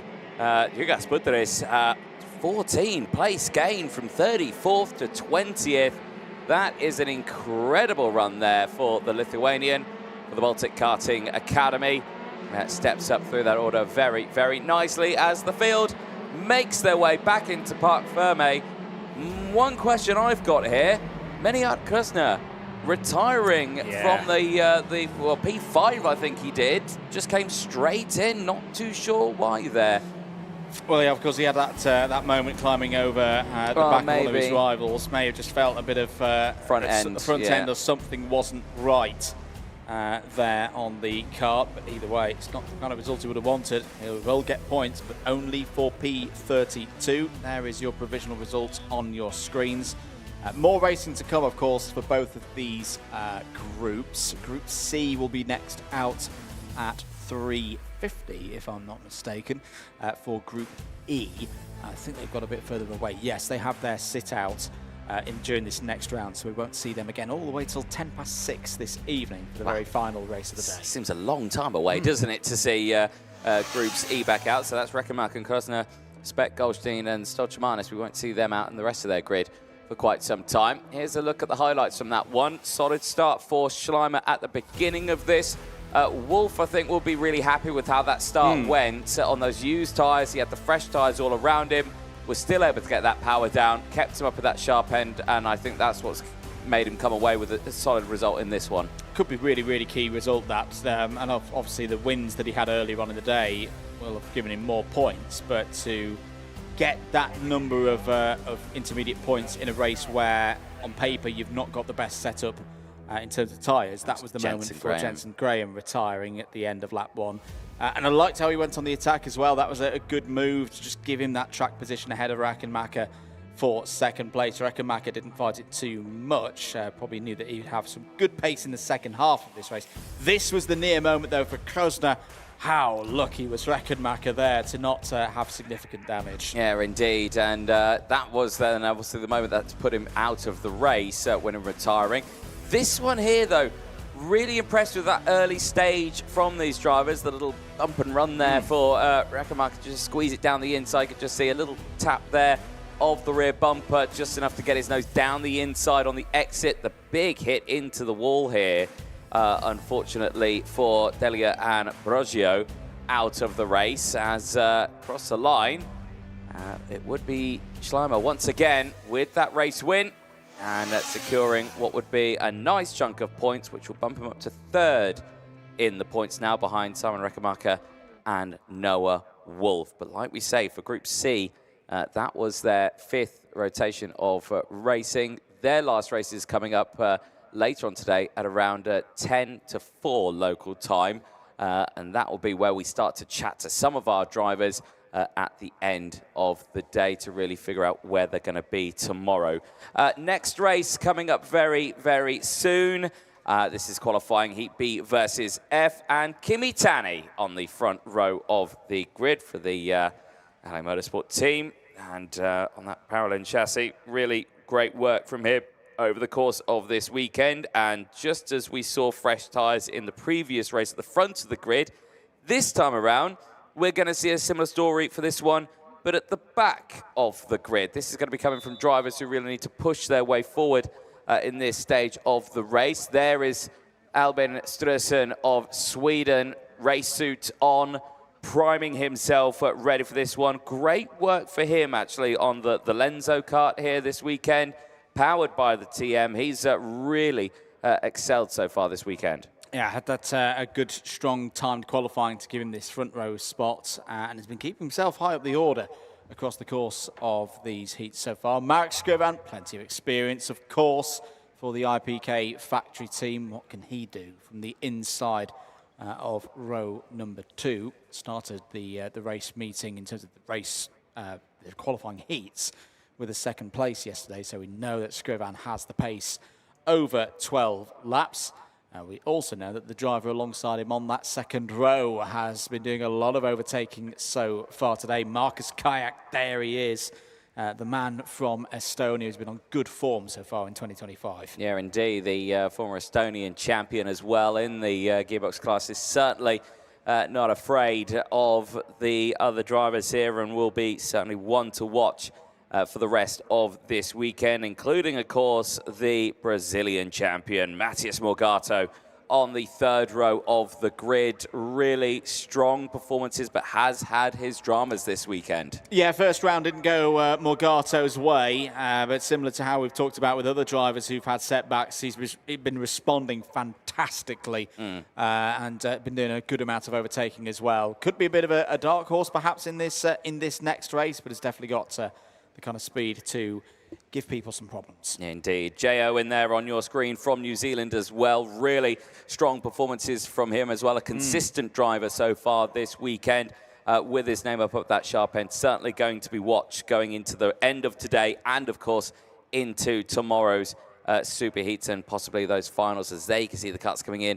Heavy side pod damage there to the 301 machine of Marco Delia from that incident of that race. But there you can just see the ferociousness of the accidents that can happen here. Big front end damage there, that front axle, that brake assembly bent upwards there. That's a significant impact into that barrier. That's obviously at turn number 5. He's obviously gone in on the left-hand side of the cart, and yeah, big hit into the wall there. But good to see that the safety devices, the ways that these chassis, the bodywork is designed, it's done its job. It's absorbed that impact, it's absorbed that energy, and it's not transferred it into the driver. I'm sure the driver is pretty shaken up. Battered and bruised, yeah. But, you know, hopefully be able to, you know, you can fix chassis, you can get them turned around for the next race, and hopefully both drivers are okay. Yeah, indeed. But something tells me that might be a brand new chassis there for Delia there, because, yeah, that whole front assembly all bent up there quite considerably. Want to talk about tyres again in this next one. Of course, we've been talking about, obviously, the back of the grid that have gone for those new sets. But the thing that I've taken away, you've got quite a lot going for the left, and you've got a lot going for the right as well on this one.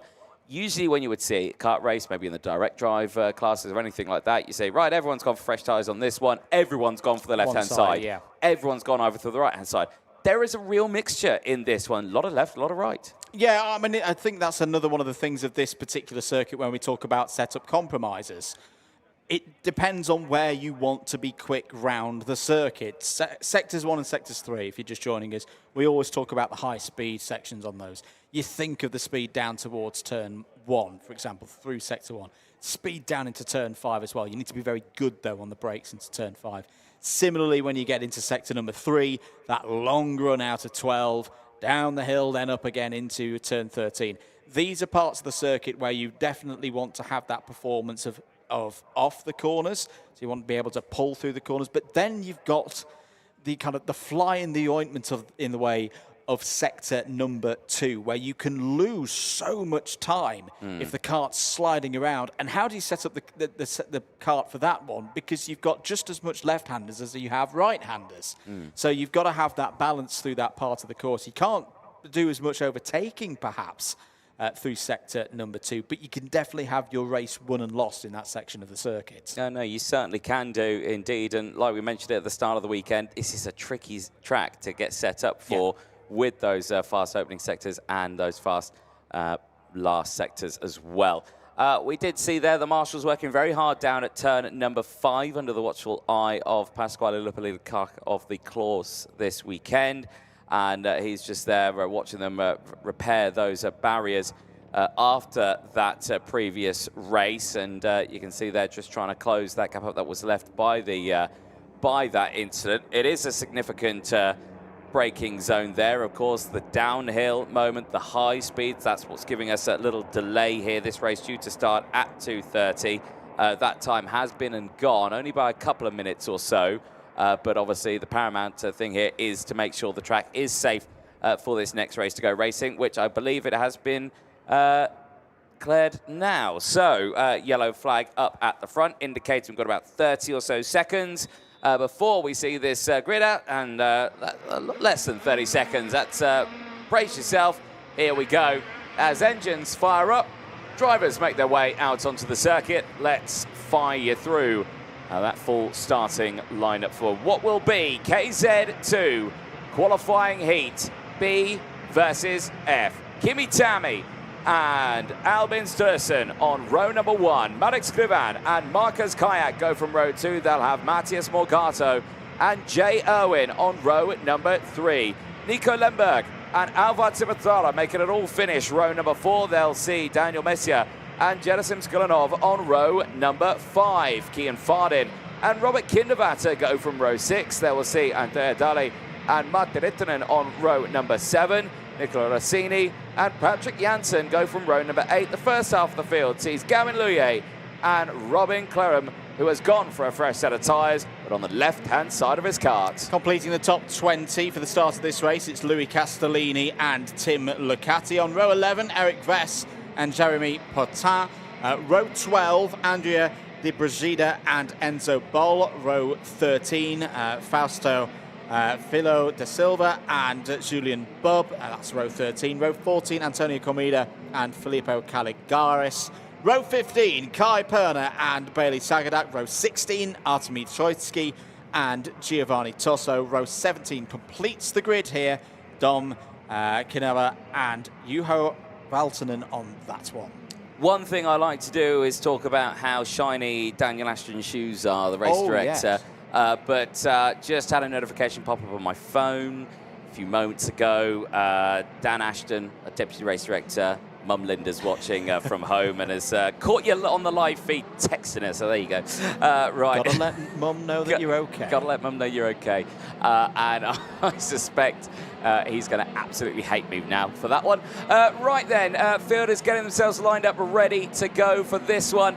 Again, tense moment now for the KZ2s, getting into that nitty-gritty side of it. We have seen some pretty hectic races here from those previous ones. Drivers into the barriers, points, score leaders into the walls as well. This one here is going to be an exciting one for these drivers here, B and F. Some of these drivers are up at that sharp end of the field. Not many of them. We will see them break up into that top order here. But this is still going to be an exciting race for the field. Margin of error is dropping, not only in terms of the situation with the points, but just watching the drivers on these formation laps. Now that the tyres are starting to get a bit more worn, the materials are getting more worn, they're getting more worn as drivers. They're having to work really, really hard to get temperature into their materials ahead of this one. Kimi Tani there on the left-hand side of your screen. Drivers right will have pole position for this one. Albin Sturridson alongside on the front row. That's the instruction from Pasquale Lupoli to say we are ready to go racing. The lights are coming on. We're racing once again in KZ2. Very good start for Kimi Tani. Good start as well for Marek Skrivan, who hops through past Albin Sturridson and into second place. They're all through the first couple of corners, down towards turn 5 now. Tani goes defensive. Skrivan looking really quick in the early stages of this race. That's well dealt with by the race leader, but that Praga liveried machine is surely going to go on the attack elsewhere in this first lap. Marcus Kayak's had a positive start as well, Anthony. He's up to P3. Yeah, very late on the brakes there in towards turn 5. Kayak was able to go round the outside and get up into third place. An incredible start to his race as they head down in towards turn number 14 here. And again, we see some very defensive postures here. Kayak trying to go the long way round the outside. Is not going to take that move away. Here comes Skrivan trying to get the whole shot through in towards turn number 1. It's not going to happen. They're bunching up now. Concertina effect really kicked in there. All these drivers very nearly tripping over each other as Skrivan once again tries to go on the attack. Kayak on the outside, but it has gone wrong for many drivers at the back end of the field. Unfortunately, that is Filippo Carregares out of this, Julian Bubb and Louis Castellini out of the race as well. They've tumbled down the order, and I think Damantas Kanva as well also went backwards at that phase. So 4 drivers out in the opening stage of this race. But look for this to the race lead. Skrivan under braking there, trying to go down the inside, was denied. As round the outside, that is Morgato trying to fight back in this early stage of the race. Skrivan is trying to do everything to get past Kimi Tani, but Tani is making that cut as wide as it can possibly be. I'd love another look at that move from Morgato round the outside through turn 13. That looked on first look to be an absolute stunner from the Brazilian. Robert Kindervatter is the fastest driver on circuit on the 47.871, but at the moment he's down in 10th place. Kimi Tani, though, is not able to break away from the rest of the field. Is keeping things tight here as we're on lap number 3. Down the hill and up the hill once again. Oh, in comes Kayak. Hello, that's a nice move for P2. I don't think Skrivan was expecting that one. Marcus Kayak again on the attack for the Formula K factory team. You know what, I'm going to say I don't think Kayak was ready for that one either. You can see he didn't look under full control there down into that braking zone, but he made it work, and a great manoeuvre there from Skrivan to avoid anything from it. Here's Morgato back into play. He's on a real charge here. Purple in sector 1 after Johan Vatanen setting the fastest lap of the race earlier on. But look at this now from Morgato. We've seen his lunges on the outside. We've seen him push through on this front. Now, he's not got the fresh tyres on board, but my goodness, does he look competitive in this race? Is he going to go to the outside again? Kayak. He surely is. Kayak down the inside, though. finally has got the move done on Kimi Tani, pushes him down to second place. Tani's going to fight back though. Watch the switch over at 140 kilometers an hour, but no drama between these drivers yet. Great control from both Kayak and Tani to race hard, race fair, and not have any further incidents afterwards. There's some changes further back. Jay Irwin's lost out to Daniel Nassia in the battle for 6th place. Seamus Farah and Kindervatter coming into this one as well. But keep an eye on Mateusz Morgato.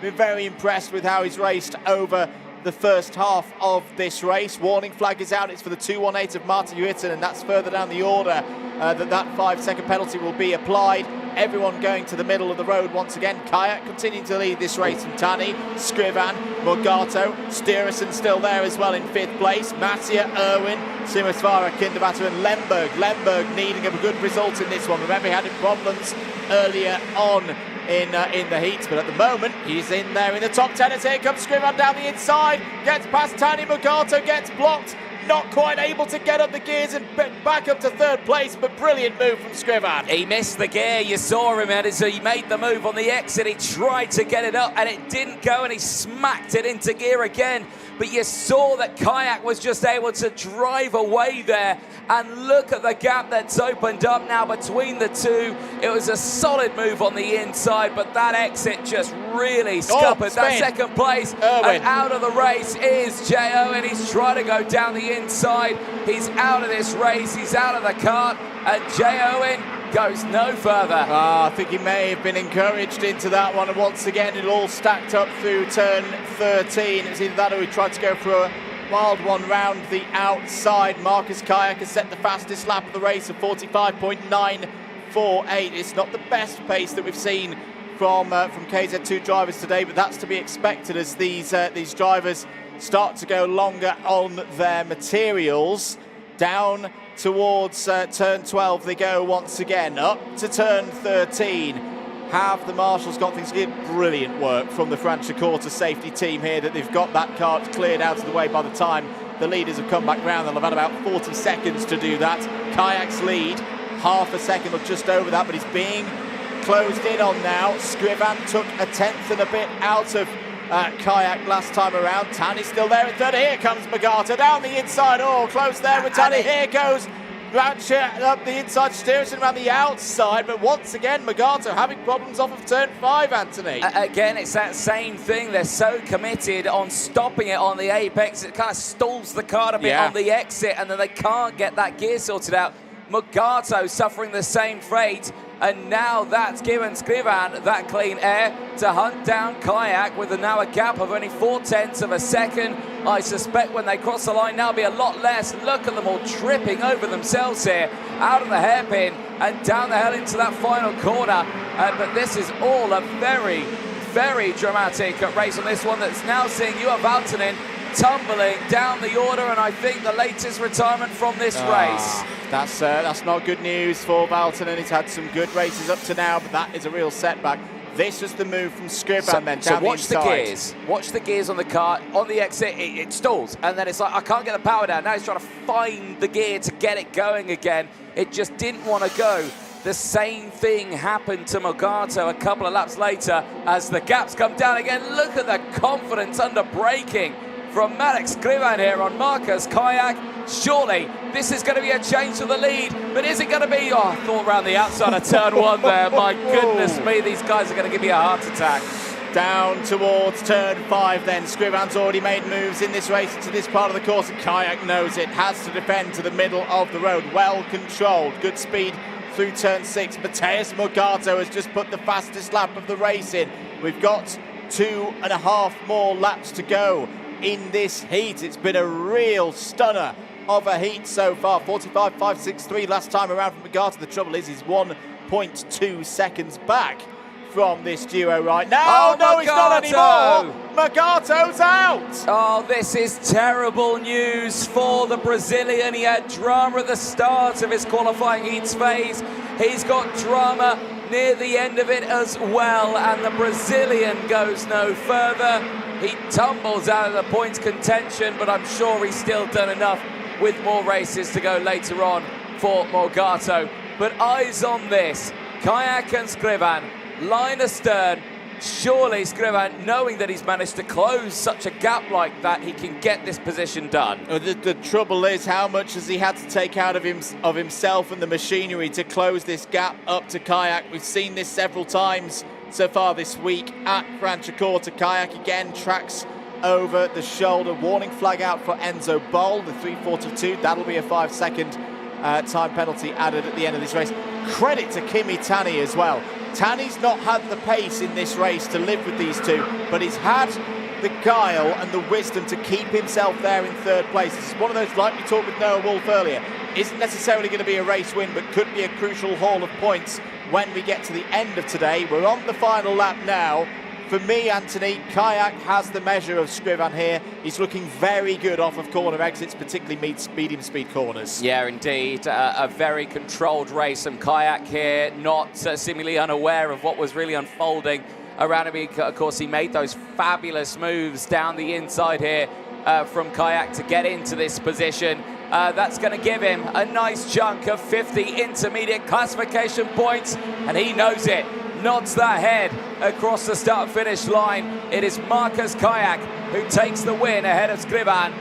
Tani from Messia, Dennis Strösen from Simazara, Kindervatter from Lemberg, Clerum from Bol, who rounds out the top 10. Enzo Bol is also doubling up as your biggest mover in that race with 14 places gained. But Marcus Kayak there, a win from 4th place, takes him up to 6th in the intermediate classification. Very good work there from Marcus Kayak from the outside of the grid, outside of row number 2. Works his way through some smart overtaking across the course of those 12 laps. One more notification has just come in on our screens from that race. It's not affecting things right at the very front. Tim Licati under investigation in 17th place. There's your provisional for that qualifying heat for B and F groups. Kayak from Skrivan, Tani works hard for that 3rd place. Mattia and Sturesen in the top 5. Simazara, Kindervatter, Lemberg, Clerum and Bol all in the top 10 on the road. Rittinen, Skulanov, Luye, Dale and Janssen all in the top 15. Farin, Licati, Rossini, De Brigida, Res take us down to 20th place ahead of Tosso, Filo, Troitsky, Sagadak and Kaniva. That takes us down to 25th place. 3 more finishes, Perna, Patat, Komedi. Quite a few retirements in that one, and some of them big ones. Magato, Valtonen, Irwin, Castellini, Bub and Caligaris all did not see the checkered flag in that one. Oh, indeed. There, though, Marcus Kayak, Formula K, SRP factory team. Done a brilliant job here with their drivers. Got to say, though, right at the start of that one, Kayak slamming across the side of Morgato there. That probably wouldn't have put them in a great position on a Christmas card list between the two of them. But certainly kept it thorough in these first stages of the race. Kayak again taking that inside curb, really pushed in those early stages. This move here around the outside, brilliant stuff there to get past Albin Strösen and up into 3rd place, which I think really gave him that run on the next 2 drivers up ahead. It did indeed. Kayak's positioning in this race was very, very clever indeed. Out would go Caligaris, Bub and Castellini. That was on lap number 2. That was the move from Morgato around the outside. Great stuff there from the Brazilian, and then another move from Morgato up to P4. Attacks coming in. That was a key one. Kayak getting track position ahead of Skrivan, and then went on the attack to take the lead away from Tani as well. Squeezed through. There was about probably a €5 note's worth of width to get through there, but he managed to do it. This was the moment for Morgato, which came so close to nipping through, but in the end had to go back down to 4th place. Yeah, indeed. And again, that tricky, heavy braking zone down the inside there, through and out. I think that was out by Timothy on that CRG in the early stage, and potentially knocking out Jay Irwin, of course. Yeah, Simazara into the back of Jay Irwin. And putting him out of the race. And later here, not sure what happened. Morgato out of the race in the dying stages. Not what he wanted, but as he sulks, Kayak smiles, and he sees another race win. Well, that cleanup operation underway as we'll be turning us attention back to the Premier class. It's KZ. It is qualifying Heat 2 that'll be heading out onto the circuit next. And what a first race it was from our drivers. Giuseppe Palomba on the Maranello kart did come away with the race win. I knew he was under investigation at the end of that race. Nothing came from that. And he still took the race win ahead of Emilian Denner, Daniel Albanese, third in that race. The pole sitter only dropping down 2 spots, but still pushing forward in this race. A lot of tension, I think, between these drivers on this one. And the biggest thing I can say from this one, we're still missing AJ Myers. We didn't see him out this morning. We've not really had the time to go and investigate that one. If I'm brutally honest, we're stuck in the commentary box. Unsure about why he's not out there, but hopefully he is okay. And secondly, Paolo Ippolito is the first driver to deploy fresh set of tyres on the left-hand side. That is a very early deployment. Well, of course, Ippolito was one of the drivers who had problems in the first heat on lap number 1, so could do with a good result here in this race. So the drivers out onto their formation lap. Let's take you through the grid for heat number 2. Danilo Albanese starts at pole position with Senna van Walsteen alongside on the front row. Matteo Spergel and Giuseppe Palomba, they go from row number 2. Plenty of winning experience, of course, on that one. Emilia Dana and Pedro Hildbrand start on row 3. David Trivalov and Victor Gustafsson go from row 4. It's Tom Luye and Paolo Ippolito, as mentioned. New tyres for Ippolito on row 5. Christian Bertuca and Alessio Lorandi, they go from row 6. They're ahead of former champion Lorenzo Travisanuto and Jean Nomblo on row 7. Stan Pex and Adrian Renaudin go from row number 8, completing the first half of the field. On row 9, Daniel Stell and Alessio Piccini. Top 20 on this grid on row 10 will see Matteo Lamina. They will have Matteo Vagano alongside. Row 11 sees Daniel Vasile of Romania and Lorenzo Camplese of Italy. Row 12 sees Francesco Salenta and Moritz Ebner, the 2 Italians going from P23 and P24. They'll have Pietro Fiorinvanta and Olin Galli on row 13. Davidovinsky and Giorgio Massoli go from row 14. Kamil Pasovic will be all on his own on row number 15. AJ Myers not on the grid once again. Enzo La Cruz and Martin Kremers going from row number 16.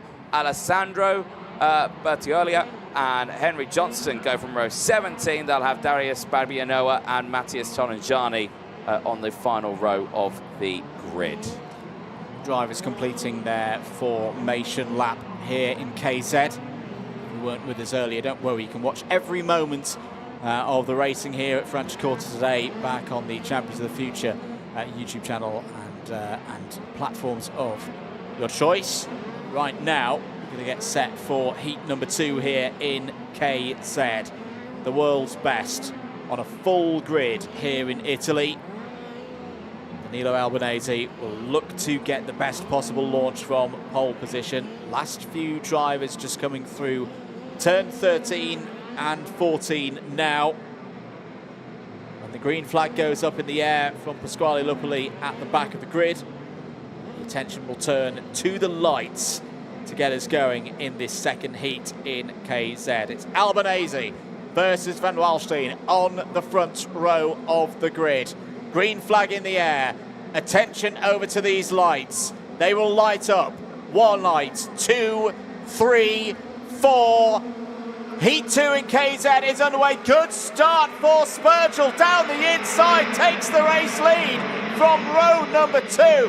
What a flyer for the European champion. He only did 3 laps in the last heat as Albanese is having to work really hard here. He's not had a good start at all. The Italian is flying backwards down the order. But what a launch, Anthony, from Matteo Spergel from 3rd on the grid. Shoots through into the lead of this race. Emilian Denner as well, and that number 20 Formula KSRP factory team card as well has slotted up into 2nd place. It's an incredible start from him as well in this one, pushing through the field, but eyes on the rest. That was an incredible getaway with action happening all the way throughout the field, but amazingly, all the drivers still circulating in this one as we call them across the line. It's Spagel from Denner, Palomba from Hilbrand, Van Wallstein from Gustafsson, Trevelov from Luye, Ippolito from Batuca, Daniel Albanese has dropped to 11th place. The pole sitter has not had the starts in these races.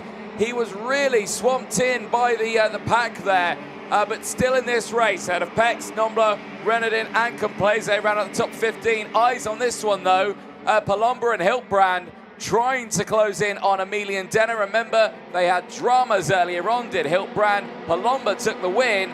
He's wanting that one again. Hilbrand's wanting to follow him along. Hilbrand was involved in the first lap incident in Heat 1, but was able to recover back to 20th place and take the checkered flag. Here's an attack coming in down the inside. Ippolito on those new tyres gets past Luye there for 8th place. On the attack is the experienced Italian. Spurgel, though, is pushing away from the field. Giuseppe Palomba, fastest lap of the race at 46.258, will look to work with Hilbrand over the next couple of laps or so. Gustafsson has gone purple through sector 1 on this lap. 1 second is the advantage for Spurgel, and he's just gone purple himself through sector number 2. From his form that we've seen this year in the European Championships, this is going to be a mighty, mighty task for the likes of Denner, Palomba, Hilbrand and others to close the race leader back in. Yeah, it certainly will be, but right now we'll keep a close eye on that one because the pace all the way throughout this looks pretty quick, but the fastest driver out there, unsurprisingly, is Paolo Ippolito on those brand new tyres out there. Has just gone purple on that last lap, 45.662. Trying to close in on here, confirmation of that on your screen. Eyes on this one though, still no change. Palomba, Hilbrand and Denner here at the sharp end, but again, they look to be closing in here. Spagel, on the other hand, has broken away 1.1 seconds now from this field, and still we keep a close eye on it. I'm sure if we're going to see anything here, it won't be from Hilbrand on Palomba. Hilbrand's going to wait for Palomba to do something on Emilian Denner, and he'll try and close in with him. If he does the move himself, he'll have a lot of work to do to close in back on Denner and only to get second place. Oh, absolutely. It's the right time. Oh, but he's going to do it. He's going to go for it. Has he got it done? Oh, that's a great bit of braking from Hilbrand. I thought he was going to drift wide there, but Pedro Hilbrand, who had that great start to the European KZ season, gets it done. Now, the question now is, Pedro, are you going to be able to push up to Emilian Denner now? Because if not, that was not maybe the wisest move to do if you're in Giuseppe Palomba's shoes right now. So this next lap for the Spaniard, very important. You know, I've got to say, Pedro Hilbrand can probably hear the PA and has probably just said to me, shut up, Anthony, watch this, as he just sent it down the inside. But yeah, no, right on with that one. Got to say, he must have had some G's through that corner, because you just see how it just grabbed and went through. Despite the fact that the overtake, that car looked like it was on rails at that point, and is continuing that trend now to close in on Emilian Denner, albeit I was right about one thing, it did open the gap back up, and here is the start of that race again. Is this what happened to Danilo Albanese? Oh, I think he was tagged a little bit there, and then of course out wide, and the train went through. This was that overtake that put me on my place, and yeah, there we go, down the inside. Pedro Hilbrand on the charge through. Yeah, inch perfect from Hilbrand. That last lap, pretty much the same lap time as Emilian Denner, both of them in the 45.4s, but these drivers cannot live with the pace of Spurgel at the moment. 45.240 for the race leader. Race lead now beyond 1.5 seconds as we're into the second half of this one. Bit further down, who's making good progress? Jean Nomblot up 4 places and is into the top 10. His CPB Sport teammate Adrian Renaudin is also gaining places, up 5 to 11th. Lorenzo Camplesi up 7 and into the top 15. And let's mention Daniel Vasselay as well, up 5 places, just outside the top 15 as things stand. Yeah, indeed. Eyes on it though.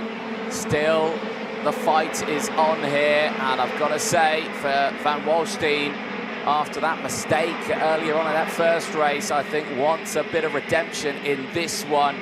as he fights his way back up the order, but Trefilov now has got the fastest lap of the race. He's just behind this one, as I think Stan Pex and Tom Luye have just come together in this race. They have indeed. Just pinch on that early apex. 3 laps of this one to go. So 4 laps of this one to go, including the one that we're on. Here's an attack from Palomba.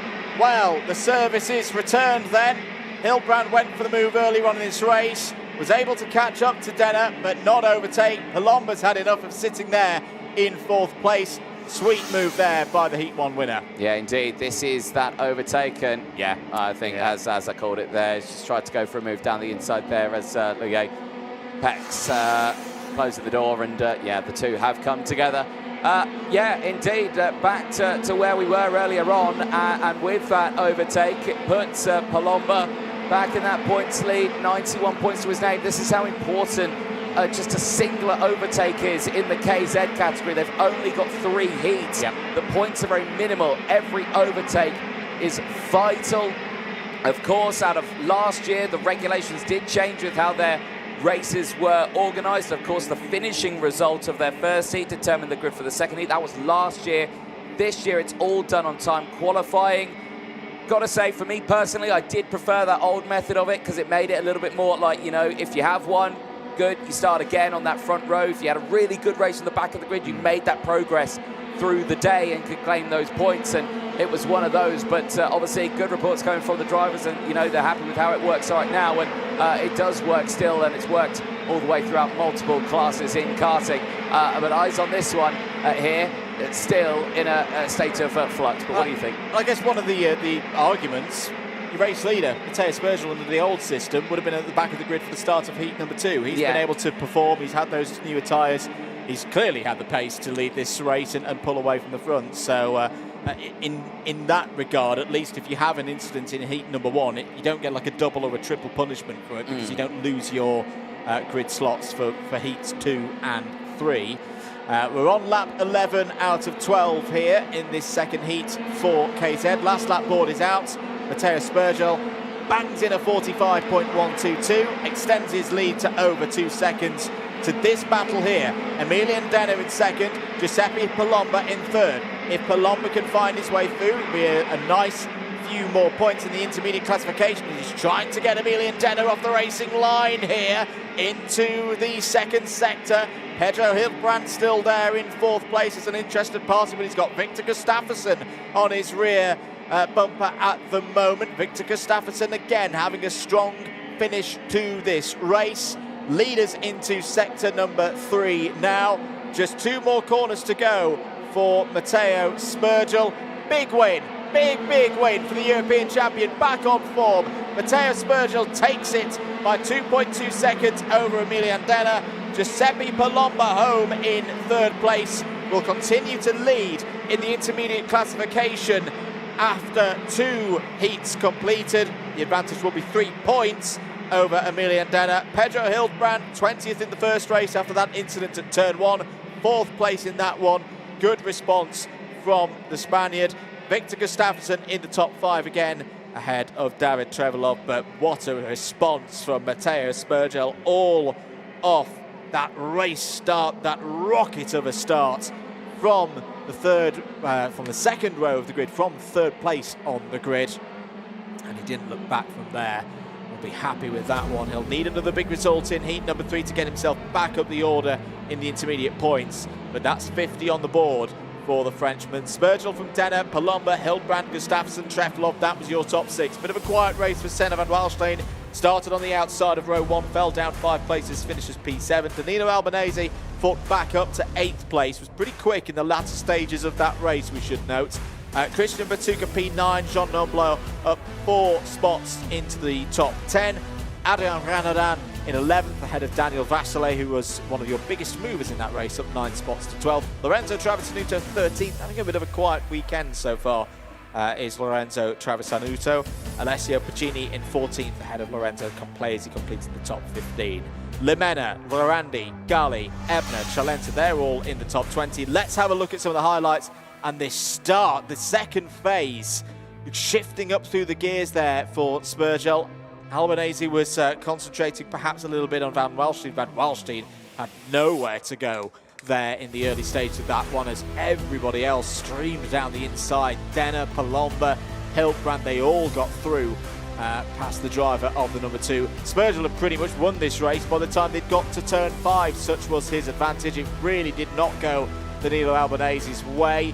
There he was, losing out down to 5th place, and then it wouldn't get much better at the next corner. But Walschling going down the inside, and then the train would just run through. Look at the marbles out there on driver's left on the run through turns 7 and 8 now. Nothing Albanese could have done about that, apart from just wait for his moment to get back into the train. Quiet race for Ippolito. Despite being on those new tyres, that was him moving up in the end. Ippolito retired from this one. Apologies, we missed that one. So Ippolito, that's 2 retirements now for him. Not going well at all. This was the moment where we lost Stan Pex and Ton Luye. Luye going for a bit of a 50% down there into turn 5. That didn't work. Palomba got through back past Denner. No trouble for Spurgel though. Takes the win by 2.2 seconds ahead of the rest. Denner P2, Palomba P3. More to come, of course, from the KZs. Their third and final heat will be at 4:50 local time here in Italy. For the first time today, let's head down for a live interview. Let's head down to Anthony Jordan in Parc Fermé. Thank you very much, Andrew Mather. Yes, indeed, an incredibly intense opening race there for the KZ class for their second race. But Matteo Spagel, that's a nice win for you. 2 seconds clear from the rest of the field. What did you make of that race right at the start? Because you certainly had to squeeze your way through right to the beginning. Yeah, I managed to take just a perfect start, and then I pushed the 4 first laps. Then when I had a gap, I tried to manage the tires until the end. Yeah. How are the tyres feeling at this point? I know Paolo Ippolito deployed a fresh set in that race, but from your point of view, do you reckon those tyres could make it all the way to the end of the day, or are you thinking last race today, go for a new set? I don't know, we will see, but we started the weekend with DNF in the first heat, so I have fresher tires than the other one. So yeah, just, I don't know, we'll see in the next one. That's a nice redemption from earlier on in the weekend, though, isn't it? Earlier on today, of course. But yeah, to come away with that P1 now puts you back, I think, in contention. If you can come away with that decent result later on today, do you reckon it could still be a good day for you? Yeah, of course. We just have to continue on this way, and it will be good for the rest. Excellent. Well, congratulations. Well done, and we'll see what you can do later on today. Thank you. Excellent stuff there for Matteo Spagel and the KZ class. That one more race for them today a little bit later on. But we'll turn our attention over now to the KZ2 Masters. They'll be the next heading out onto the track. Thank you very much, Anthony. Good to hear from Matteo Spurgel down there in Parc Fermé. And as you say, KZ2 Master is up next. The start of their next round of heats. This will be their final round of heats here today. And this first race is going to be pretty big. Groups A and C ready to face off against one another. And across that front row, 2 drivers who are perfect so far out on track through the course of the day so far. We saw the B versus C race go the way of Anthony Abbas. And then the A versus D race go the way of Angelo Lombardo, meaning they meet here in this race with 2 wins apiece. If either of them win it, they will take pole position for the superheat tomorrow. It is as simple as that. But that doesn't necessarily mean it's going to be between these 2. Angelo Lombardo will start from pole position after that great timed qualifying performance yesterday here at Franciacorta. Anthony Abbas will start on the outside of row number 1. But hey, those 2 drivers, they could get thoughts on each other. That could open the door for somebody else in this category. There is Anthony Abbas on your screens, running, of course, in the 4:01. Looked pretty comfortable in the first KZ2 Master race earlier on today, holding off Ricardo Nallon and Andrea Spagni to take the win in that race. How much has he got in terms of performance left for this one? Davide Fore will start on the inside of row number 2. You can see him there in the center of your screen with the blue and silver Praga livery, running on the IPK chassis. Hasn't quite got into his stride so far this weekend as Fore, but this could be the best possible opportunity to do so, Anthony Jordan, as you rejoin me in the box. How's the weather feeling out there? How's the atmosphere? The atmosphere is nice, actually, down there. Obviously, there's a few drivers who are feeling a bit, on the downside of things. You know, they've had not the great results or anything like that. But I think the main atmosphere down there is calm. You know, everyone's just feeling, right, let's get through the rest of the day.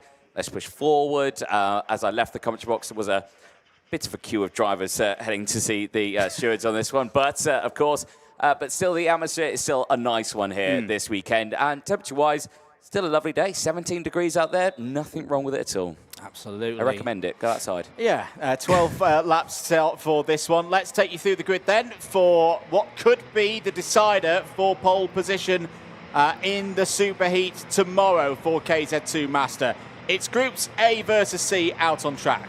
Angelo Lombardo and Anthony Abbas. This is an important race for them. Who will take the 150 points if either of them in this race? Davide Fore and Julian Ganot go from row 2. They'll have Peter Chian and Lucien Luciano Medicini on row number 3.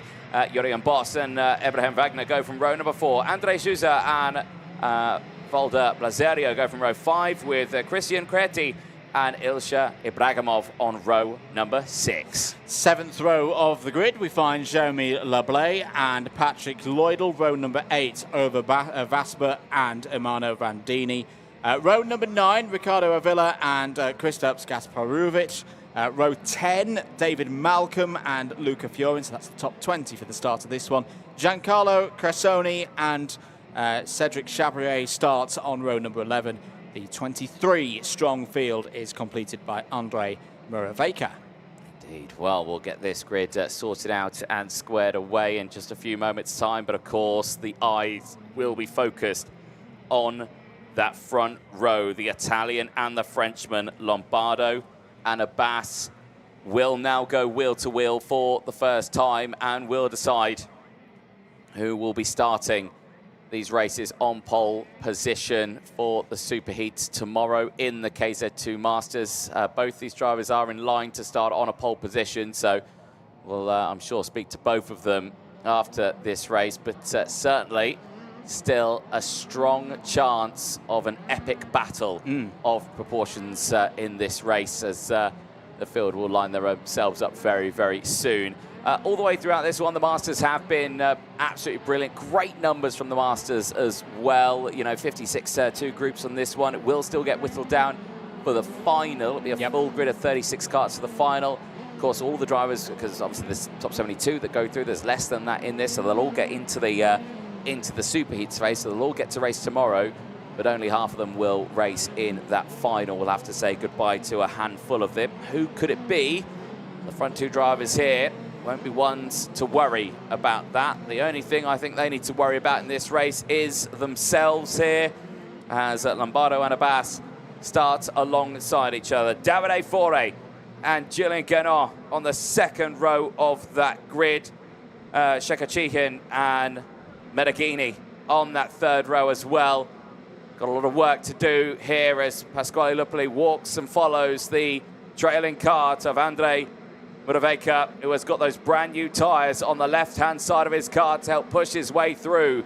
There, Dan Ashton, Deputy Race Director, starts the lights procedure, which is lights out, and away they go down it towards turn number 1. Lombardo has not had the start. He has dropped down the order, and Anthony Abbas has taken an early lead and has already answered that all-important question. Who's going to take that third win to put 150 points on the tally? At the moment, it is Anthony Abbas, but Lombardo is already back up into third place.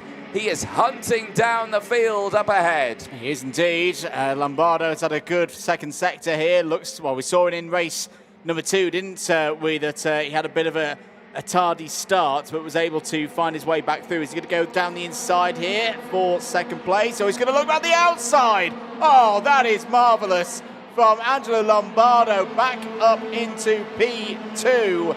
End of the first lap, Abbas from Lombardo. Gaon now slips down to third, 484 from Medeghini's had a decent start, up to P5. Patrick Lloydell's had an absolute flyer.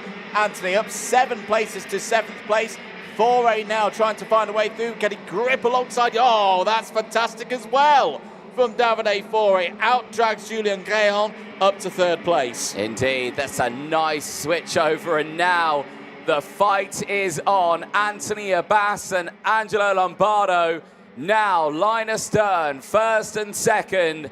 The almighty fight between the two masters is about to get underway for the remainder of this 12-lap race. And already Angelo Lombardo has closed right in onto that rear bumper as they sweep through turn number 1 and into the braking zone. He just kisses the rear bumper there of Anthony Abbas. Will there be a move here? Down in towards turn 5, there will be straight away, but he outbrakes himself, and Abbas goes back through the two wheel-to-wheel through the next corner, and Davide Foray goes in between the two of them, and Abbas goes down to third place. Superb racing, full stop between Abbas, Lombardo and Foray. They're well read by Davide Foray, all of his experience used there to nip down the inside of Abbas, and that was good from Lombardo to get Abbas off the racing line. He's got Foray now as a bit of a rear gunner. They're not teammates, of course, but right now Foray is Lombardo's best friend in terms of getting him that pole position for the Superheat tomorrow. So Lombardo leads this race, 150 points on the board at the moment for the Italian. Abbas is now second in the points as there is a move. Medeghini down the inside of Gréhan takes fourth place away from the French driver. 9 points then is the advantage now for Lombardo in the intermediate standings. Foray still standing there in third place in the intermediate points, but has still got 15 points to find to displace Abbas. So even if he was to take the lead of this race, he would not move up the order for the Superheat tomorrow. But I don't think that's going to stop or deter Davide Foray from having a go here, Anthony. He's closing in on the race leader. Over the line, 46.642 for Foray, right there. Less than a kart length behind Lombardo. Yeah, indeed. This fight is still on, and Davide Foray's not going to waste any time. He tries to squeeze down the inside, but Lombardo just carries the speed on the exit at turn number 5. How close did that front right wheel get to the rear left of Lombardo on the exit of that turn? I'm pretty sure they touched as well through the corner. Absolutely incredible. Notifications coming in here, Anthony. Avila Manrique has received a notification. He's under investigation. Also black flag being shown on our screens with the 449 of Cedric Chabrier. Here comes Foray once again. Well, forget the thought that Lombardo is going to have a best friend in terms of these scores behind him, because Foray wants to take this race lead, wants to take things into his own hand. Foray once again trying to draw alongside it. He did this earlier on in the race. Lombardo's now on the inside. This could be Abbas's chance to get back in, retake second place, but no, Foray wise to that. He just backed out of things through turn number 6. Didn't want to have the role reversal to a few laps ago, being on the outside and Abbas getting down the inside. That was, again, really clever stuff from Lombardo and Davide Foray. Lombardo checks over his shoulder once again. Foray so strong on the brakes in this race, Anthony. We said before we started, Foray had been a bit quiet so far this weekend. Now he seems to have got into his stride, into turn 1 again, 6 laps down into the second half of this one. Indeed, this is a fabulous little fight at the front of it. There has been dramas at the back of the grid, though. Ibrahimov is out of this race. I think Luca Farin as well is also out. 2 of the Drago Course Racing Team drivers, there they are, out of this race, and that is them going no further in this one. Eyes on this, though. This fight still raging on. Lombardo in control of it, though. Something tells me we have not seen the end of this fight, and that there, with that slight defensive posture from Lombardo, I think is again confirming our suspicions of this being an incredible fight all the way to the very end. Oh, absolutely, and I wouldn't rule out Luciano Medeghini there in 4th place on the customer Maranello for the Magic team. He's closing in here, chipping away at these front 3. Oh, Abbas had a little look there, well, more than a little look down the inside of Foray through turn number 6. That's given Lombardo a bit of a chance to break away, but Medeghini's now properly part of this fight. here's a look down the inside. This was the move attempted for the race lead for 4A. Look at the slide mid-corner there for Davide Fori. So close. Brilliant defending there from Lombardo as well to give him racing room. This again was the side-by-side moment towards turn 3. Abbas not quite able to take advantage. No, not on that one. But now eyes are focused on this one. Lombardo still in the lead of this race as the rest of the field try to push their way through in this early stage. Fore now is fallen back off Lombardo.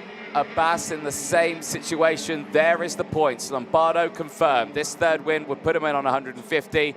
Abbas would be able to do nothing on 141 with the 2 wins and the third place, sorry, I should say, that he's currently in. I think these two then would be secure for their pole position spots. No one else would be able to catch them at this point. No, indeed. End of another lap. 10th lap begins for Lombardo, 4A Abbas. That was a new fastest lap of the race from Davide 4A. Luciano Meneghini still there in 4th spot. Patrick Lloydell's progress has continued. He's looking really good at the moment for a P8 in this one, up 6, as is Gasparovich as well, up 6 for the CPB Sport team, running in 12th place right now. This one has calmed down. I think Lombardo looks to have the measure of 4A at this stage of the race, Anthony, but I think it's going to give all 3 of these drivers at the front something to think about overnight. It certainly will do, and into tomorrow with those, of course, superheats that this class will have. Certainly going to be an almighty fight for the Masters going into tomorrow. Of course, finals day tomorrow for all 3 classes here, as eyes focus still on the chasing packs behind.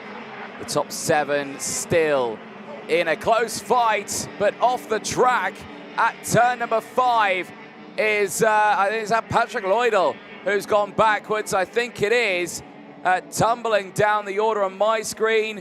Crescioni, I think, had dramas as well, but drama in that mid-pack, and thankfully I think they were able to get going again, albeit now tumbling down the order. Yeah, we have had quite a few dramas in this race. Here's the move. Lloydell down the inside. And a bit of a meeting there at turn 5. Is that Jurgen Boss going for the move there, I think, potentially on that one. We are on the final lap of this race, and eyes on this one. Well, here we go. Davide 4A's close back in on Lombardo on this last attempt as Anthony Abbas sets the fastest lap of the race. I tell you what, tomorrow, if we get some extra laps in on this one, in those superheats, we might see some almighty racing here.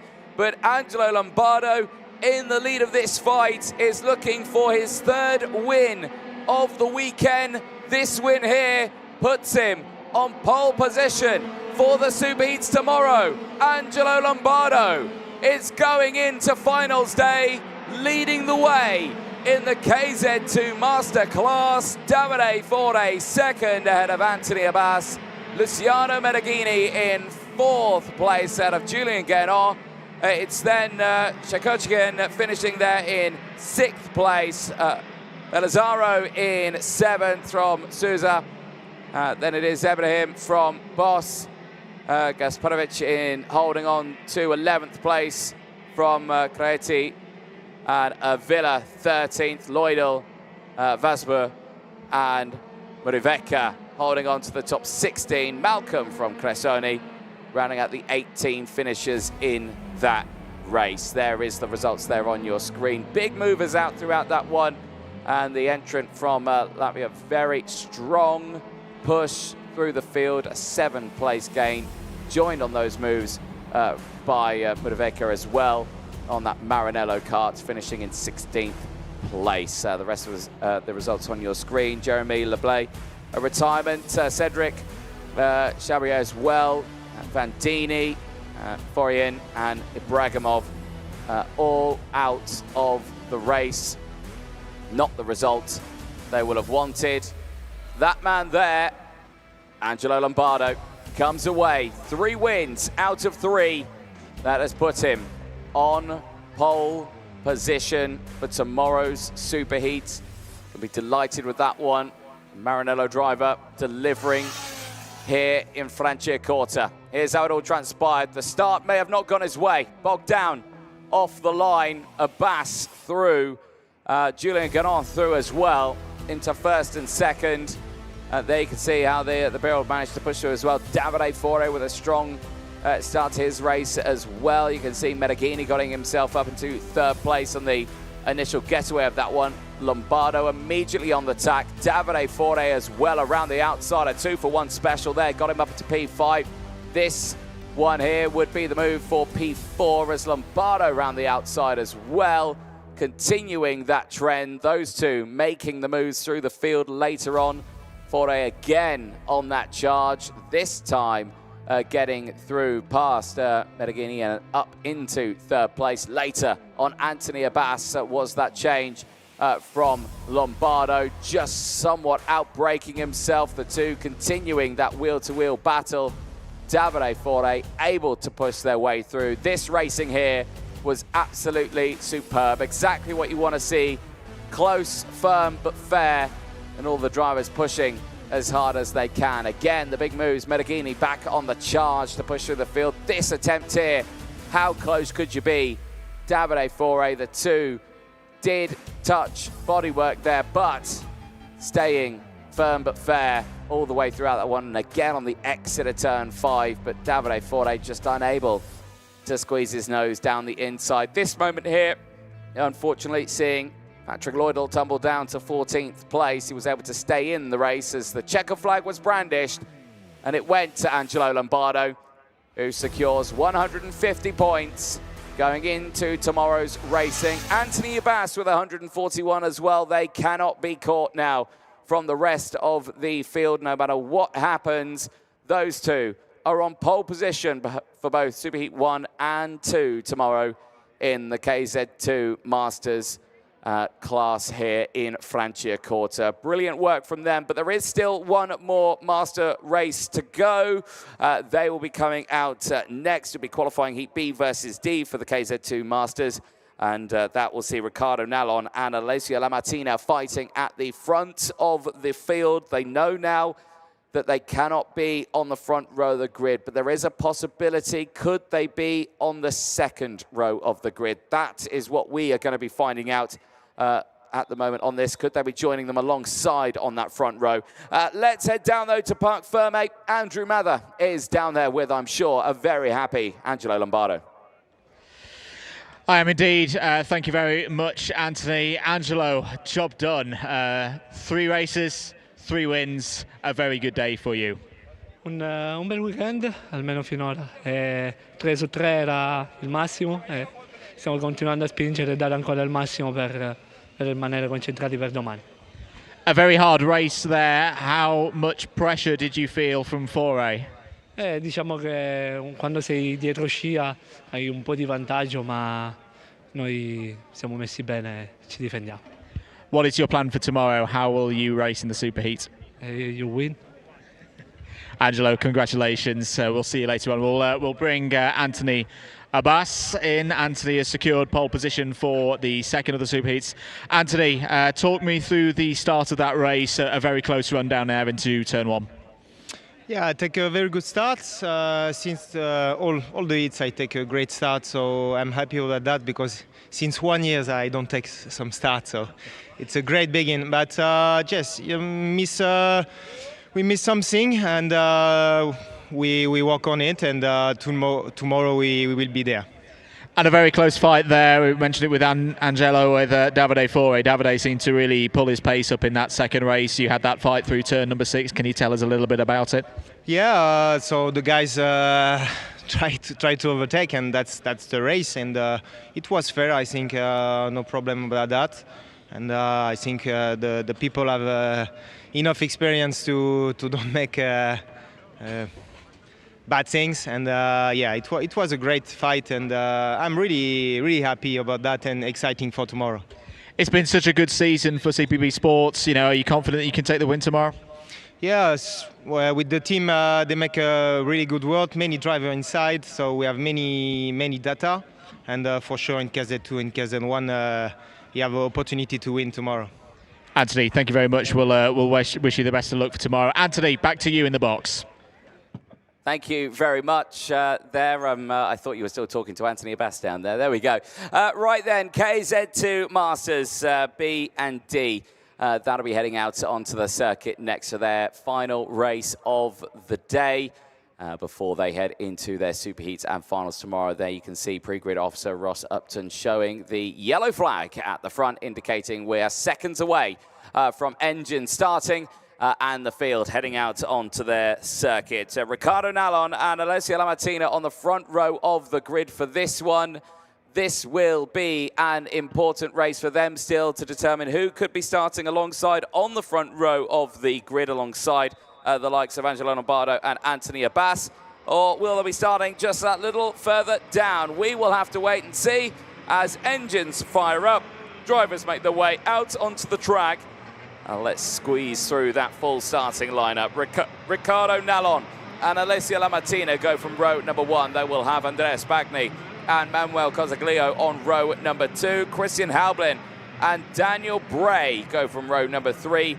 They'll see Antonio Piccioni and Alessandro Cavina on row number 4. First set of fresh tyres in this race will be starting on the 5th row of the grid. Nicola Cagato and Daryl Henderson going from row number 5, but Cagato with that brand new set of tyres on board. Row 6 is Gregory Ladar and Luca Oliver. They'll have Rasmus Haugaard and Martinez Tavakejas on row number 7.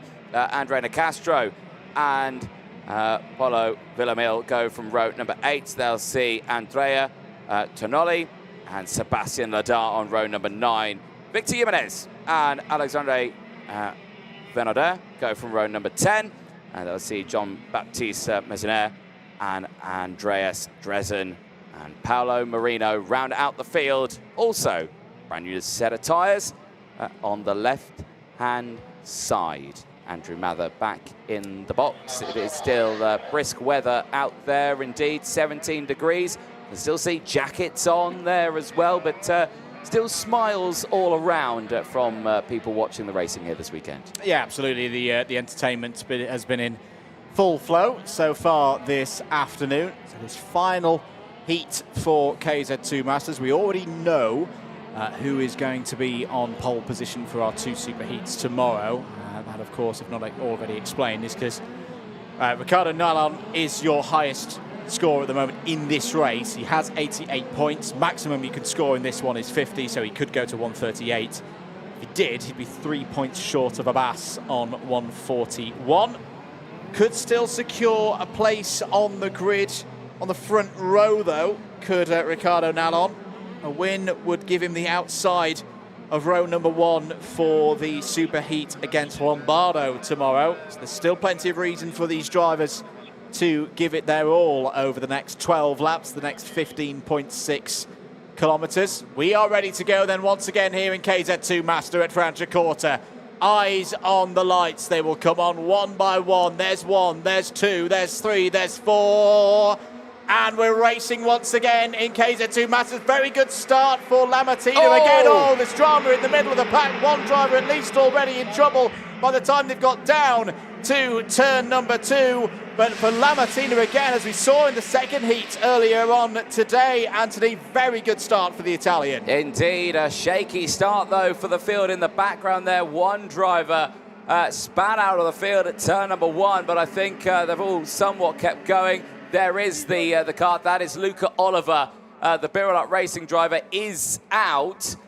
He went off there at turn number 1, a very fast turn 1 at the start there, and I think that was quite an almighty one there, but thankfully up on his feet and is okay. Eyes on this one though, down the inside. The TP car, Christian Halblin on the charge through.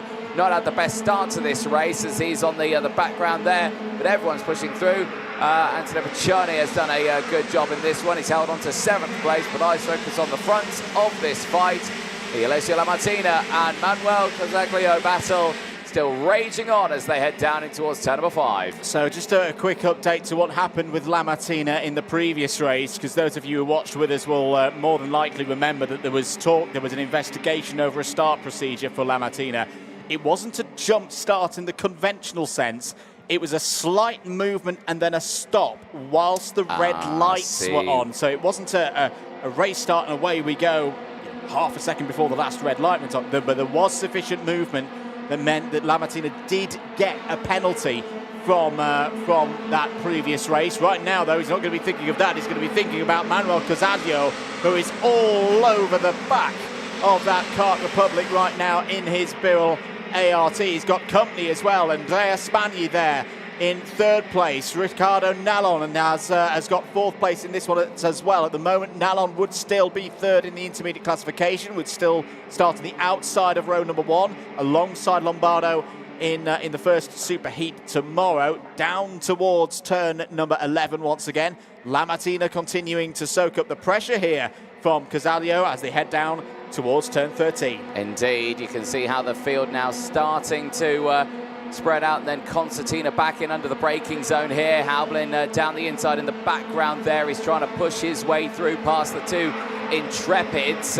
He has got past Daryl Henderson of the United Kingdom, but still has Nicola Cagato just up ahead on the other one of the two Intrepids in this race. Again, Spagna looking down the inside on the Birol Art of Casaglio there just ahead. Not close enough to push his way through, but again, you're still seeing this 2x2 formation start to form here.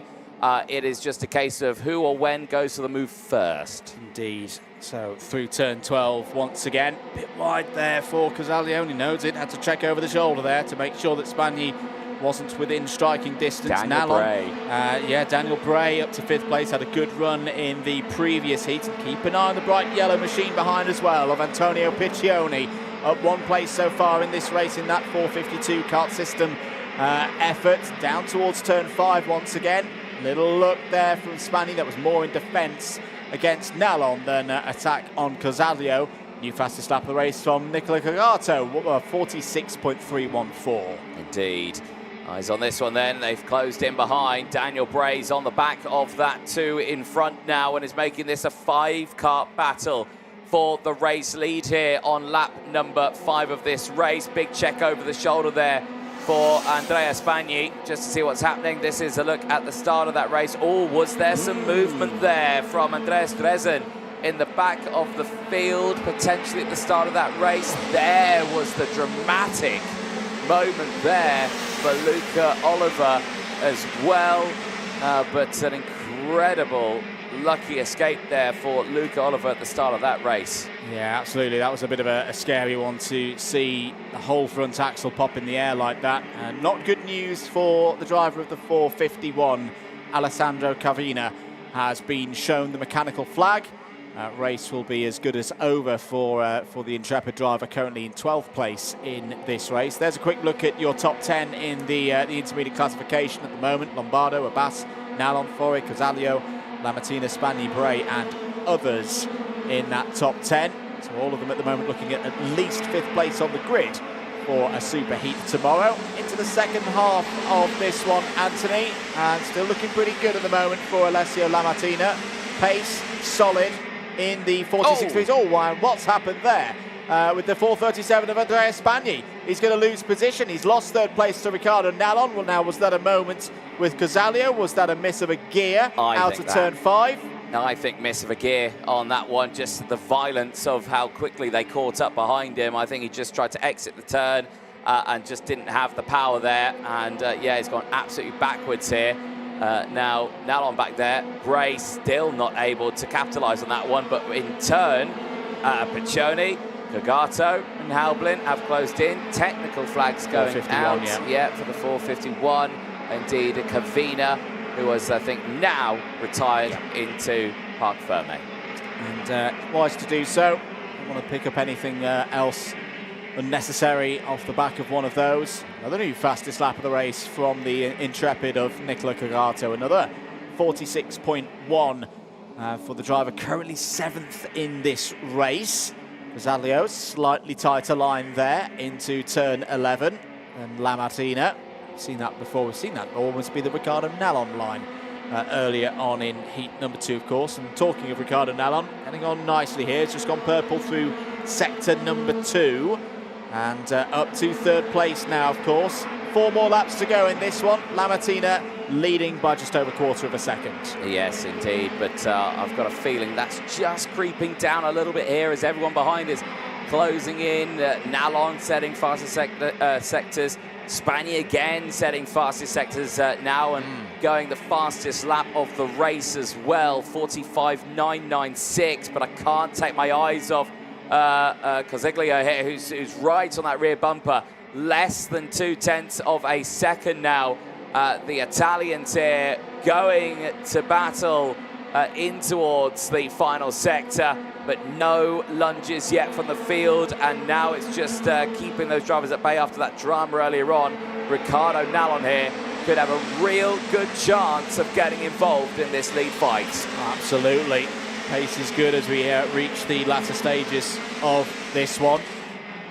Further down the order, Paolo Marino has just got past Alexandre Vincent for 18th place. There's confirmation of that new fastest lap from Spani, 45.992.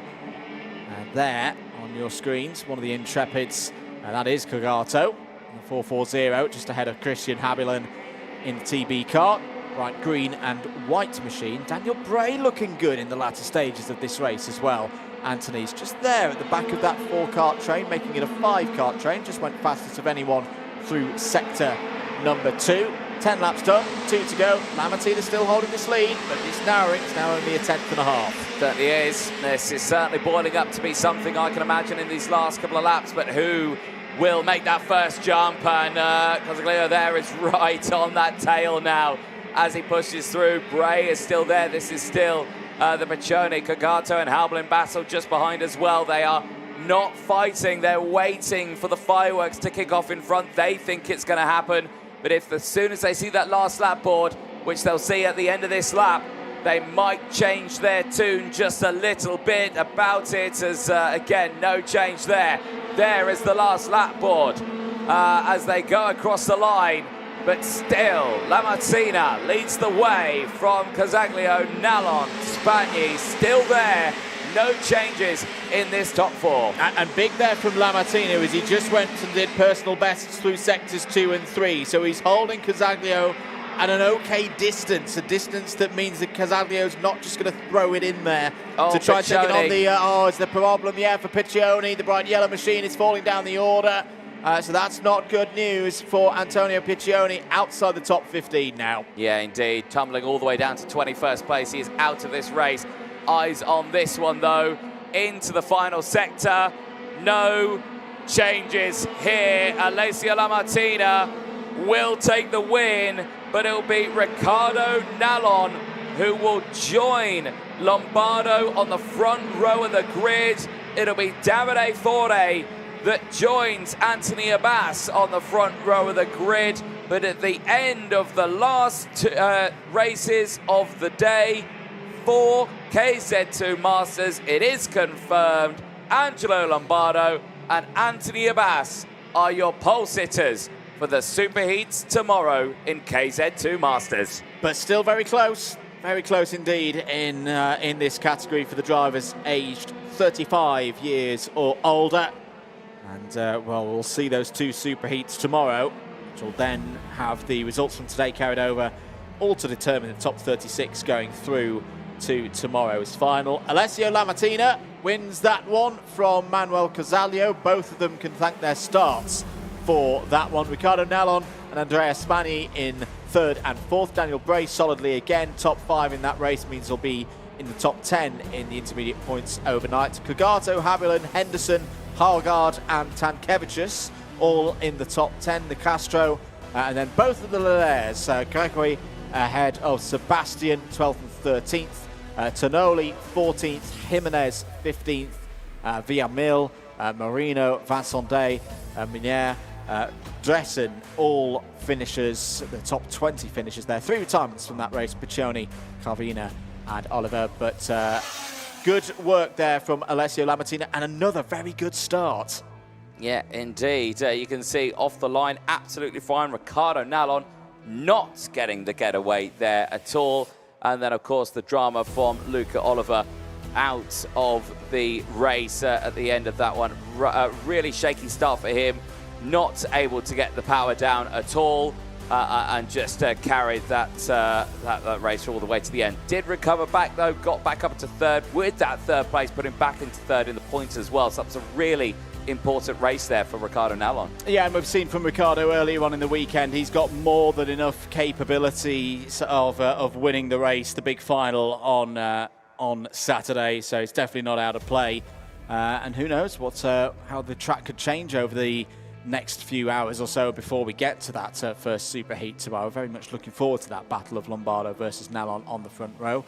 More overtakes going on up and down the field. That was the 436 going through for position, but a good win there for Alessio Lamartina. A good result puts him in the top 5. We'll take a short ad break and be back with more racing soon here at Franciacorta. It makes life a lot easier out the track, so you don't have to worry about school and on-track performance and grades and all that sort of stuff. The school understands exactly what I'm doing. They understand, how important it is for me, and the schedule that they, cater for me is really well balanced, and I really enjoy it. It's a very fine balance between his sporting career and also his studies. He doesn't have to compromise on either. I'm very happy that Minerva supported us through this journey. The communication is great, and yeah, I'm enjoying it. I think MVA would help a lot of other races. A lot of people come into the track and asking about it. What do you do for homeschool? Like, how does it work? And I always say, Minerva, you need to contact them and get going with them, because it's made my life so much easier.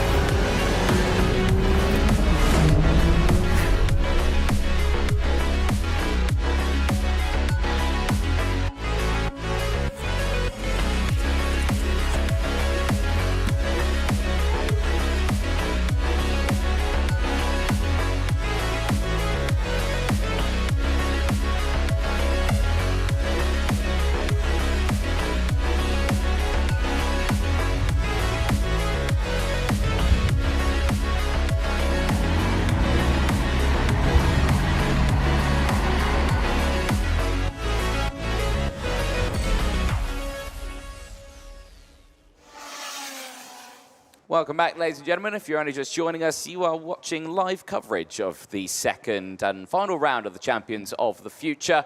Live here from Franciacorta for the shifter categories. KZ2 Masters have just finished their last races of the day. That has confirmed Angelo Lombardo and Anthony Abbas on the front row of the grid for their superheats tomorrow. But the KZ2s are back out on track now, which will once again see groups A and C, but this is the last race of the day for groups C in this one. The last time we will see Schleimer, Wolf, Prus, Billman, Simek, Maragliano, Vakovsky, Nice, Gushkin, everyone on that even side of the grid. This is their last chance to put points on the board. It is indeed, and what a job that they've got to deal with here, that their last race is up against Group A as well. So it's not going to be an easy task for some of those drivers, for any of those drivers that you've just listed there, Anthony. This race also sees the return of Maxim Orlov. Obviously, things did not go his way in that previous heat. We'll just get up on our screens what the outcome of that was. But I think even with those events earlier on, Orlov's still going to be a heavy favourite, I think, for this race. Yeah, definitely so. Obviously, yeah, had that setback earlier on in the day.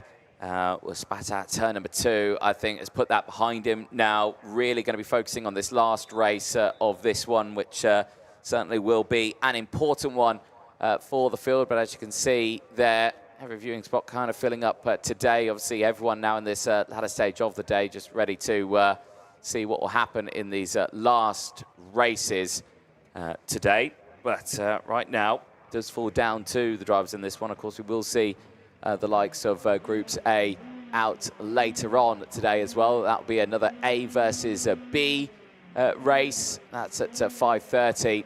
That will see the KZ2 class out there for that one. Yellow flag up at the front, indicating just a few moments before this race gets underway. Of course, Michael Paparo in this race took that win earlier on. He did. Fresh tyres on board for that one. Those tyres are now used tyres, and but still, that's a great start to this end of the day. And but he has still got one more race to go after this one. So has everyone on the Group A side, the odd side of the grid. Engines then fire up, drivers out onto the track. Slow and steady pace then for the field. As for Group C, this is their last qualifying heat to see what they can do in the points. For Group A, they have this race and one more later on today. Let's take you through the full starting lineup. It is Maxim Orlov and Max Schleimer on row number 1. Michael Paparo and Noah Wolf on row 2. Jaden Teen and Mattis Bruch on row 3. Arthur Leuk and Simon Billman go from row 4. The first of the fresh tyres comes in the form of Ethan Frigamoska on row number 5 alongside Dominic Simek, Roberto Zuani and Alex Marigliano go from row 6. From row 7, Tom Dussol and Georgi Vakovsky, who has gone also for fresh tyres on the left-hand side. Samuel Luye and Len Nice will round at row number 8. Row number 9, Zoe Florescu's had a quiet week so far. Starts in the middle of the field for this one alongside Jaden Gushikin. Row 10, Reuven Wilk and Alphonse Miertinen. Ricardo Borges and Michael Avancino need good races here from row number 11.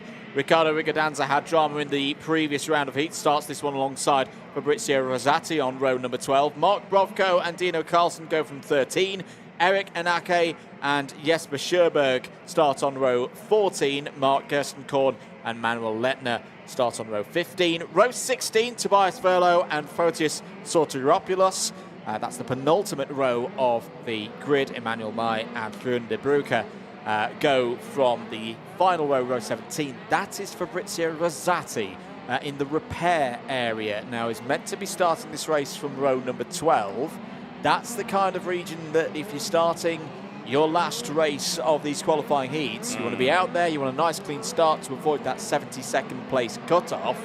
Being in the repair area at this stage is not what Rosati would have wanted. No, indeed, and judging by his body language there, something tells me that car might not be fixable at this point. A mechanic may have been walking away there to go and get something. It is in the repair area, he can do that.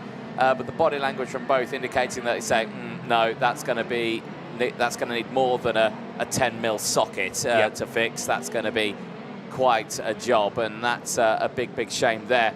Eyes, though, on the rest of the field in this one as race director and deputy race director on the gantry, ready to get this race started. KZ2 Qualifying Heat A versus C. The penultimate race of the day for Groups A. Last race of the day for Group C, so they're hoping it's going to be a good one.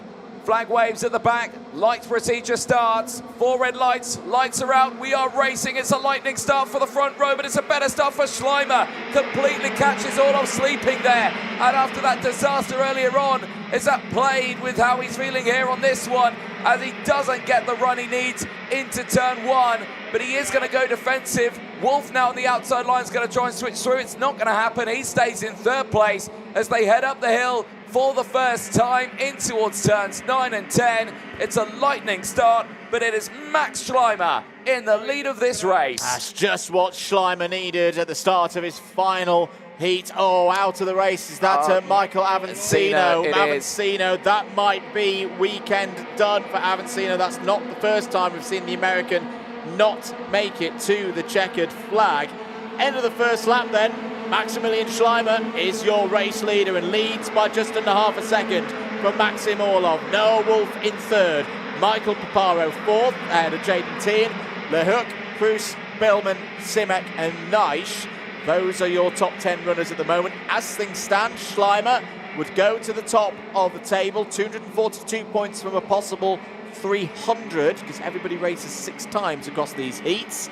That would be the score that everybody would have to beat. That was a nice move up the inside by Georgi Vakovsky into 11th place past Roberto Solani for the Dragon Corsa team. Oh no, there's not good news for another one of the Maranellos. Is that the 277 of Borges? Yes, it is. So Ricardo Borges, out of this one, is not going to be able to restart in a legal manner from there, Ricardo.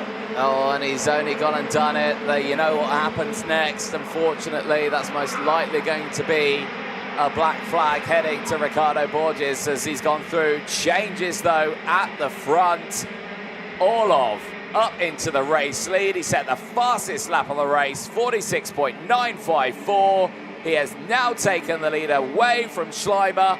This has put the ball back into Orlov's side of the court. It has indeed. It's also changed the intermediate positions between Schleimer and Wolf. Wolf, another one of the drivers. Oh, it's out. That looks to be in sector number 2. It's the 265 of Frölo and the 222. Jesper Scherberg. So that's another 2 drivers who needed big results in this one. Scherberg, another one of those. This is his last heat. Is that the last time we see the Swede this weekend? That was a little bit close to the recovery. And I think that was Borges as well. All the race officials will really not take a happy look at that.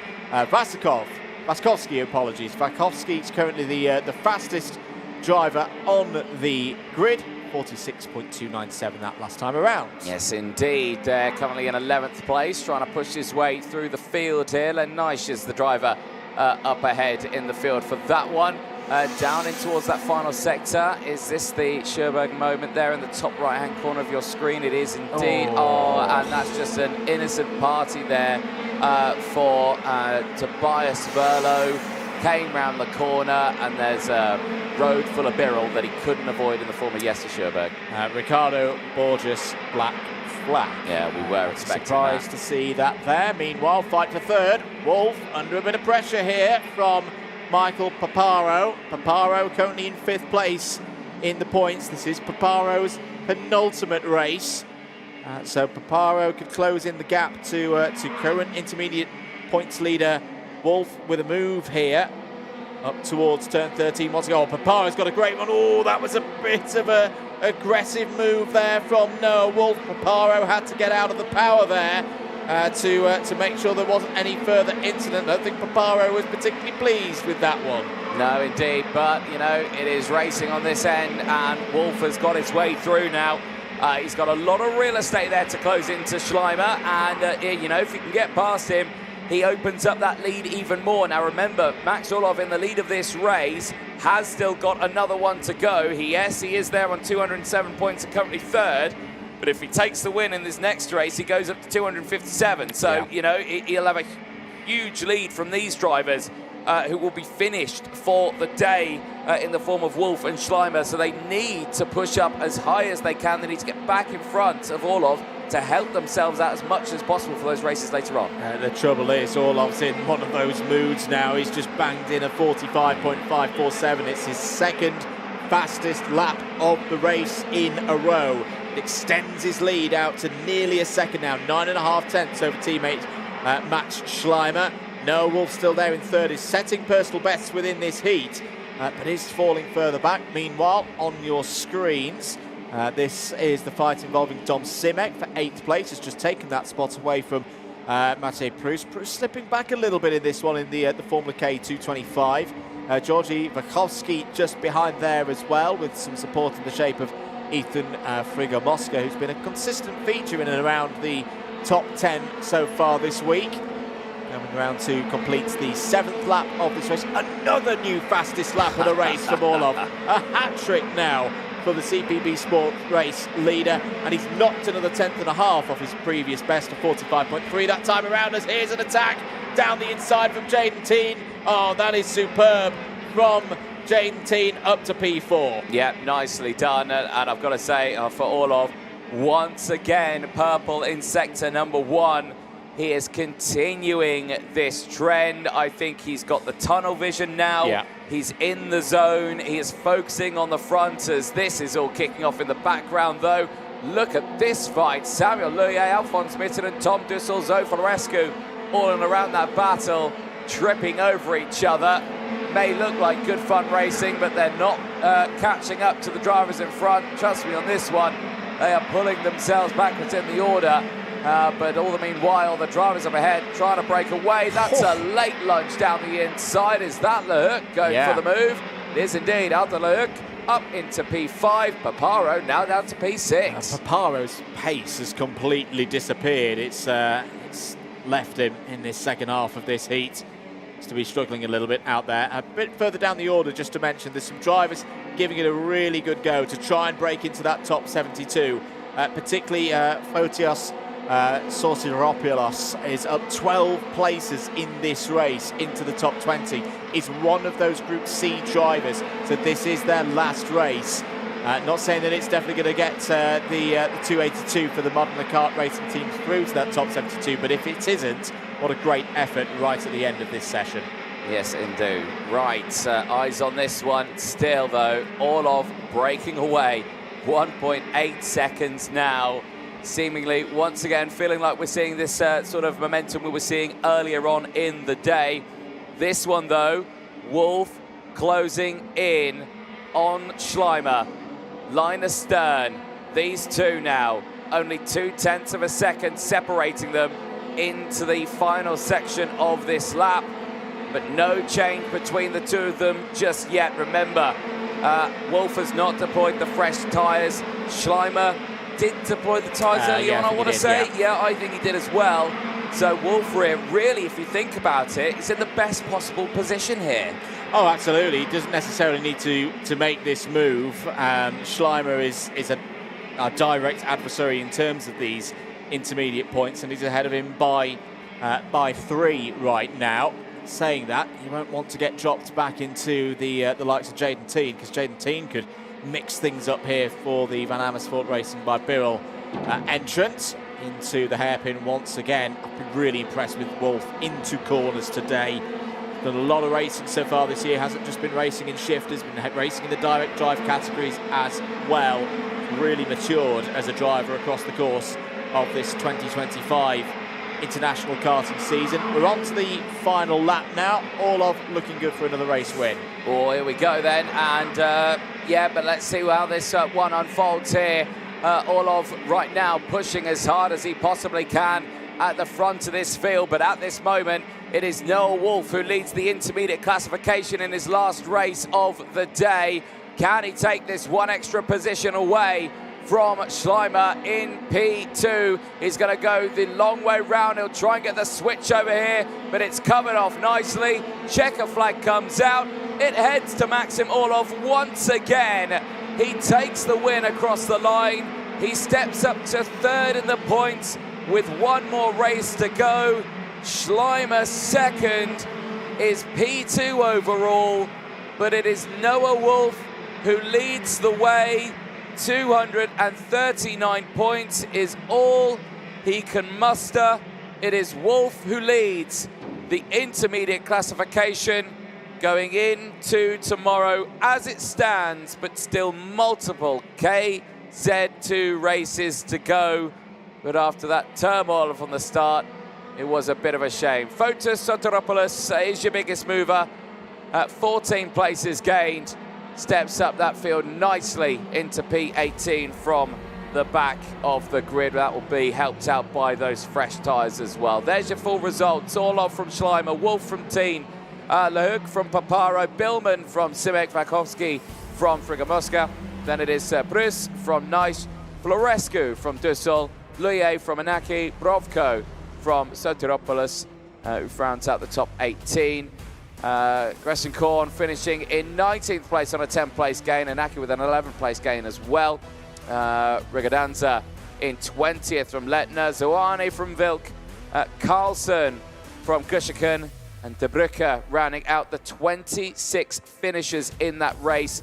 Multiple retirements in the form of Alex Maragliano, Alphonse Miettinen, Emmanuel Mai, Ricardo Borges, Jesper Sjöberg, Tobias Verlo, Michael Avancino, and Fabrizio Rosati, all not finishing that race. But Maxim Orlov, after that drama earlier on at the start of the race, this time it's redemption with him with one more race to go. The start, though, wasn't going to go his way, though. That was Schleimer with the early lead of that race. You can see how the driver's trying to get away. The slow starts in the back of the grid there as well.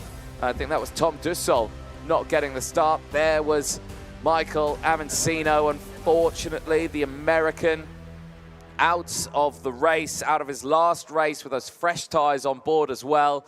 That might have been his last chance to get through into tomorrow's racing. There was the dramas for Ricardo Borges, who did restart it, though, on the second of those 2 laps.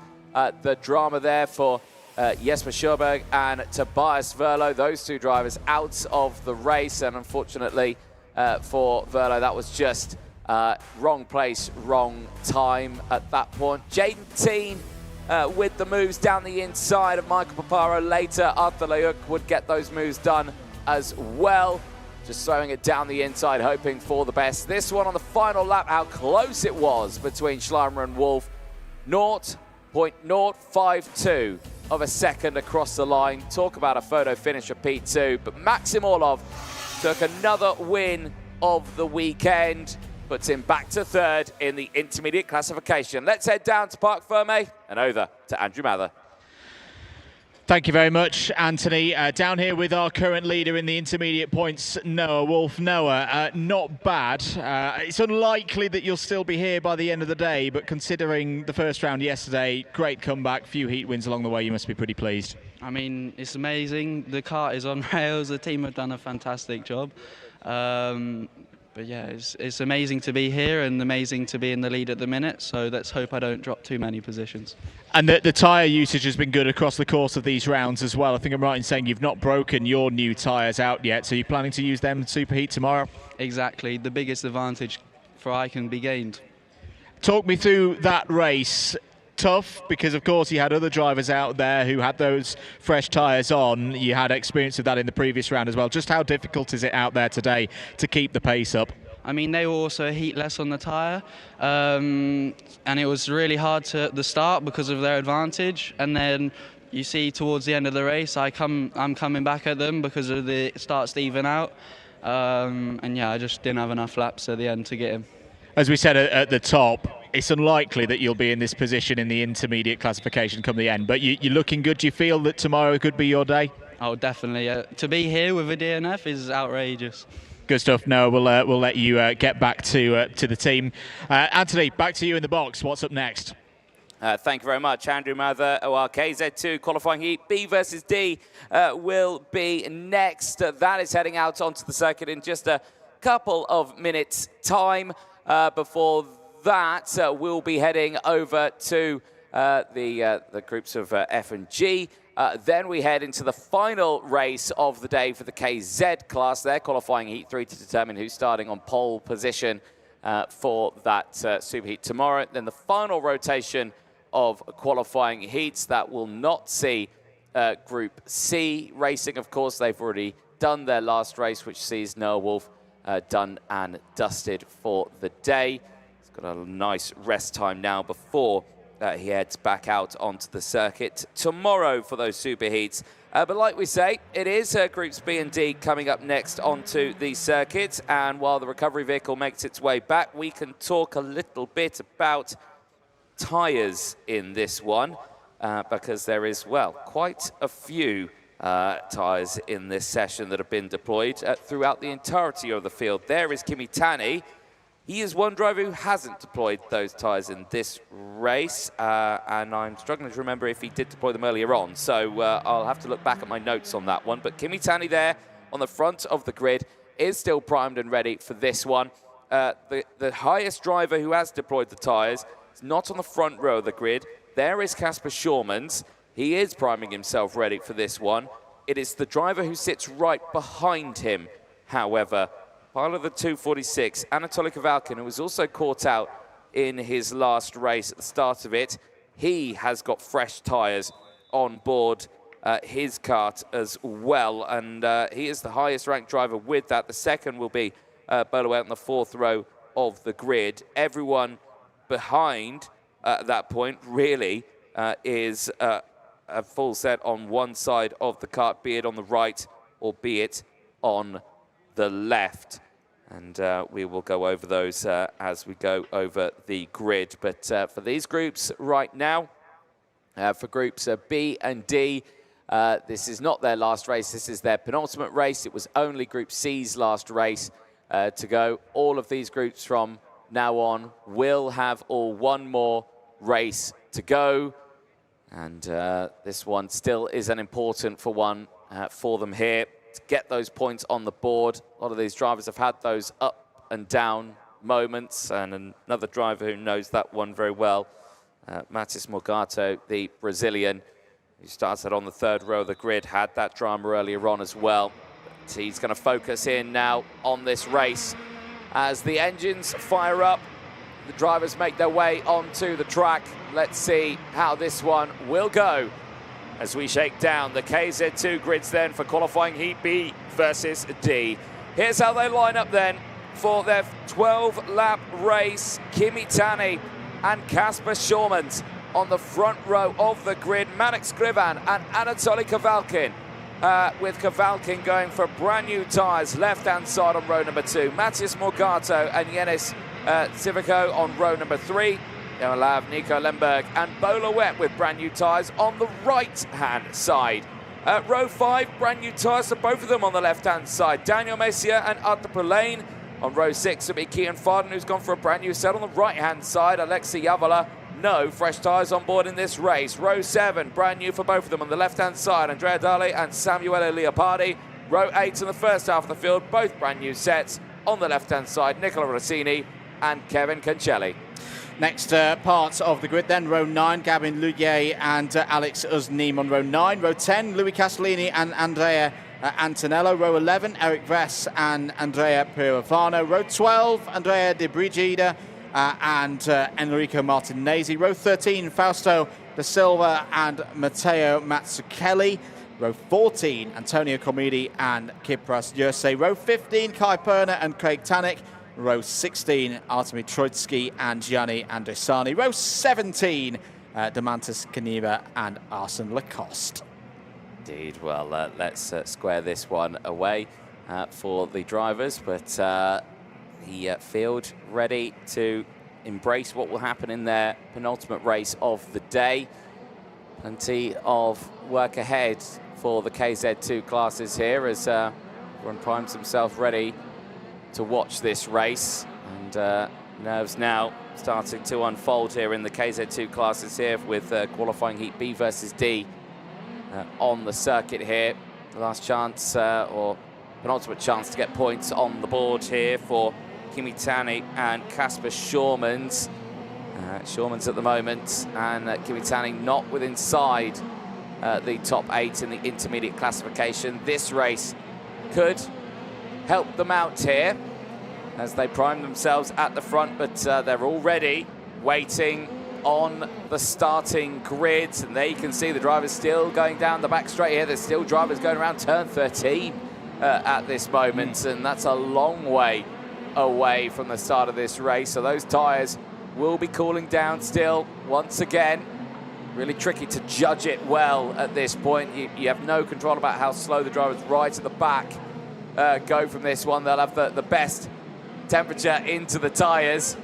So I think our cameraman's a little frustrated that the fact he's got a lot of people on the occupational hazard. His roof there. There we go. I know that feeling all too well. Right, here we go then.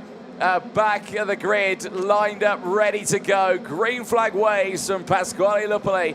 At the back of the grid, Kimi Tani and Kasper Schurmans go lights out and racing down into towards turn number 1. It's a good start for the front row, but Schurmans trying to go the long way round, gets clipped in the side and slots into 3rd place. You can see there Skrivan there in P4 as down the inside is Kavalkin with those fresh tyres pushing his way through. That's one of the Tony karts going very slowly there. Possibly Gavin Luye, who's not come through that first sector unscathed. but he's back in the race, but albeit at the back of the grid. Morgado down the inside is pushing his way through. But yes, you can see it at the front. It is still Kimitani that's in the lead here as they're all pushing in the back of the field. But I think it is Anatoly Kavalkin who is slotted into second place there. Those fresh tyres pushing him forward. Morgado trying to go his signature, long way around the outside through turn 13 and 14, but can't quite do it. Stays there in P4. Over the line they go. Tani, Kavalkin, Schulmans, Morgado, Skriven, Macy and Sabiko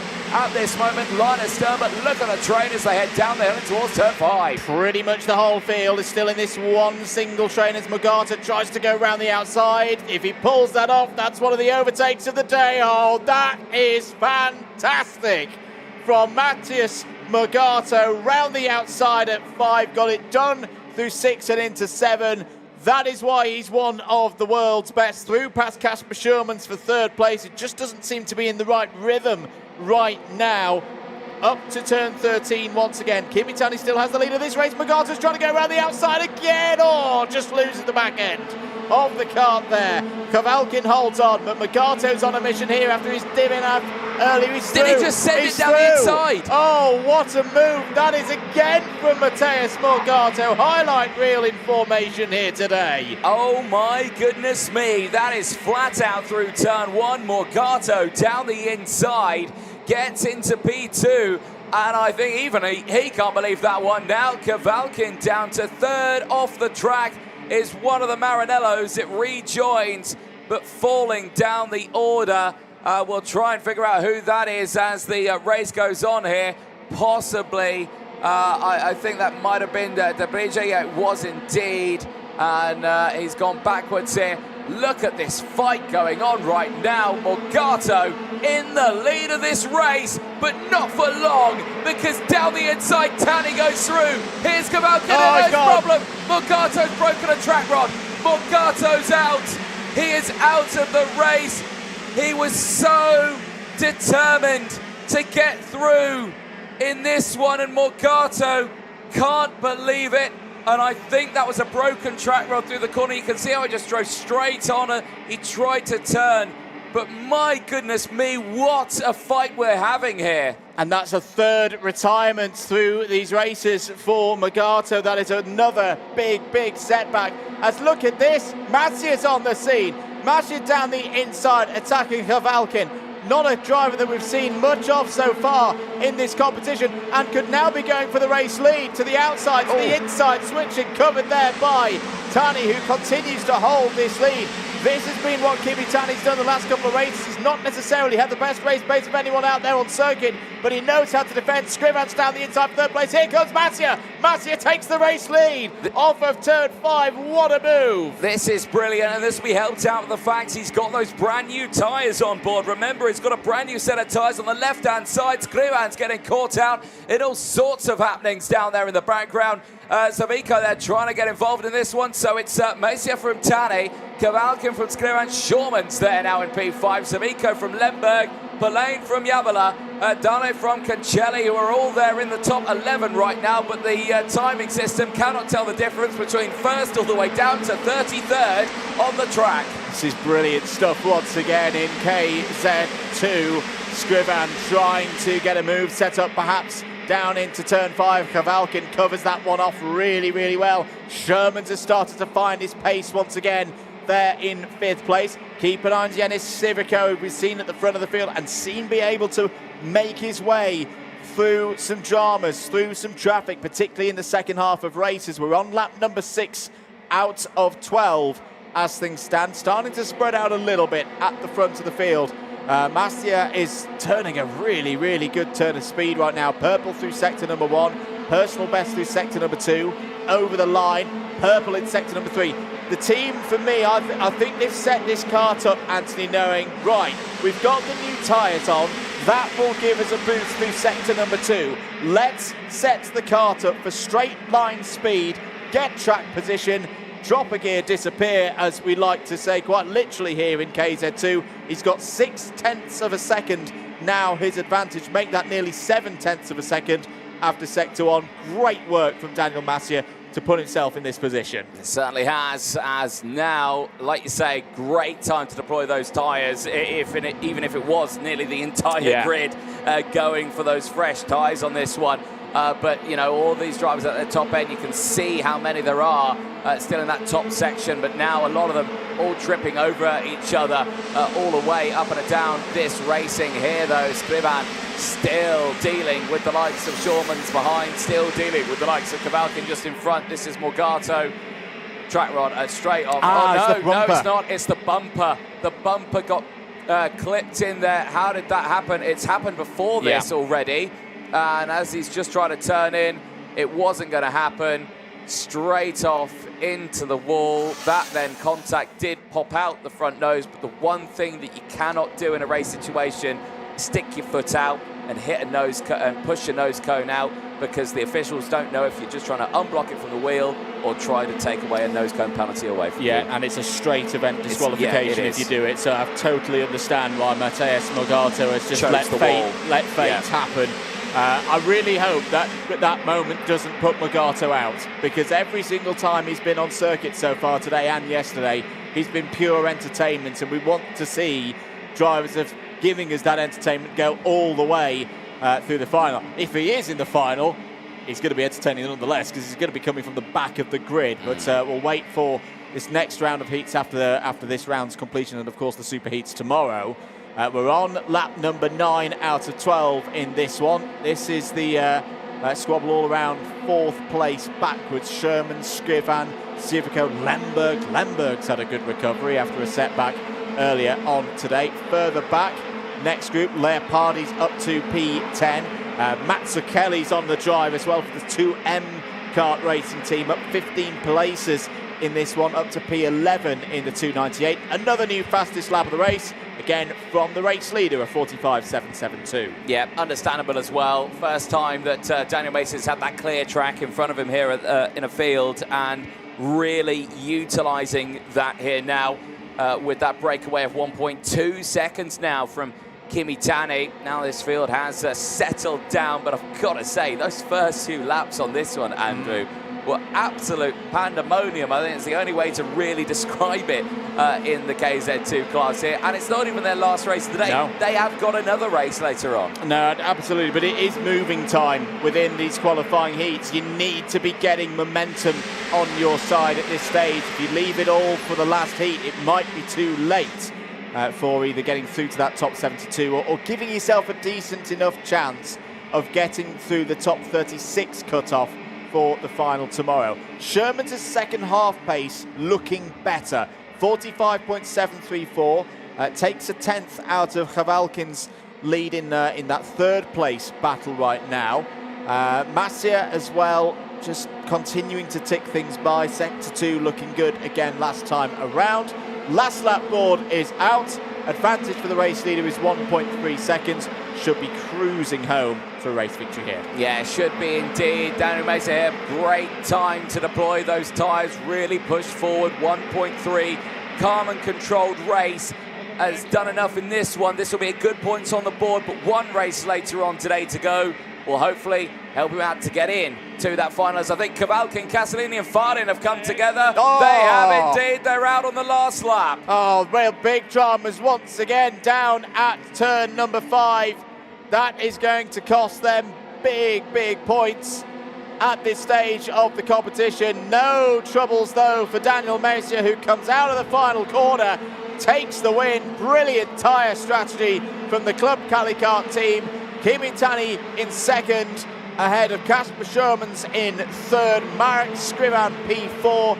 Yanis Civico comes home in the top 5. And a very nicely constructed race there from Daniel Masia.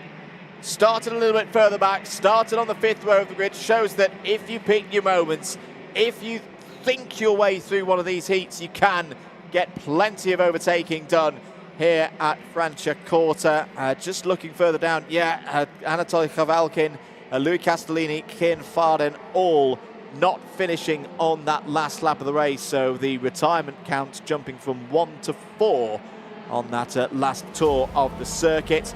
Here's the provisional results from the penultimate race for groups B and D. We'll see them both out again later on with different opponents, but in this one, Daniel Messier takes the race win. Started 9th, goes up 8 places to be first after 12 laps. Kimitani, another stronghold of points, moves himself back up to 3rd place in the IC. Casper Schurman's in 3rd, Scrivan 4th, Civico 5th, Arthur Poulin in 6th place ahead of Lemberg, Dale Leopardi and Matt Sakeli. Great drive from Matt Sakeli, up 16 positions in that race. Yalova, Rossini, Cancelli, Martinezzi and Usneem take us down to 15th. Lorette, Caravano, Yurs, Gabin Luye, all in top 20 completed by Fausto Fido. Andrea Antonello, Andrea De Brigida, Eric Vess, Craig Tannick and Antonio Colmida take us down to 25th. Troitsky 26th, Andriasani, Coste, Kniva and Perna the rest of the finishers. Here's some of the highlights from that one. Very close start. Casper Shermans could have ended in disaster there on the outside of row number 1. He held his position and at the very front of the field it was a good start for Kimitani, who really working hard once again on the defensive positioning of his kart throughout the course of this race. Just look in the background there, another couple of positions gained by your race winner, Massier. Race start, really key for making early progress. Mugato was out for a show once again. This was a brilliant piece of driving, initially around the outside that then became the inside for turn 6. That was him getting past Shermans for 3rd place in what was a stunning first couple of laps of this latest heat in KZ2. There's another angle of it of Mugato going through and up into 3rd place. Things would not go his way though. Again, very efficient work by Daniel Massier. That was another move from the Spaniard up to P5. This was another go for the outside job for Mugato. Mugato went for the move into turn 1. Another absolute stunner, this time on Cavalcin. That put the Brazilian up to P2. And again, more efficient work from Massier. It's these early laps that, in my opinion, won him this race, getting through the traffic nice and early. Now, this is going to be the moment where we see things go wrong for Mugato. It was just there. It was just there. A bit of a touch to the kart in front of him. Tatani just popped the front left corner of the bumper behind the front left wheel of Mugato. Took away, corrupted his steering, and there was nothing that he could do at that point. Out of the race, a DNF for the 3rd time here this weekend. Down the inside, great move from Massier again. Again, just kept chipping away at the opponents. This was the moment where he then got through on Kimitani, and I think we can head now down to Parc Ferme, hear from the drivers with Anthony Jordan. Thank you very much, Andrew Mather up in the box. Yes, here with Daniel Messier in that one. A race win for you on the track. That's exactly what you need. One more race to go, though, but tell us, that was a really hectic race right at the start, wasn't it? Yeah, I'm still sweating a bit, but yeah, it was. The plan was like this. I mean, we started with 2 new tires on the left-hand side, so I needed to maximize that. So at the beginning, I had a really big advantage, so I take the most of it, and I was overtaking aggressively, but consciously knowing that in the last one we finished in P4, but we had a penalty, so we needed to finish in front. So yeah, we did it, and perfect job. With one more race to go, how would you say the first half of the weekend has been for you and the Club Calicart team? Has it been what you wanted? Have the results been there, and are you happy with what's happened so far? Yeah, I'm really happy. I mean, I'm in 1 year and a half from karting, so I'm coming back and being here, winning a heat like we did already. So we are doing a really great job, the team, mechanics, everyone. I mean, I'm super happy to be here, super happy to be enjoying like this, and yeah, we will finish. We will try to finish as high as possible, but yeah, we will see the last one, because the last one will be a little bit more difficult for us. I say, you've used those tyres now, so you're on the used tyres going into that last race. What will be that game plan now? I don't know. I mean, I hope that the advantage I had now in the last one will be not the same, because I had a really big advantage because of the last. I mean, the other ones had 5 races tires, so it will be difficult. But I think I will try to manage it as best as possible. Well, we'll see what you can do. Best of luck in that one. Thanks very much for talking to us, Daniel. We'll let you crack on and enjoy that one with your team. Thank you so much. Excellent stuff there. Well, plenty more races to go. Andrew, what can we see coming up next? We can see another heat from KZ2. It will be groups F and G out on circuit for their next 12-lap, 15.5 kilometre heat. Again, this is part of the penultimate round of heats, but it's very, very important for all the drivers to either keep their momentum going or start to find it with only 2 races to go. A bit of a difference on the pole side of the grid. Albin Sterensen, who so far this race week has been starting P2 for pretty much all of the heats that we've seen the 332 out in. There you can see the blue, yellow and white Lenzo kart on drivers' right-hand side for the start of this one, but he's going to have some big challenges, particularly Timo Youngling. Can just see his orange and white race lid poking out above the barrier there. He'll be starting on the outside of row number 1 for this race. And Marcus Kayak there as well in the 292 has been putting in some stunning performances so far this race week. Could be a good shout for another race victory here in this race. Quick rundown of how the intermediate points look at this stage. So Noah Wolf in the clubhouse done on 239. Schleimer likewise 234.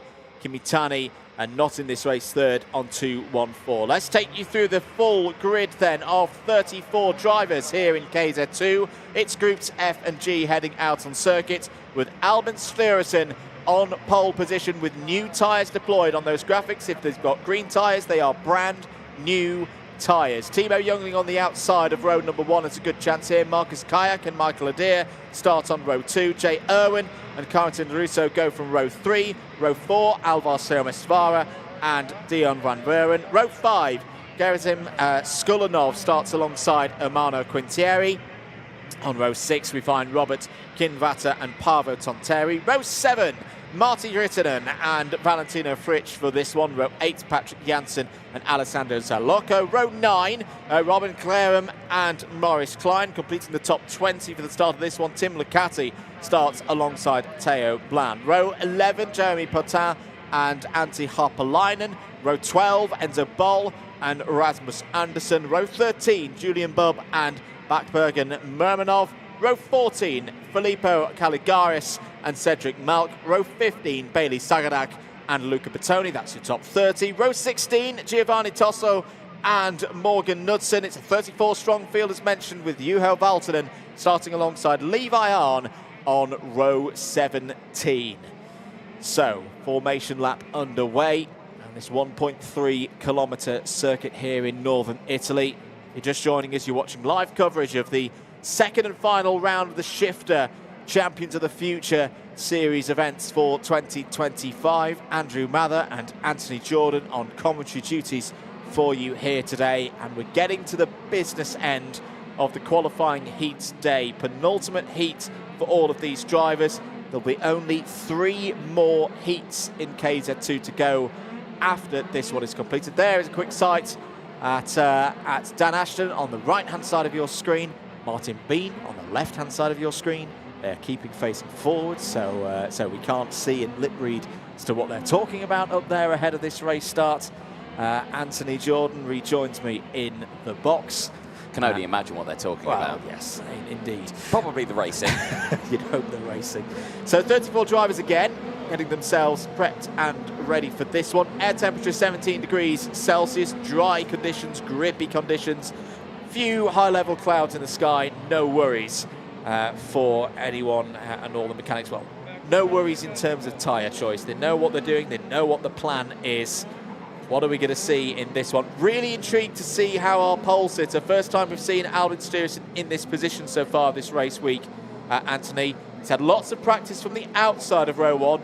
How's he going to deal with the inside? Well, yes, that's going to be a big question, isn't it? But we'll find out now as the 2 drivers on the front of the grid with opposing fresh tyres on this one cannot make a choice, as I think we've got a few drivers out of position here. False start, they're going around again. And, well, that gives us a bit of time to go. Yeah, there's a car just sideways on the grid. That is no bueno for us. And, oh dear, we've got karts stalling on that grid as well. Only one of them, it's one of the CPBs. I think it's Tim Licati who's had the drama there, but I think he's got it going now. And yeah, not ideal here.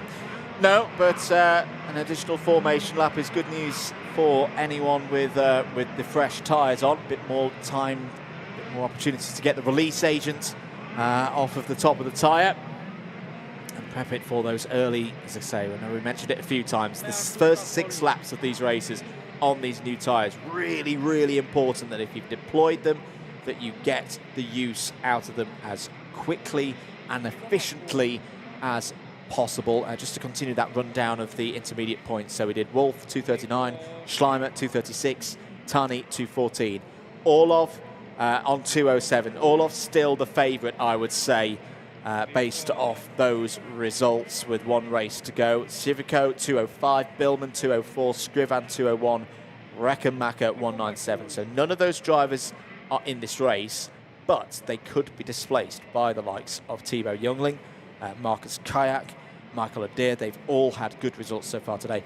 Interested to see how Jay Irwin responds as well. Had that spin in the previous round of heats. Anthony could do with a good result here. He certainly could do, and that is going to be easier said than done in this one, with the fact that everyone around him has got those fresh tyres on board. The only driver inside the top 16 in this grid, Emmanuel Quinteri, no tyres on board. He is going to be swamped by the pack here, unless he can make a miracle happen in this race. But I want to cast that mind back, that thought process, to how Albin Strøsen's going to handle this pole side start. Like you've mentioned, of course, has been on that outside line throughout the entirety of today. Right now, though, is that chance to really showcase what he can do. But Youngling's starts have been pretty decent over the course of this weekend. That is what we might see in this one. It's just a case of who holds their nerve at the start of this race. Everyone slotting into position once again. And looks like we'll have everyone back where they need to be here. The last of the grids just slotting into position here. And like we mentioned, the last chance to get those tyres up to a decent temperature. So many new tyres out on the track here, as we're about to go racing for the penultimate time for groups F and G. Green flag waves at the back. Starts the lights procedure. 2 red lights, 3 red lights, 4 red lights. Lights are out, we're racing. It's a decent start for the front row, but it is Strøsen who gets the whole shot in towards turn number 1. Drama in the background, that's one of the CLs going wide. That, I think, Corentin Rousseau going wheel to wheel with Jay Irwin. Those two now getting slotted back into place as they go wheel to wheel once again in towards turn number 5. Are they all going to make it through on the exit? Yes, they are. And it's a lightning start for Albin Strøsen. No drama whatsoever. Cool, calm, collected for the Swede at the front. Very even off the initial launch for both Stiersen and Youngling, but the key thing for me, Anthony, was the positioning from the Swedish driver. Absolutely superb. Almost did a block pass in a way to stop Youngling making any kind of further progress. That's what's given him the early advantage in this race. Michael Adair challenging Youngling now for P2, out of the final corner to complete lap number 1. Stiersen leads, but for how much longer will it be ahead of Timo Youngling? Because Michael Adair is keen to get on with things here. They're in 3rd place in the red and white Birol Art machine. 4th place as well, Marcus Kayak. We know he could put an overtake in around this circuit. And Dion van Beeren's had a very good start as well. Anthony, there he is, the 2nd of the CPB Sports Sodies, already up 3 places and into the top 5 as Adair goes down the inside, takes 2nd place. Yeah, indeed, this is going to be one of these fights that anyone could push their way through here. They're all on a similar story with those fresh tyres on one side, but a little bit shaky out of turn 13. And back down the inside, Timo Youngling tries to retake that one away, but it's not going to happen. Kayak goes through now into 3rd place, says think, let's go. Youngling confirms. Michael Adair now might be in a spot of bother. He might be indeed.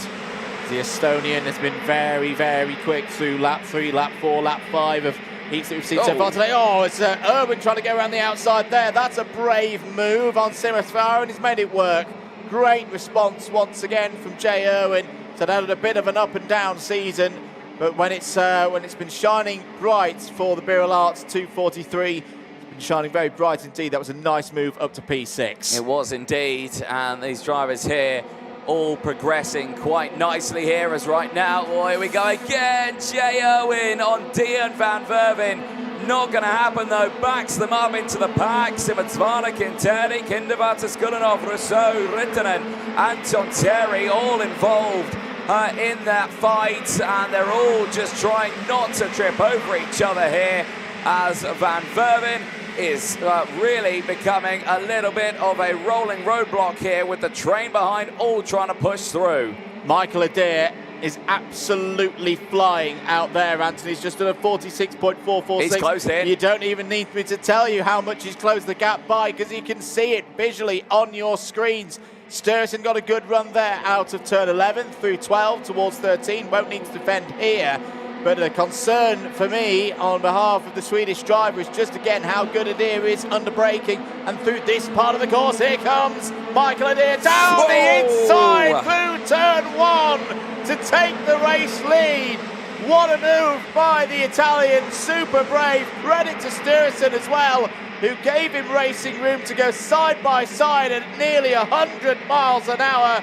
New race leader for the Birol AR team, Michael Adair. I'm not going to lie, I winced through that move there, and that was so close. Kayak now, fastest lap of the race on that last one, trying to get involved in the fight. Timo Jungling there as well. The two have worked well with each other, but now they've caught up. I think it's all game on here.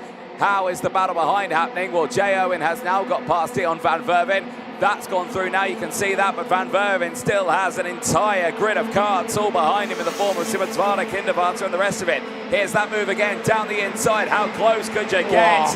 How committed could you be for the race lead? Oh, and that angle there makes it even worse. Oh my goodness, the speed they carried through that corner there. If they touched wheels, that was game over at a high rate of speed. I think there was just a tiny little nudge of rear left tyre wall to the side pod maybe of Albin Sturrison. As I say, Albin Sturrison fought that one hard but fair. Michael Adair's now started to break away. A big second sector from Michael Adair on this lap so far. Up 3 positions so far. Marcus Kayak still there in third, and Timo Jungling started to build with speed. Again, we've been seeing this from Timo very regularly through his heats. He's had a very strong control of his track position in the first half of a race, knowing that the kart will come on song. Here goes Kayak down the inside. This is for P2, and he's got the move done. Straightforward overtake there for the Estonia, as straightforward a move as he can do through turn number 5. That was a nice one. And now, can he set about trying to chase down Michael Adair? Well, he's got the time to do it in this one, as Jay Owen now, who's been released from that battle behind, is trying to close in on these drivers ahead as well, but he's off by about 1.5 seconds for the time being. As heavy into the wall there, out of the race goes the 280. I think that is Filippo Calagares, and I think he's been involved in an incident with Joel Valttinen. They are both out of the race, and they're running to a safe position. That's a big shame for Joel Valttinen from the back of the grid. He's pushed through nicely. Here, though, my goodness, it's all kicking off in and amongst that mid-pack as this Amano Quinteri and Martin Rittinen battling away with Conaton Rousseau. This is all that group that's been stuck somewhat behind Dion van Verven, but Simatsvana, Kindervater and Jay Owen have all got through that battle now, and they're trying to push ahead right now as that train still follows in behind. No fighting at the front here as Jay Owen continues to set the fastest laps of the race to close in on this battle, but Adair is at the front now, clear by 0.5 seconds. It's not the biggest gap in the world, but has got that pressure unfolded. There is Jay Owen closing in, and visually actually looks like he's actually gaining quite a bit of time on these drivers. Yeah, he's got really good speed at this stage of the race, a 45.549 last time around. Unfortunately, we've also lost Garrison Skulinov from this race, so 3 retirements now. Here, that wasn't really the best kind of move from Timo Jungling. That was too far back, Timo. Needed to be further alongside. Thankfully, he was far back enough that he could just jump on the brakes and not have a meeting with Sturrison at the apex of turn number 5. He'll learn from that one through the second sector. Warning flag is out for the number 321 of Fritsch. That's a 5-second penalty coming there for Fritsch. Where is Fritsch at the moment? 14th on the road, so we'll drop him down probably outside of the top 20. Indeed, right on this one as Kindervater's going to pick up a warning flag. Robert Kindervater there in 6th place on a 5-place gain. He's picking up a 5-second time penalty for causing a collision out there. And right now, well, they're in P6. He is ahead of that main pack, but he needs to get ahead by 5 seconds now. Otherwise, he will tumble down that order at the end of the race. Absolutely. Let's have a look at a replay. This was the kayak move for second place. Textbook. Absolutely spot on from Marcus Kayak. This, yeah, a little bit too far back, but yeah, just see it there. Jump on the brakes, because that was only heading to one place for Timo Youngling if he tried to keep his foot in there. So holds himself in P4 right now. End of another lap, 2 to go. Michael Adair leads by 1/3 of a second. He does indeed, and not long left in this race. There is Kayak, all on his own in second place now, trying to push through. Oh no, that's not Kayak. Now that was 309 of Kindervater, is it not? It is indeed. Robert Kindervater in that 309. He's got the penalty at the moment, and well, how's his gap looking to the drivers behind? So at this moment, yeah, 1.2 to the driver behind, then it's another 5. Oh, he's looking to drop down to around about 13th, 14th place at the end of this race. Yeah, that could be a deciding number of points as to whether Kindervater goes necessarily through to the superheats. I think it'll be more than fine through to the superheats, but thinking further down the line into the final, the top 36 cut off for Saturday afternoon. We're on the last lap then. Michael Adair, after that stunning overtake, still has his lead of just over 1/3 of a second. Has kept the pace high, 45.6 last time around. But Marcus Kayak's not giving this one up, Anthony. He certainly isn't. It's a fantastic little drive here, especially with the majority of the field choosing to deploy the new tyres in this race. He came out on top of this one. With that brand new set on the left-hand side of his kart. It's worked out well, but of course they've all got one more race to go. Later on today, checker flag is out. It heads to Michael Adair across the line. What a drive from the Italian for the Birolot Racing team. Kayak finishes in second place out of Albin Strussen. Timo Youngling from J. Owen. Robert Kindervater in 6th place. But the 5 seconds at the end of that one would put him to 10.192. That actually drops him all the way down to around about 19th, 20th there. That is an absolute disaster for Kindervater. But he crosses the line P6 ahead of Simonsvada, Van Verven, Rittinen from Quinteri, who round out the top 10. As the field will slowly but surely make their way back to Parc Fermé.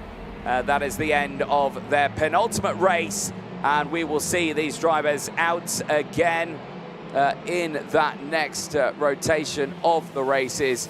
And we certainly look forward to that one. There's your full results on your screen there. Corentin Rousseau finishing in 11th place from Alessandro Zalocco, Valentino Fritsch from Paolo Tontieri, Tim Licati from Rasmus Andersen. Big mover out there was Andersen, an 8th place gain for the Solgat Motorsport team. Then you had the likes of Terre Blanc in 17th from Patrick Janssen. Enzo Boll from Julian Bubb, good gain from them. Luca Bertoni from Antti Apolainen in 22nd place. Giovanni Tosso from Leviarin, the biggest mover out there. 10 places gained ahead of Maurice Klein. Cedric Malk from Robin Claren, Jeremy Potin, Miramov and Knudsen round out the 30 karts that finished that race. The start here, Albin Strussen, no need to show your head for that one. Brilliant start for the Swede. Broke away at the start of that one, later dropped down to 3rd place, but an incredible start there, keeping Timo Youngling at bay at the start. Timo's been very quick on these race starts. Michael Adair quickly up to 3rd place, immediately defending from the likes of Marcus Kayak, who later would get up into 2nd place. You can see this train still unfolding in this early stages. Adair down the inside. This was him getting up into 2nd place. We then waited a few laps before he would close in on the race here. Kayak, so brave with these moves down the inside around all the corners. We'll leave you with these replays on your screen, but in the meantime, let's head down to Parc Fermé as Andrew Mather is ready with, I believe, our race winner. Thank you very much. Anthony here with Michael Adair. Michael, the viewers at home just watching some of the highlights, but there's one particular highlight that I have to start with. Talk me through that move through turn one, you know, nearly 100 miles an hour, side by side with Stuyvesant. How did you make that work? Yeah, I was very close, and I send. I was sure I will overtake, and so I make the move. And does this feel like an overdue victory? Do you feel like this result has been coming for a while this weekend? Yeah, this is a good result, and let's see what we can do the next heat, because the last heat was not perfect, but let's continue like this. And the Birrells have had really good race pace so far this weekend. That must give you a lot of confidence for tomorrow, going into the superheats, going into the final.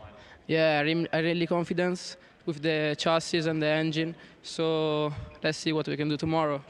Michael, thank you very much for your time. Great move once again. That's surely going to be one of the highlights of the weekend. Best of luck for later in the race weekend. Thank you. That's Mike. The last heat. Let's head back up to Anthony. Thank you very much, Andrew Mather, down there in Parc Fermé. Let's head over now to, once again, the Premier class heading out onto the circuit, which will be the KZ class. So their final qualifying heat of the day before they head into their superheats tomorrow. And at this moment, still, the results have been coming in thick and fast. The race one results, of course, Giuseppe Palomba taking that win. Race two, though, saw Matteo Spagel, after his DNF in that first race, coming back strong with 50 points to his name. But it is still tantalizingly close in the intermediate classification for the KZ category that right now does see Palomba leading the points with 91 to his name. Emilian Dennis second with 88. From David Terferov. Albanese, who'll be starting this one on pole position, is there fourth in the points. From Victor Gustafsson, Batuka, Van Wallstein and Hiltbrand, who round out the top 8 in the intermediate classification. This last race will determine the pole sitter for tomorrow's race. The only question is, who will it be? The field seconds away from starting as the yellow flag waves at the front of the grid. We wait for the green flag to wave as their last qualifying heat gets underway. Tyres have been deployed in this one, but they only come in the form of Tom Louillet, the Frenchman, on the 5th row of the grid. He is vying to push himself forward in this one to see if he can come away with a decent starting spot for that superheat bright and early tomorrow. Engines fire up, and it's Danilo Albanese on the front row of the grid. Senna Van Wallstein joins him alongside Matteo Spagel, and Giuseppe Palomba go from row 2 with Emilian Denner and Pedro Hiltbrand on row 3. David Trevelov and Victor Gustafsson on row 4 with the brand new tyres on the left-hand side for Tom Louillet. Be joined by Paolo Ippolito, who deployed his tyres earlier on. Christian Batuka and Alessio Lorandi go from row number 6. Lorenzo Trevisanuto and Jean Nomblot go from row number 7. They'll have Stan Pex and Adrian Renadin going from row number 8. Dan Stell and Alessia Pacini will round out row number 9. Row number 10, Mattia Limena and Matteo Verano. Row 11, Daniel Vasile and Lorenzo Camplesi. Row 12, Francesco Cilenta and Moritz Ebner. Row 13, Pietro Fioravanti and Olin Galli. Row 14, David Lewinsky is alongside Giorgio Basoli for this third and final heat in KZ. Row 15 will not see AJ Myers take the start, so just Karol Pasovic lining up on that one on his own. Enzo Lacruz and Maren Krimers, they go from row 16. It's then Alessandro Berteola and Henry Johnston on row 17. Last row of the grid then, row 18, it's Darius Babayuana and Matthias Torrigiani. This is going to be a super important race on this one for many drivers, of course, for Palomba on that second row of the grid. He is currently leading the way, but only by 3 points ahead of Emilian Denner, who starts on the third row just behind him. These drivers have been pushing their way forward. any one of these drivers could still come away with the pole position. That's what we love about these 3 heats, the KZ classes here. There is not a lot of time, not a lot of points, of course, for these drivers to get those positions in.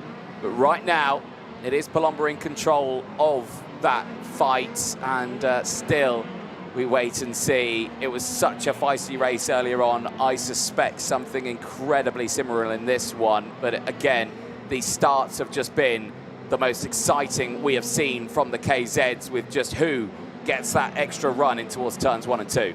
Last few drivers heading round turn 14 now, past clock of the course, Pasquale Lupoli. When he's ready, when the drivers are ready, he'll fly that green flag, we'll get the lights on. Here we go then, last heat of the day in KZ. Eyes on those lights. There is 1, 2 lights, 3 lights, 4 lights. KZ Heat 3 is go. Great start for Van Waalstein. Great start for Albanese. One of the bottom of KZ is drama. Albanese off. Oh, and they're all following in. About a third of the field involved. At least there. It was a great start for Van Waalstein, who leads down in and through turn 5, but is under attack as here comes Palomba trying to draw alongside. What a stunning, dramatic start once again here out of the race. It's one of the CLs and one of the Paralins as well. I think we've lost Albanese. Spurgel's gone. Spurgel's not come through sector number 1. Denner's gone. Batuka gone. Vigano and Vasile we saw there off to drivers left. So 6 drivers out of this one on lap 1. That could completely change the picture again, Anthony Jordan, here in KZ. Absolute drama at the start there, and I've got to say those drivers incredibly lucky that they've come away unscathed, but what a drama for them. So many of those front runners. Van Waalstein now in the lead of this race out of Giuseppe Palomba, no. But that's Stan Pex. Stan Pex out of the race. He got caught up with Alessio Lorandi, and straight off the track there's one of the Drago karts in the background. That is Alessandro Bertanola. He's gone through, and Van Waalstein is under investigation. Your race leader is under investigation for something out there on the circuit. Palomba there in second. Palomba right now will take pole position tomorrow in what has been an absolutely explosive third and final qualifying heat for KZ. Well, normally at this stage of a race we'd say lap 2 under investigation, start maybe, but there was so much going on that first lap. We can't be guaranteed of that. Van Waalstein defends us here, and again look at Hilbrand coming in, trying to get around the outside of Gustafsson. That's going to get a bit close through turn 6. Hilbrand goes through, Gustafsson cuts back. Hilbrand shuts the door through 7. Sensational racing once again here. Tom Loyer is on the move as well there in the number 15. That may give Van Waalstein and Palomba the opportunity here, Anthony, to break away. But brave stuff once again. This is why these drivers are the finest in the world. They certainly are. Van Waalstein here is in a spot of bother, as there is Trefelov's gone. Yeah, he has. He's out of this race as well. He's gone off the track there at turn number 14. The latest retirement from this race. The pilot, the number 34 machine of David Trefelov, out of the of this last qualifying heat of the day. For Van Waalstein, being ahead of Palomba is not enough. He needs Palomba to drop backwards if he wants pole position for tomorrow. Lorandi's now set the fastest lap of the race in the CPP Sport machine. But yes, he needs to back Palomba up into Hilbrand. But I don't think he needs to do that, because Hilbrand's doing it all by himself. He is closing in there in third place. We are going to have a fight on our hands here for these front-running spots. Hilbrand from Luye, Gustafsson, Nomblo from Lamena. Foriavanti is there as well. Renardin from Pacini. Gallin from Travazanuto. Oli Galli has gained 15 positions. Vanti has gained 17. Lamena has gained 12 places in this last race. Say this is a result, or pending result, that is going to chop and change the order overnight in the intermediate points big time. Now remember, it's a single grid of the KZ. It's a full single grid of the KZ, so no one's being left outside for the super heats tomorrow. Van Waalstein is being caught here by not only Palomba but by Hilbrand and Tom Loyer as well. The Tony karts have suddenly come alive here. They've been very quiet so far at this race weekend at Franciacorta, but Tom Loyer, a 45.481 last time around. The Frenchman there in the number 15 machine is closing in on these top three. Down towards turn number 5 again. Good on the brakes from all three at the front of the field. There is the confirmation of that new fastest lap of the race from Tom Loyer. It's just the kind of circuit where you'd expect a Tony Kart to run well. No, indeed, this is really great stuff, but of course he's been benefited by those fresh tyres as well. The left-hand side has been helping him out here as they head down into that back straight here. Very wide from Palombo. He's really pushing at this phase, but he doesn't want to push too hard as it's all closed up once again. Van Walstein, Palombo, Hilbrand, Loyer. Right there in the top 4, Gustafsson and Noblo are still there battling each other as they go through. This is only the halfway point to this race, Andrew, and we've said it time in and time out as down the inside, Hilbrand's got that move done. This will help out Gustafsson, but it's not going to be enough for him still as Gustafsson. What a time to set a fastest lap of the race as soon as the driver behind starts to attack. Yeah, this is what the Swede did in the second heat. He was very good in laps 8 and onwards earlier on this afternoon. Are we going to see a continuing trend here? Hilbrand running there in second place. What can he do about the race leader now? Through turn 13, through 14 once again. End of the 7th lap, 5 laps to go. Next lap is really key, I feel, for Pedro Hilbrand. He's made the move. We saw it earlier. Palombo trying to fight back. So this is again another repeat of something that we saw in the second heat. Gustafsson in round the outside. That's an ambitious one. Loyer is wise to that. Holds on to P4. So Pedro Hilbrand, same as we saw in heat number 2, has made the move for track position. I can understand why he made the move for track position, but now we've got to see a little bit more from the driver of the number 3. We need that next kick, that next bit of energy to close into Senna Van Walstein, because Senna Van Walstein is now kicking. Did a personal best through sector number 1. They had to have a look at the race start now. What happens here with Albanese? There's a squeeze. Denner gets popped up in the air. He's just hit the curb. Yeah, hits the curb, loses the back end, and then it's just a chain reaction with everybody else filing in. Very, very lucky in all of that nobody got hurt. There's Spurgel in the middle of it all as well. There is absolutely nothing the European champion could have done about that in the number 32. What a dramatic way to start a motor race. There was so much happening at the start of that race, and there you can see drivers going all the way into the barriers there. This is the rest of the start of this one. The Hilbrand around the outside here, trying to push his way through, but later dropping backwards.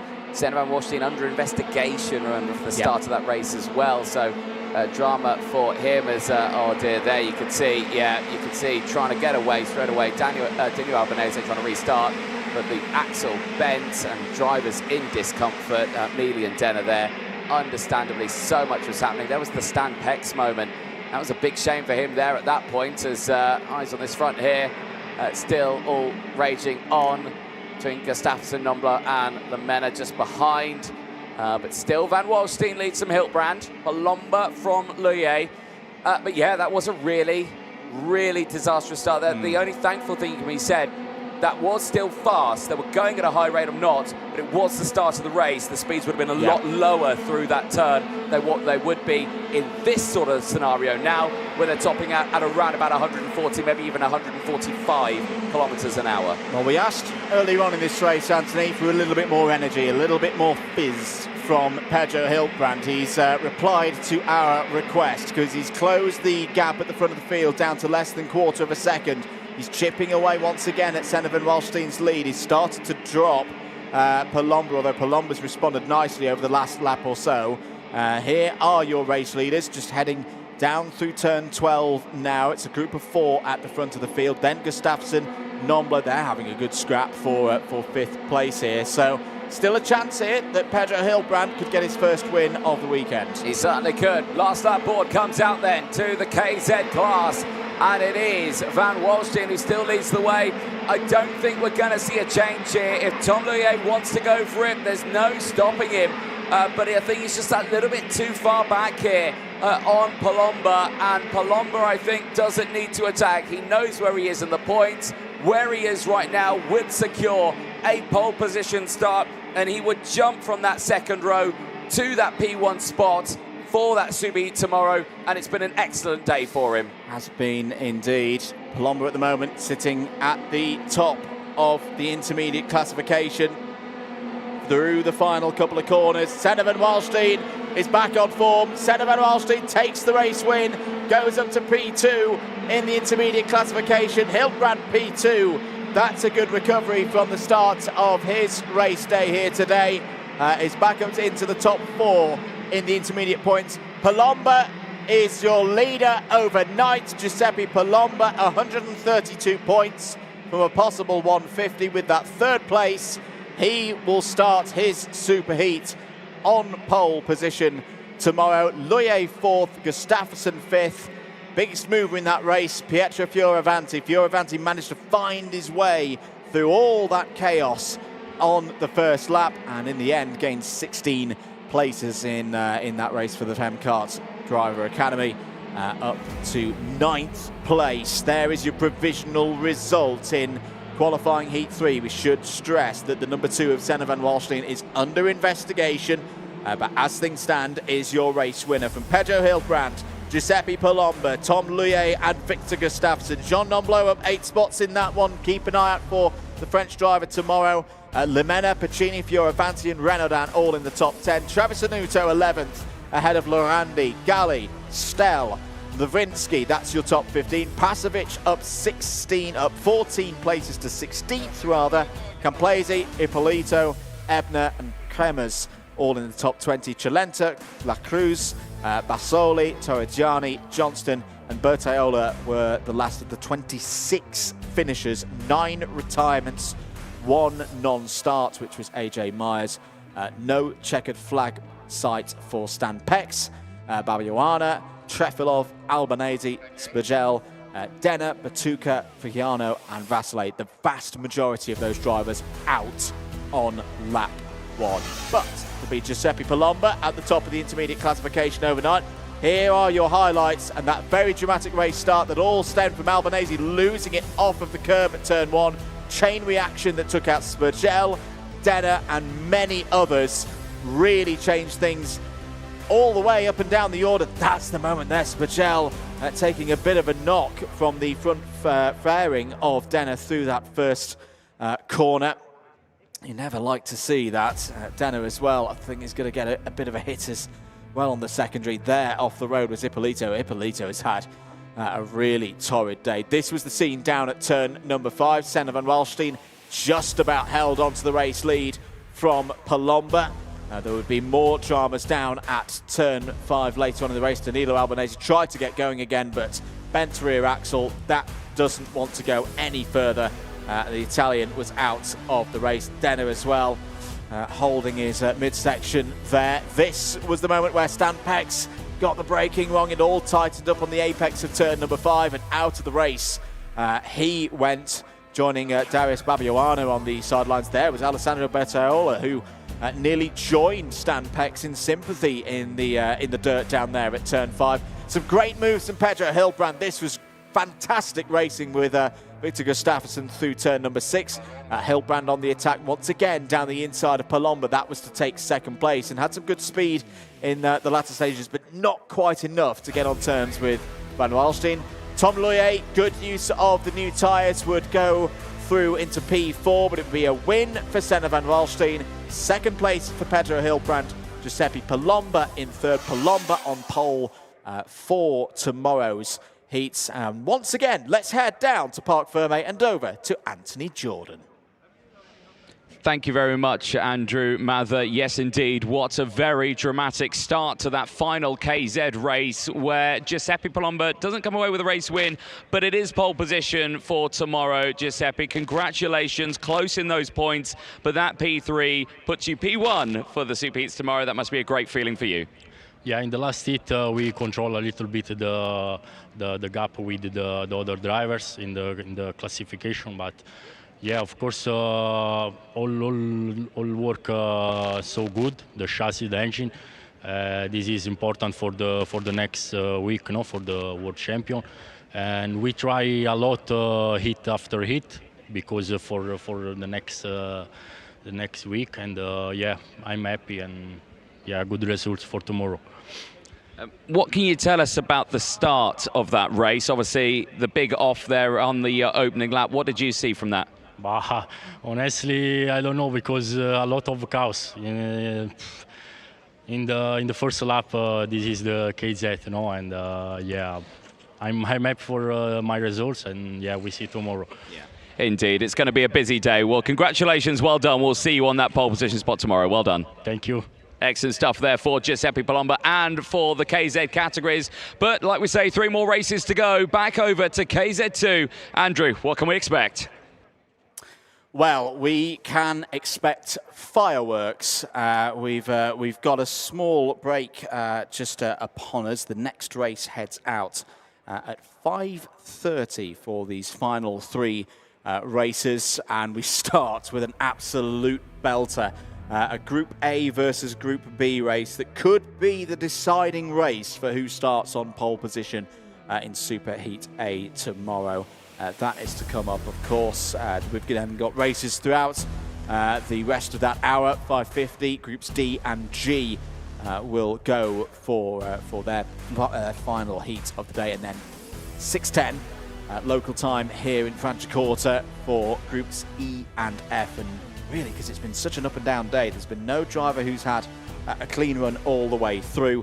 It's all still up for grabs of who's going to have those super heat poles. That can be up in 20 minutes time. We're going to take a short break here in the commentary box and be back with you local time 5:30 for A versus B.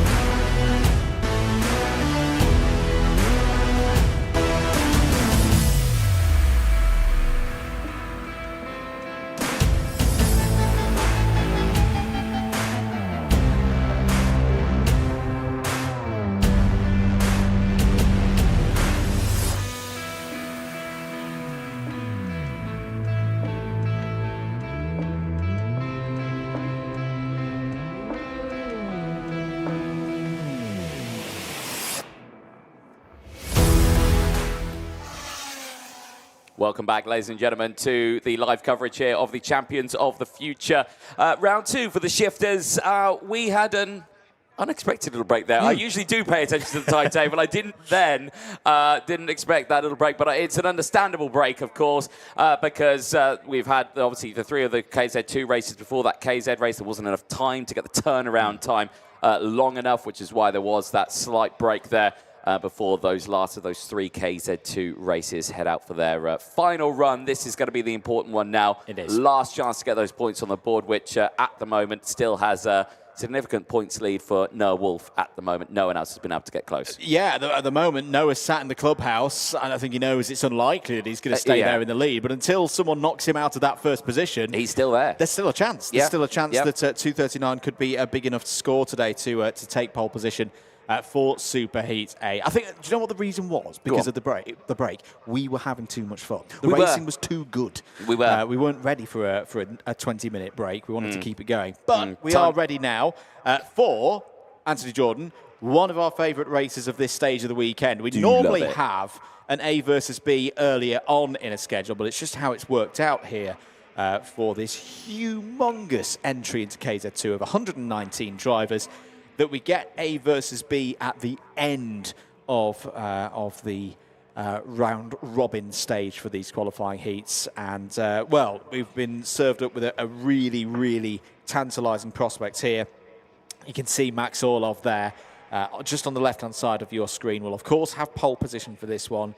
As long as he has got through lap 1 of a race, he has gone on to win every single race. But of course, that retirement from, what was it, round 3, round 4, that has still kind of made things just a little bit open in terms of how these points are going to shake out. If he wins this race, I think he will take pole position for the heats, for the Super Heat later on today. But it's not guaranteed at this stage before we've even turned a wheel.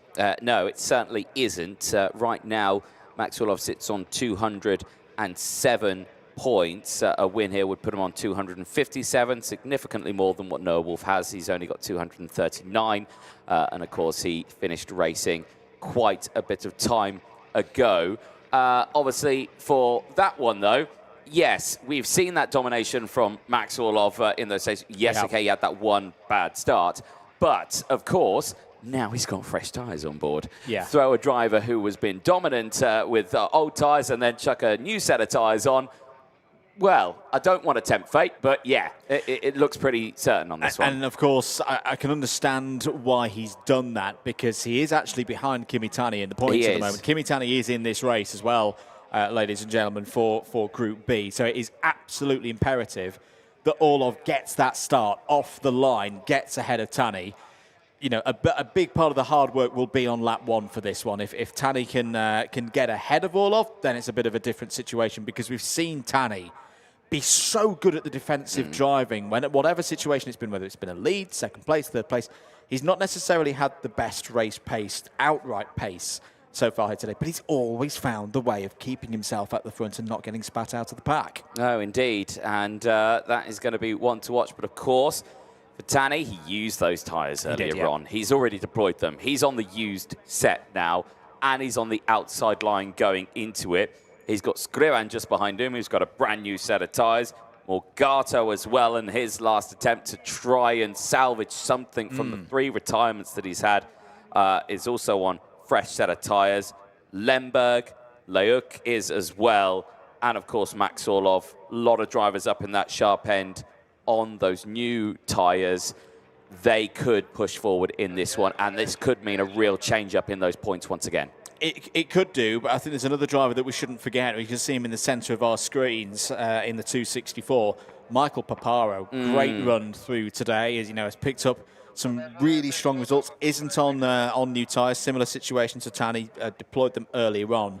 But another driver that we know is running with a lot of confidence here at Franciacorta during this race meeting. You can see him just being G'd up there by his mechanic, getting ready to go.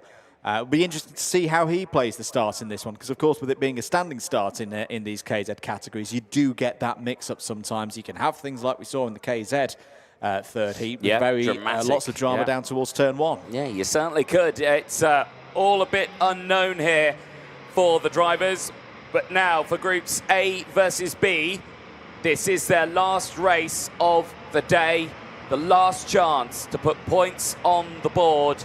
And at the moment, it is still Noah Wolf leading with 239 ahead of Max Schleimer.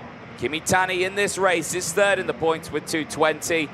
Any position here, roughly inside the top 10 or anything like that, would put him ahead of Noah Wolf. But let's take you through that full starting lineup then for Groups A and B's last race. It's Max Orlov and Kimi Tani, the fastest drivers from time qualifying on row number 1. Michael Paparo, Maddox Gruan going from row 2. Jaden Teen and Matthias Morgato on row number 3. Arthur Layuk and Nico Lemberg, both fresh tyres on the left-hand side on row number 4. They'll have Ethan Frigamuska and Daniel Maceo. Had that great win earlier on that Club Cali Cup with those brand new tyres on board, no tyres this time around. Roberto Zuani and Kian Farden on row number 6 with Tom Dussel and Andrea Dale on row 7. Samuel Lullier and Nicola Rossini on row 8 with Zoe Foresco and Gavin Lullier on row number 9. 10th row of the grid, Ruben Vilk and Louis Castellini. Ricardo Borges and Eric Vest, they will go from the 11th row in this race. Ricardo Rigodanza and Andrea de Brigida, they start on row 12. Mark Brovko starts alongside Fausto da Silva,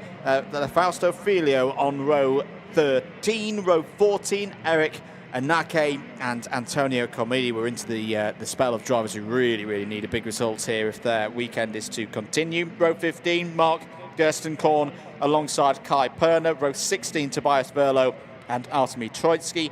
Last row of the field, row 17, 34 in total for this one, Emmanuel May and Dom Caneva. Indeed. Well, for these drivers now, their last hurrah is ahead of them here at the Franciacorta circuit in northern Italy. 1.3 kilometre lap for these drivers. And of course, these races, 12 laps, a long old race for them to get this one sorted out. And really, this is going to be an exciting one for these drivers. You're doing some maths at the moment, I think. And what have you ascertained? I think Tani can take pole here with a 4th place. Yeah. He's got 13 points over Orlov as things stand. So assume that Orlov, for the sake of this bit of maths, takes the race win. Would move to 257. Would go past Wolf, would go past Schleimer. Their chances of pole position in the Super-Heats would be gone. If Tani can get a 38 score for 4th place, though, that would take him to 258. That would be beyond what Orlov could do here. So it's not as simple as Orlov wins, Orlov gets the points deficit back. There is still a chance here that Kimi Tani, with that kind of defensive drive that we've seen so far from him in the last few rounds, that could be the key here for giving him first place in the IC overnight. It certainly could. So this is still going to be a feisty one then for KZ2. The best of the best from qualifying A versus B. We always love this race, and I'm sure we're going to love it this time around as we wait for the green flag to wave from Pasquale Lupoli. Clerk of the course is waiting for confirmation to see if we are good. Are they spotting something halfway down the grid? I don't think they are. They are indeed. It is a false start. They've spotted something. We're going to have to wait just that little bit longer. We did not see that flag wave. The field go round once again. And now we can start to think really about those points in total. So again, like you're pointing, so you're wagging I'm your wagging pen the around. pen around, getting far too excited. Tani can beat Orlov with a 4th place, but there's another problem. He's got a problem in the shape of a Timo Youngling and a Marcus Kayak, who are only 3 points behind Tani heading into this final round of heats. If Tani wins this race, yes, that will be guaranteed pole position because he won't be able to be beaten by Youngling or Kayak. But if he finishes 2nd, then there's a chance for both Youngling and Kayak. They could beat Tani if they win their respective heats later on in this round. So this is going to be a very fluid situation. It would also still carry on if Orlov wins this race, goes to 257, because again, Youngling and Kayak still to race. They could move past to 257 as well with strong results, top 3s, for example, in their respective heats, just for those keeping notes. Marcus Kayak goes in the E versus F race. That will be the last race of the day. Timo Youngling goes in the D versus G race, which is the one after this. So this one, quite possibly, is going to go all the way to the last race of the day, which is what we want. In simple terms, we have no idea what's going to happen. Exactly. No idea whatsoever. And I like it when it's like that, you know? That you get a little bit of that surprise at the end of the day to think, oh, wasn't expecting that. But we have some sort of inkling idea. Well, you do at least. But yes, I just tag along and pretend that I know what's happening. Numbers. Right, here we go then. The field now back into their formation posture. Again, long old wait for the drivers to get round to this one. This is a beautiful example of why we slimmed it down to the one formation lap. Yeah. But it takes a good amount of time to the drivers on this one. Yeah, we're waiting for Martin Bean's not happy. Martin Bean's got a dinner reservation at 6:30. Come Yeah, on, we've got to get on with this. His date's right next to him. But right. Gonna hate me at the end of the day, but no, this is good stuff. You know, for all these drivers, still just this long time to get those temps into the tyres. Of course, quite a few of them have deployed those fresh sets. This is actually a really nice opportunity for them to get that sheen off, as we always say for this one. But it always just brings that little bit of a wait for the class. Of course, we had that 20-minute wait in between for these drivers to get these karts onto the grid after their previous races. That has all happened. Now it's the last 3 races of the day for KZ2. Firstly, A versus B, D versus G, E versus F. But it starts with A versus B, the fastest from time qualifying, Maxim Orlov and Kimi Tani. Tani needs a P2 on here to make sure that he knows he starts on pole for tomorrow's super heats. Can he do it though? That's the question. As once again, we're waiting for that green flag to wave at the back. We get that green flag, the nod of the head from Pasquale Lupoli, the clerk of the course here, confirms we're good to go there. I mean, there's a kart there that's not kind of formed up, but we are going to go racing, and it's lights out and racing down in towards turn number 1. It's a good start for Orlov. Where's Kimi Tani gone in that one? He's there in second place. That's still a good start, and this is exactly what Tani needs for this result. Skrivan, though, there is third place. He's got fresh tyres on board. Will utilise the start of this one as there. The Monster K just coming to hold there. Michael Paparo seeming like he was pulling a wheelie there down in towards the braking zone. But he's got it squared away. Down the inside is Morgato. He's not wasting any time. Matthias Morgato needs a win in this one to help him out get through into this tomorrow's racing. Yeah, quite possible that Morgato needs every single point that he can get. Now, he will have had significantly less running on his, well, he's gone for the new tyres, of course, but the half set that is used will at least be less used than everybody else because he's had so many DNFs in the races so far today. So Orlov leads at the end of lap 1, 1.5 seconds clear. Orlov's checked out. Orlov, unless there is a real miracle out there, is going to get this 50 points. Morgato's going to try and go around the outside. Look at that extra grip for Morgato up into second place. Brilliant overtake once again from Matthias Morgato. There's not much that Kimi Tani did wrong there. There's not much that Kimi Tani could do there. He's now lost another position to Marek Skrivan this time. This is the risk when you play the tyres, when you put the new tyres into the frame earlier on in the heats. You get to this last race of the day, you get to those super heats, you sit there vulnerable. Tani is going backwards. It's causing a ripple effect down through the field. Masia's got through, Lemberg's gone through. Tani is now out of position to have destiny in his own hands. He's slipped behind Orlov in the intermediate points. He has, and now Orlov leads those points with 257 from Kimi Tani's 254. However, Orlov is not out of the woods, of course, because the youngling battle further behind that one, when that happens out on the circuit, that could change the course of who is on pole position for tomorrow's Super Heats. But at the moment, it's Orlov and Kimi Tani who would be starting at this moment pole position for Super Heat 1 and 2 tomorrow. Eyes on this one, though. Daniel Macy has had a great start to his race. Once again, he's pushing forward in the club Cali card. He's got the other Cali card of Nico Lemberg, but the Cali Kart Finland team behind him as they push themselves forward in this race in 4th and 5th place. Really impressed with the response from the Cali Kart team. They've had a strong afternoon, although their two drivers are going to have a bit of a scrap here down into turn number 5. That could be a chance for Kimi Tani to get back into a bit of a rhythm, get some positions back in this race. We're on lap number 4 of this one. Mass is still ahead of Lemberg, ahead of Tani. This is great news if you're Scriven and Morgato. They've disappeared off up the road. We'll try and maybe work together over the next few laps to see what can they do. Can they pull back that 2.3 second deficit to Orlov? There is Orlov, your race leader. New fastest lap of the race for him. 45.938. Indeed, and this is one of these things that you see when a few drivers leave their fresh tyres right to the last race of the day. A lot of drivers will have used them earlier on in the racing, which they have, and that's why you only see the 1 or 2 drivers in this session that have deployed them, and your top 3 in this race all with those brand new sets. And I suspect that result is what you see is kind of what you're going to get unless Scrivan can get a move done on Morgato here. Still Macy and Lemberg still there in P4 and P5. Jaden Teen now there in P6 from Leuk. Tani's gone down to 8th place now, but Kimi Tani still is ahead of Scrivan. Scrivan right now is only 5 points behind Kimi Tani in the points. If Tani falls down even more, he's going to lose out on a pole position here overall. Yeah, it's not going the way that the Finn would have liked. Down the inside. Well, that's going to change things as well. Scrivan takes 2nd place away from Morgato. That's 3 more points then for Scrivan. Narrows the gap to Tani down to 2.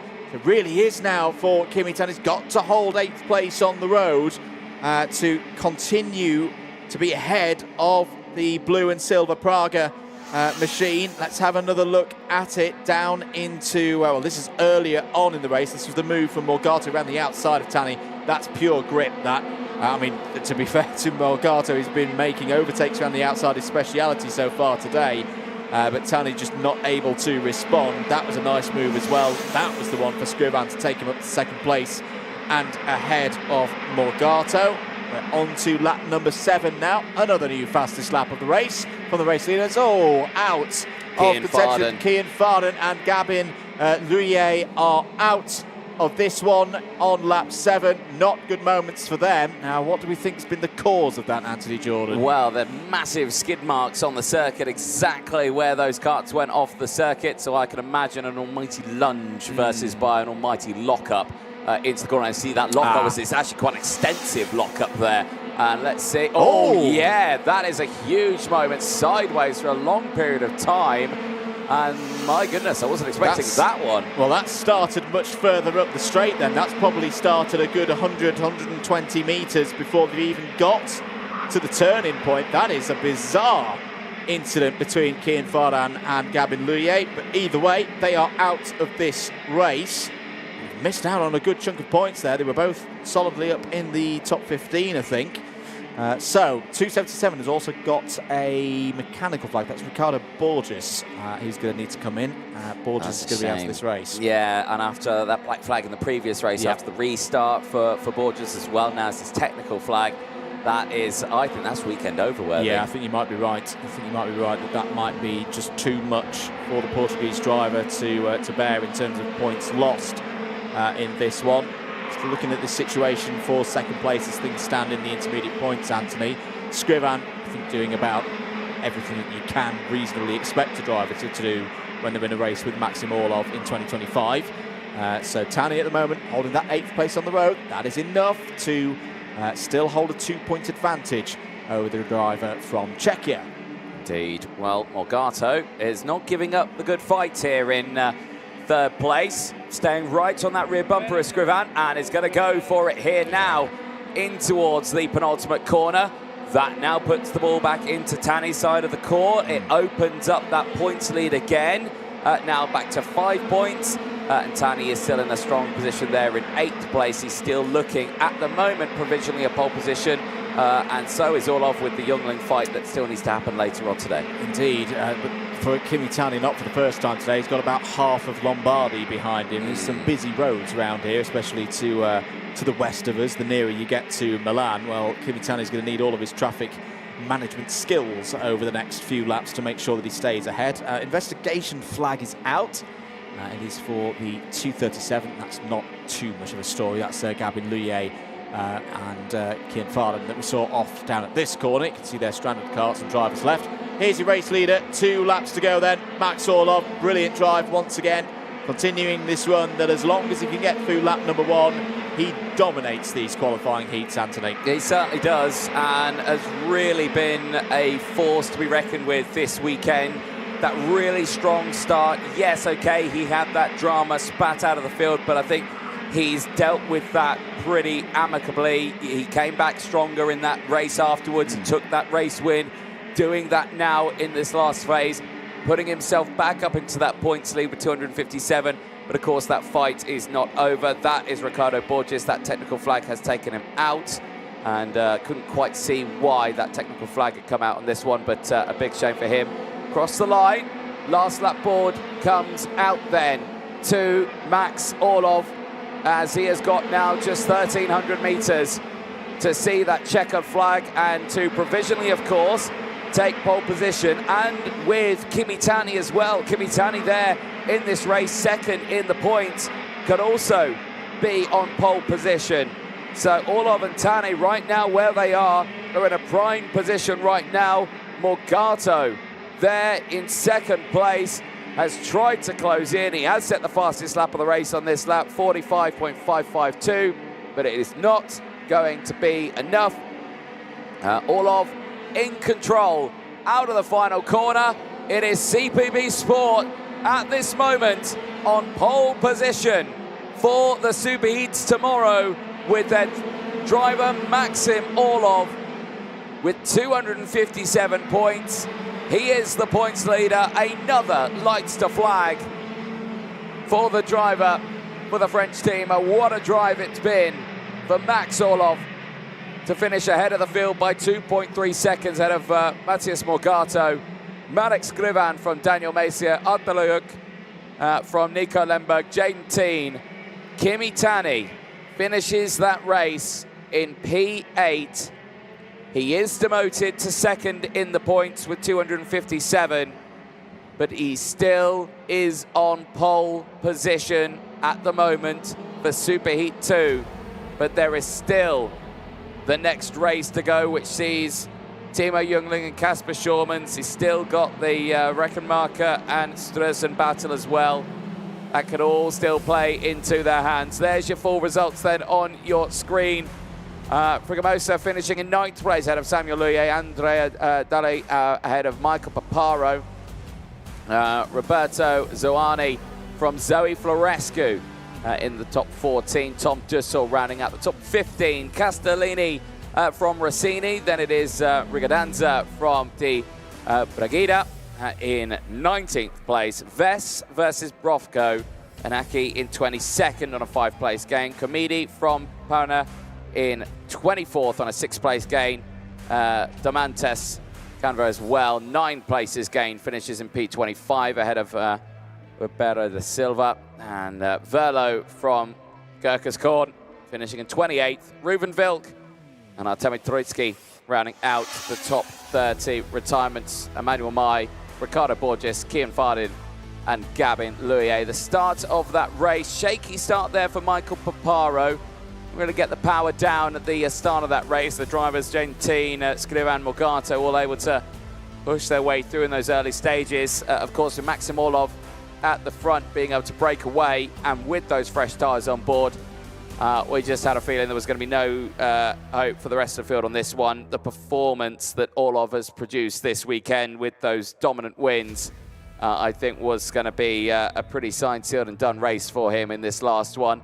Morgato, though, getting those early positions done down the inside. He was able to get up into second place and push his way through this beautiful move around the outside of Kimi Tani, carrying that speed. Tani, of course, on the older tyres. Morgato on the fresher tyres. Skrivan as well on those fresher tyres. He went through, and then it started a chain reaction. The two Calicarts went through. The club Calicart of Daniel Messier, who took a race win earlier on.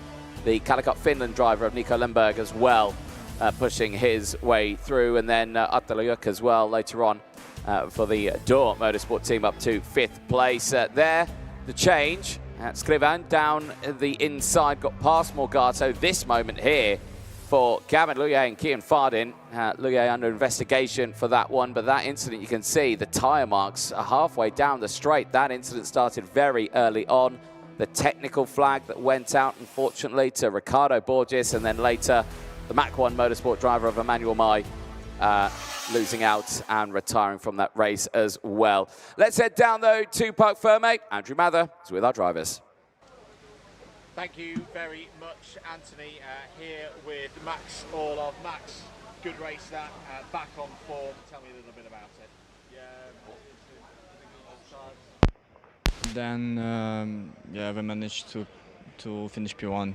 Yeah, I didn't push actually from the middle of the race. I just saw that I have a distance between me and the second guy.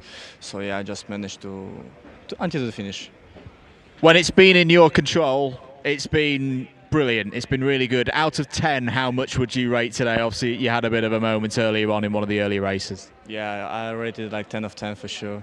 Only the one heat I didn't have, but yeah, you know, it's a race incident, so we never give up in this situation, yeah, and keep pushing.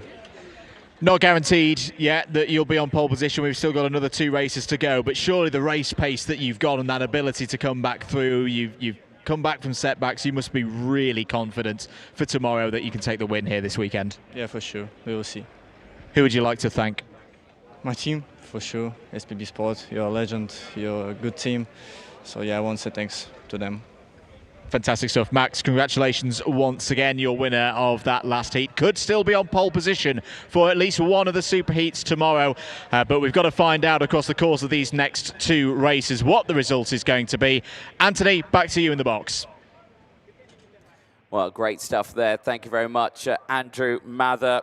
And of course, these next races coming up very soon. This time, qualifying heat D versus G. That will be heading out on to the circuit. This will see Kasper Schulmans and Timo Jungling battle it out in their last race. Now, this race due to start at 5:50. That was a couple of minutes ago, but that race will be heading out onto the track very, very soon. You can see how the light's starting to fade here now at the Franciacorta circuit as we go into the final 2 races of the day. And I've got to say, the talk of tyres is going to be one to talk about in this next one because, well, hopefully the graphics team can keep up with us on this one because a staggering 1 driver has deployed a fresh set of tyres, and that is pole sitter Kasper Schulmans with a brand new set on the left-hand side of his kart. Everyone else has used tyres, which means, this is going to be an interesting one for Timo Jungling to see if he can, 1, take the win in this and potentially take away that pole position start. There they are, Kasper Schulmans, the only driver with brand new set of tyres on the front of the grid. Timo Jungling starting alongside Anatoly Kavalkin and Michael Adair going from row number 2. They'll have Yannis Savico and Corentin Rousseau on row number 3. Bolowetz and Dion Van Verven go from row number 4 with Art Poulain and Imara Quinteri on row number 5. Alexei Yalova and Paavo Tonteri round out and all finish row number 6. They will see on row number 7 Samuele Leopardi and Valentino Frisch on row number 7. Row 8 sees Kevin Cancelli and Alessandro Zalocco. They will see Alexander Uznim and Maurice Klein on row number 9. Row 10, rounding out the top 20, we'll see Andrea Antonello. They'll have Tia Blon for company alongside Andrea Pirovano and Antti Happalainen round out row number 11. Enrico Martinese and Rasmus Andersson go from row 12. They'll have Matteo Mazzucchelli and Backbergen Mirmanov on row 13. Kurplis Jurs and Cedric Molk go from row 14. They'll have Craig Tannick and Luca Battoni on row 15. Gianni Andressani, Morgan Kritzen, Arsene Lacoste and Levian round out the 34 kart field as everyone getting themselves ready to watch this race. You can see a few familiar faces there. Pedro Hiltbrand, Mr. Render as well from Render Motorsport. He is down there watching along for this one on the start-finish straight. Yeah, talk of the town on this one, Andrew. Wow, tyres. Kasper Schulmans, the only one out there with a fresh set of tyres on the left-hand side. Quite incredible for a last race of the day. This is usually where you see the entirety of the grid with a brand new set? Well, I think a big part of that is when we started seeing tyres being deployed in round 3 to round 2, round 3. It really did show that there was a big benefit for deploying a bit earlier, so that kind of set the trend. That means there's not many drivers in this last one with new tyres to use. But credit to Casper Shermans that he's managed to keep his in the box, as it were, to then use them in this last heat of the day. There's going to be a lot of changes in that order for the qualifying positions tomorrow. As I say, Orlov 257, Tani 250, but unfortunately the likes of Youngling in this race very, very close. Like a solid top 3 will do the job for Timo Youngling to get past Tani in this one. But we'll see what happens over the course of these next 12 laps. Green flag about to be waved in the air. There it is. We are ready then for this Group D versus G heat in KZ2. The lights are coming on. We are racing once again in KZ2. Very good start for Shermans, decent one for Youngling as well. Oh, that got very close with Halkin through turn number 1, but apart from that, I think we're okay. Apart from one driver right at the very back running into the dirt, but super start there from Casper Shermans. He'll look to make those tyres work in the next few corners. Yeah, indeed. Kavalkin just giving an extra boost there into the corner for Timo Youngling there as he pushes his way through, but this has still been a decent start, and for Casper Shermans in the front, this might be a pretty settled race for him with the only driver on those fresh tyres. Maurice Klein has had drama in this race and a little bit of discomfort to his right-hand arm, and hopefully he is okay, but he's the first retirement from this race. Yeah, so we won't see the 308 any further in this one. End of the first lap, Shermans leads, Youngling second. That result would, at the moment, put Youngling into first position in the intermediate classification. It would end hopes of a pole position of some sort for Tani. Orlov would have to settle at the moment for Superheat B pole position. Meanwhile, Adair there. Well, we've already seen Michael Adair produce one stunning overtake already this latter part of the afternoon. Falling down the order as well was that Quentin Russo out of contention. So Quentin Russo has been a regular feature in the top 5 here today. There he is, out of this one on lap 2 again, down at turn 1, 2 and 3. Indeed, so that very early part of the lap, driver seemingly struggling here as well, that second place fight is certainly heating up here, and this is an important one for Timo Youngling because he does not want to drop down in that order. As you mentioned it, he is in the points lead, but he's only in the points lead by 4 intermediate points. Any positions he drops here will be a deficit to him, but he is holding on to second place. He has that under wraps right now, but Kavalkin and Adair, who's taken a race win already, knows how to pedal around the circuit, of course has that one race used tyres on board here, still might be a contender in this one, but Youngling's going to make that CPB Sody Cup machine as wide as it could possibly be. Yeah, he's indeed. But ooh, that's a close moment there between Michael Adair and Janis Civica right in front of Dion van Veren. A bit of a chop there down the straight towards the hairpin. End of the third lap, then Shermans leads by 3/4 of a second over Youngling, over Kavalkin. Youngling at the moment can afford to lose one position in terms of his battle in the points against Max Orlov. He cannot afford to drop a position, though, in his battle with Marcus Kayak. If he was to not win this race, that would open the door potentially for Marcus Kayak to step through and take the intermediate classification P1 spots overnight if he can win his last heat, which is the one coming up after this. Good pace as well from Mamano Quintieri for the Maranello kart team. The 266, fastest lap of the race last time around. Anthony's running in 7th place, has gained 3 spots. Yeah, he has. Nice run for him. Currently 0.2 of a second off the back of Van Verven, who is just ahead of him, as the field once again head over that start-finish straight. High speeds being achieved here as they cross the line. They extend even faster as they head into turn number 2 and 3, but still eyes on this as Casper Shermans, now fastest driver out there, extending that lead to just shy of 0.8 of a second, but it is still Timo Youngling there in second place. That is the crucial part, as still the top 5 remain unchanged from the start of this race, and the 2 at the front are continuously swapping purple sectors in this lap. Their pace is quick, but the gap remains to be opening now, just about at a second. For Youngling, this quite regular pattern of karts behaviour now is starting to come on song again, that when we get to the middle point of a race, Youngling starts to hit purple sectors, particularly in sectors 1 and 3.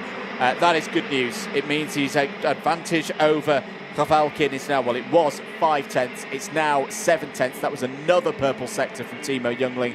So spot on work again from him as a driver, and CPB Sports as a team. They've found a formula that seems to work for them and deliver the points right now, keeping hold of that 4-point advantage over Max Orlov. Yes, indeed, and that is going to be the pivotal one. Youngling and Orlov, both of them at this moment, would be securing a pole position spot here.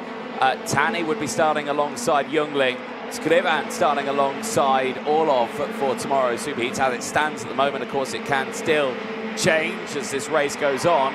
But at this moment, yes, it is just a case of damage limitations now. Just push yourself to the ends as Shawman's now fastest lap of the race. Once again, 45.553 opens that gap up back to a second. But Youngling once more is purple in sector 1.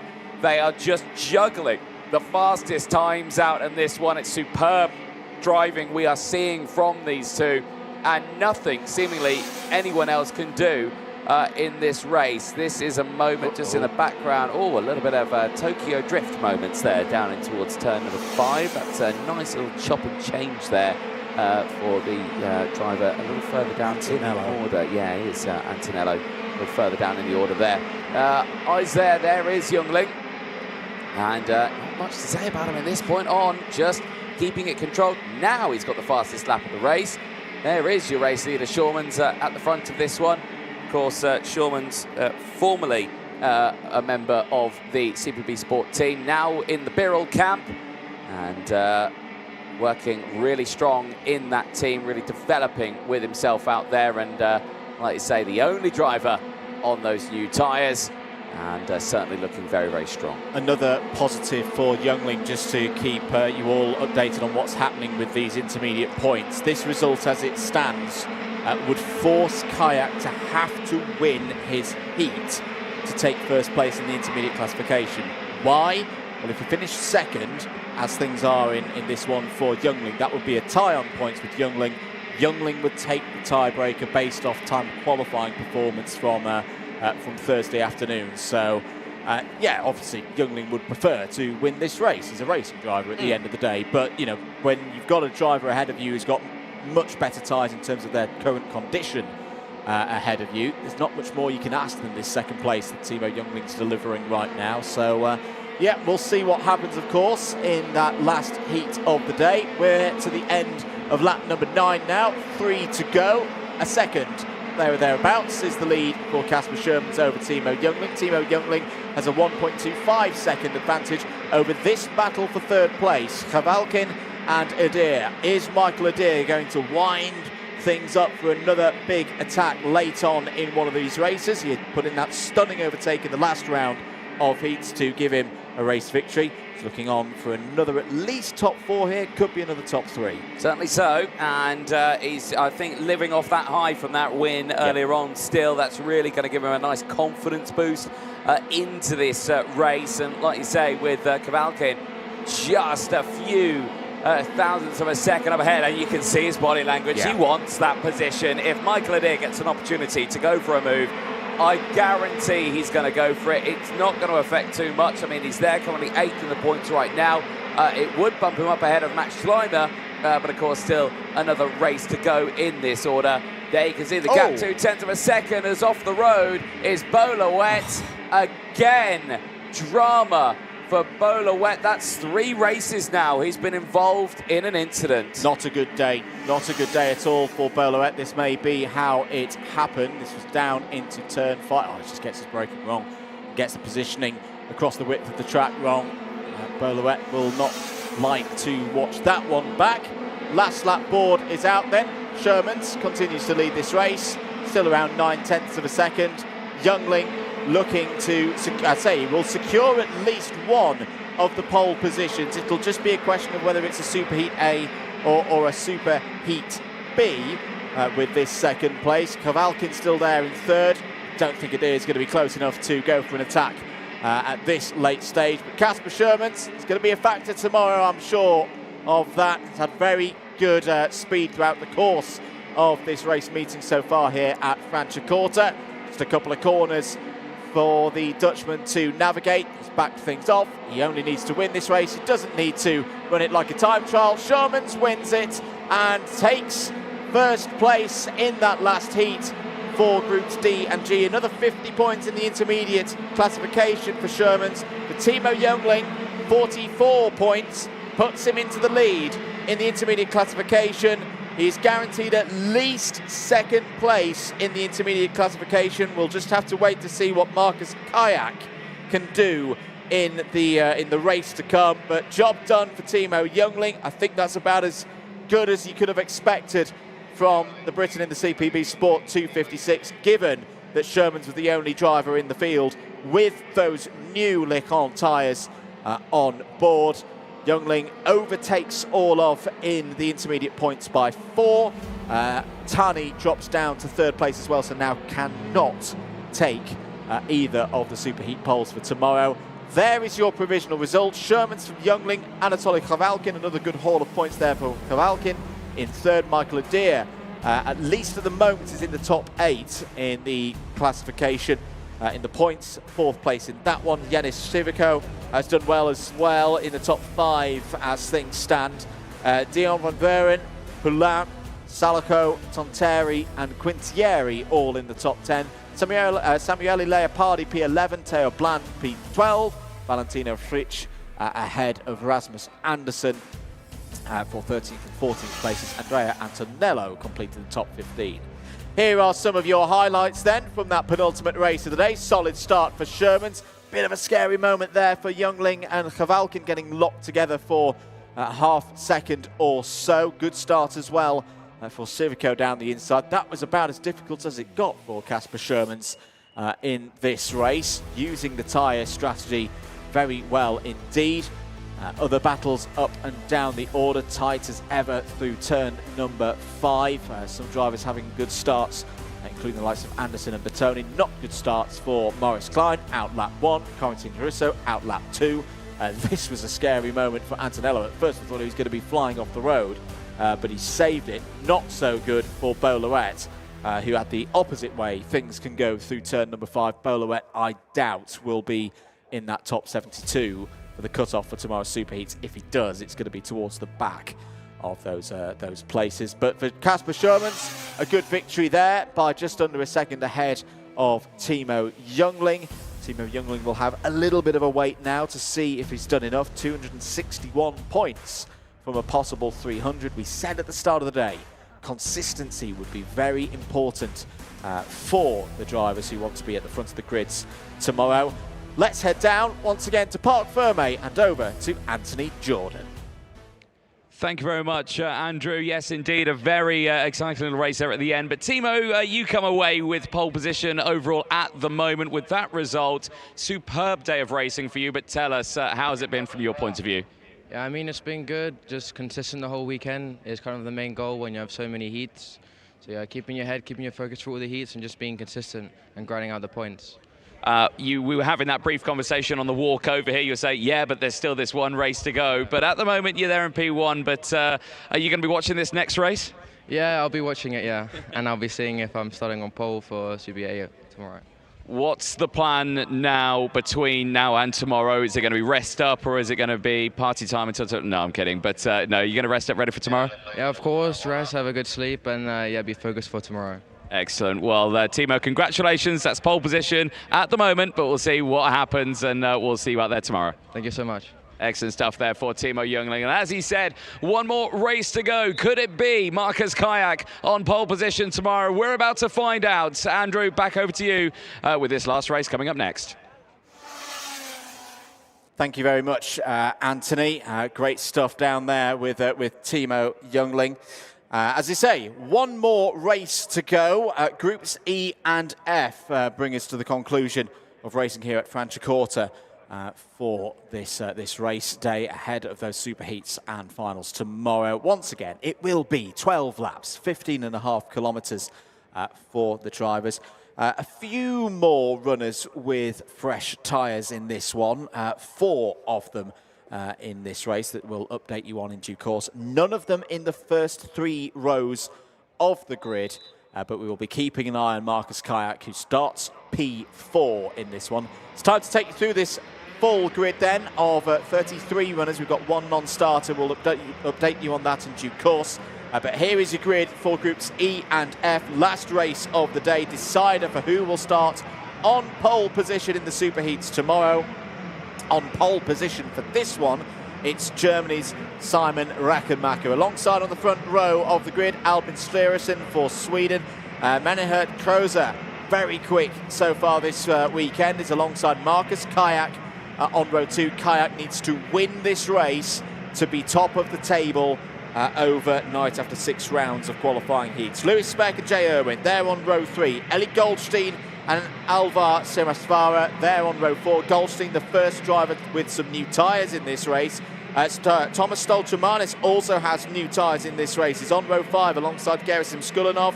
Marco Delia starts on row 6 alongside Robert Kinderbatter. William Lanzeni and Marty Rittinen, they go from row 7. It's then Antoine Broggio and Patrick Janssen on row 8. Broggio has new tyres for this race.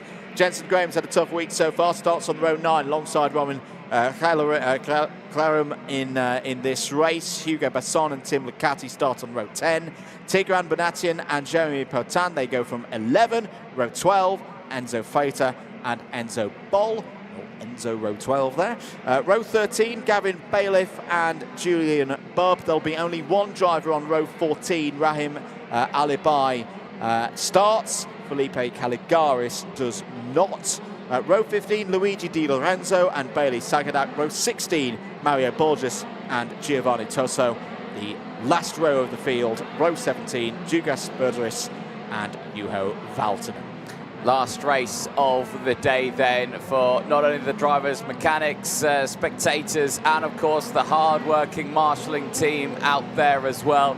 It's been an almighty long day for them as the fields went out first thing this morning on track at 8:30 in the morning. It's been a full-on day, and for some reason those two have still got a smile on their face at this point of the day. Can't believe it, but brilliant end to the racing.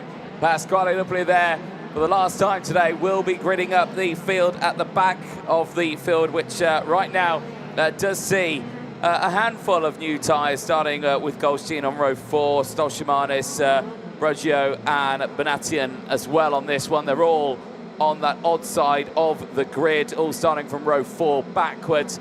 But we get the green flag at the back of the grid. Last race of the day, KZ2 Qualifying Heat E versus F. The lights are on. It's 4 red lights. Lights are out. We're racing down in towards turn 1. It's a solid start. 4 Rackenmacher in the front of the field on this one. Strössen with a switch back to the inside line. Will still get that whole shot, but round the outside it's Marcus Kayak. It's a vital overtake, and he's immediately attacking. Drama at turn number 3. 4 carts out of the race. We'll let you know who they are in a brief moment's time, but Kayak had to settle for second place. The cart's out. Jeremy Potin. Enzo Feiter is out of this race. Bailey Sagadak is out, and so is Jugas Berderis as well. He will go no further, but eyes on the front here. It is still Kayak there in second place, and is that enough to put him P1? Well, it'll draw him level with Timo Youngling, but won't move him ahead on tiebreaker, of course, because Youngling was a little bit quicker through time qualifying at the start of the weekend. But if he goes to the race lead like this, that'll make the difference. Through into first position goes Marcus Kayak. A great move once again into turn 1. Rackenmacher made it difficult for him. Rackenmacher now has to deal with Krozer down into turn 5. But Kayak, full attack off the start, went round the outside to take second place in the early stages as one of the energy coursers is fighting through there. Up into, that'll be Stolchamanis on those new tyres, getting past Jay Irwin. But how about this aggression from Marcus Kayak? I'm liking this at the moment. Now the question is, Anthony, can he keep those behind from attacking. Kroza's down the inside on Reckenmacher. Reckenmacher doesn't seem to have the speed at this stage of the race, Anthony. Kroza through, we've seen him be aggressive and racy at every opportunity so far this week. He is going to be a big threat to Kayak in the next few laps. He certainly is, but Kayak's opening up that battle buffer now between himself and that group behind him now. Stolshamanis, though, has got that move done, though. He's switched it round. He's got past Trussen. He's up into 4th place now. Joer Valtonen is the fastest driver out on the circuit as well. Joer Valtonen, once again, starting at the back of the grid, has no new tyres, but has got the pace so far this weekend, but he's had those up and downs. It'd be a shame if we do not see Valtonen in tomorrow's racing. Oh, absolutely. I think he'll be okay of getting through to the top 72, particularly if he has another one of those plus 15, plus 17 moves, number of places gained across the course of this race. Kayak, these are important laps. Can he just keep that gap to Kroza? Can he psychologically put it in the mind of Reckenmacher that he needs to pull off a move like this because Kroza wasn't closing in? Reckenmacher takes 2nd place back once again. That's good. If you're Marcus Kayak, a good old scrap for 2nd place is fantastic news for your hopes of taking the race victory here. Fine move by Reckenmacher there, once again showing turn 5, that's where you can get it done. Yeah, indeed, and you can. It's a long downhill straight into a heavy braking zone, very easily done. This is Jay Irwin now on the attack. He's got Strussen for company just ahead, but he's not been able to get that move done into the hairpin. He stays behind and he ducks his head down there. Through goes the likes of Eli Goldstein's got Skulinov, Brogio just behind as well. Some of those drivers there also. Fresh set of tyres on board. But it is Stolshamanis who's there in 4th place right now. He's only 9/10 off the back of Kayak. There he is right now. And in fact, he's got that job done. He has. He's now up into 3rd place. And now he's continuing to hunt down the Reckenmacher and Kayak battle. He really could be a threat here to Marcus Kayak's pole position. Yeah, Stolshamanis has a good amount of experience, particularly on Italian circuits. He knows how to deal with them. Here's Jay Irwin looking down the inside of Sturluson. Sturluson tries to keep it open. Irwin is going through whether Sturluson likes it or not. Speck's now going to have a go, surely, into the first couple of corners. Meanwhile, look at this. What's happened to Kayak? Kayak has suddenly dropped back. That was a huge lap from Reckenmacher. He put in a 45.9. He's looking good at this stage of the race. Kayak's got to respond here. Has got to pick up the pace for me, Anthony. And also, they need to keep an eye on Stolshamanis. There is Stolshamanis in 3rd place. Lightning quick. First sector took 2.5 tenths out of the race leader in sector number 1 alone. All of a sudden, Kayak's hold at the top of the points table. 6 points is his advantage over Youngling. That right now looking under threat. I think Timo Youngling here is going to be watching this from the sidelines. I asked that very question. He said he would be. If he is, I reckon he's biting his nails right now because this fight means, does he start on pole for Superheat 1 or does he start on pole for Superheat 2 tomorrow? Right now, the answer is Superheat 2, but he's wanting that pole for Superheat 1 tomorrow because then, well, he'll be starting alongside his teammate Max Orloff, so maybe he wouldn't want to start on pole for Superheat 2 because at the moment he's starting alongside Kimi Tani. But let's see what happens in this race because Stolshamanis has closed in now. It's 3 karts at the front. Stolshamanis there running a little bit wide, but it's pushing. Kayak goes defensive. Now it's 3 karts. Kayak wants to take this one to the end, but there is a long way to go as the field now goes on to lap number 8. 5 laps to go then. Oh, it's Kayak nearly a little bit wide there. That nearly worked for Stolshamanis to nip through. I tell you who else is coming back into play here. Kroza's refound his pace, and Irwin as the laps ticks on by, as Kayak continues to have to defend. How else do you deal with this situation if you're Marcus Kayak? He needs that race victory. 2nd will not be enough to beat Timo Youngling in the intermediate points. Got to say that this is a good lap for Marcus Kayak. Maybe he's starting to refine his pace.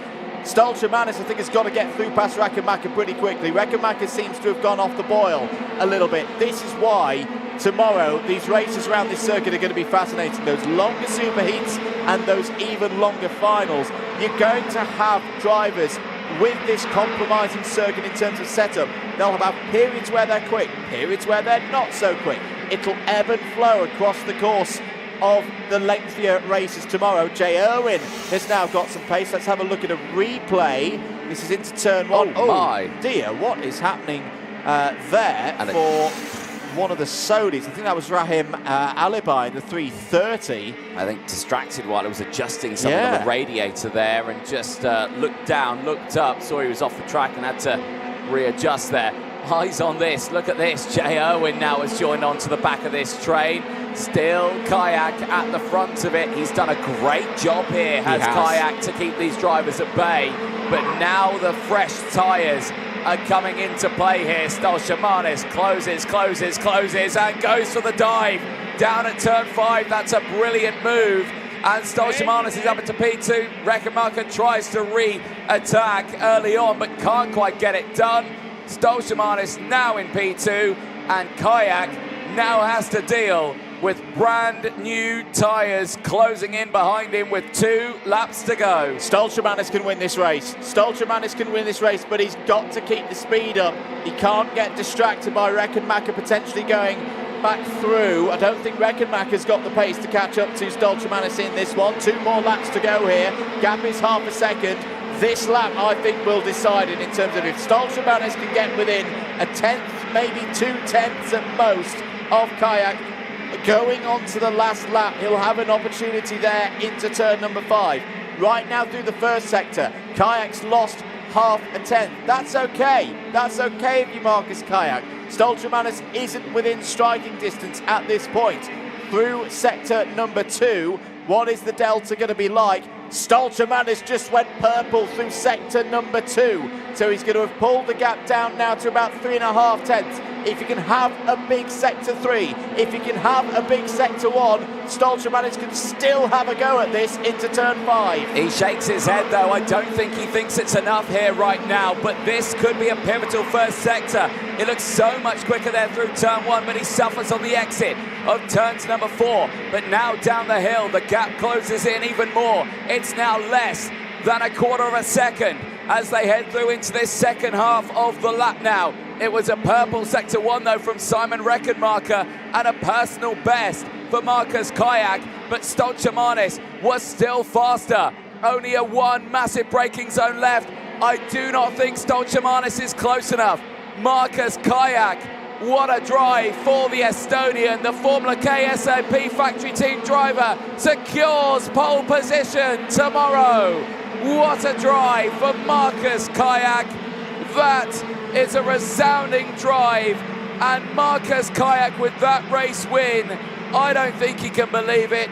He has pole position tomorrow, and he has secured that by only 6 intermediate classification points. Timo Jungling, second in the points with 261, will still get a pole position, but it will be a pole position for Superheat 2. Marcus Kayak will start alongside Maxim Orlov for tomorrow's Superheat 1 in KZ2. Timo Jungling will start alongside Kimi Tani in Superheat 2 tomorrow. What a drive it has been. There are your results. Kayak from Stolchamanis, Reckenmacher from Irwin, Grosner ahead of Stresen, Speck in 7th, ahead of Goldstein, Simatsvara from Brogio, Kinderbata from Skulanov, Banatian from Delia, and it is Lanzeni from Rittinen, Boll from Licati, Graham from Besson, Bub from Clarum, Bailiff from Di Lorenzo, Alibi from Tosso, then it is Janssen from Borges, Sagadak and Potin, who round out the 30 drivers that finished that race. Juha Valtonen, Enzo Faeta and Jugas Buridis not taking it to the end. Marcus Kayak's Formula K team, congratulate him. That is pole position for Superheat 1 tomorrow, and this is how it transpired. Great start for the front 2 rows. You could see Kayak immediately on the attack, round the outside there round turns 2 and 3. An incredible start to kayak. Drama in the background though. This is it again. All the way around the outside. Fabulous move how he was able to slot in there between the likes of Simon Reckenmacher and Albin Strussen to get up into P2. There was that drama in the background again that saw those retirements. Jorg Vatanen part of that retirement as well. Big shame for him. But the kayak fight, it was pushing from the word go. Tried to get that lead straight away. This is where he got it done. Going on to the second lap. Down the inside on the start-finish straight through turn 1. A nice, calm, collected move there, but at one of the fastest parts of the circuit. Then there was the drive from Stolshamanis. Those brand new tyres started to kick in, and I guarantee you'll hear that similar story. If I had 3 or more laps or so, I reckon I could have been there, but it wasn't going to be enough. Reckenmacher fighting back at this point. I think that move there was the critical moment for Stolshamanis. He was just not able to get that cut down the inside of Menihat Krasner. It delayed him just that little bit, and I think that was the moment that we knew he was going to be dropping backwards a little bit, not being able to get up to that P1. Later, did get through up into those positions. That late lunge there for Jay Irwin to get him up into P4 in the early stages. This was where Stolshamanis went through. But it was kayak to the end. Markus Kayak, the former Estonian champion, the Formula K SRP factory team driver, has put it on pole position as the sun sets here in northern Italy. Let's head down to Parc Ferme for one last time with Andrew Mather. Thank you very much, Anthony, here with your race winner and pole position holder for Superheat A tomorrow, Markus Kayak. Markus, you had to win that race. You did win that race. Take me back to the start, though. Really aggressive stuff. How was it from your perspective?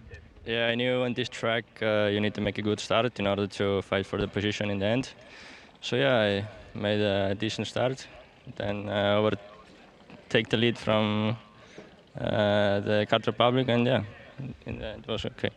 And drivers further back, though, you had the likes of Goldstein and then Stolshamanis late on that race having fresher tyres than yourself. How did you deal with that situation?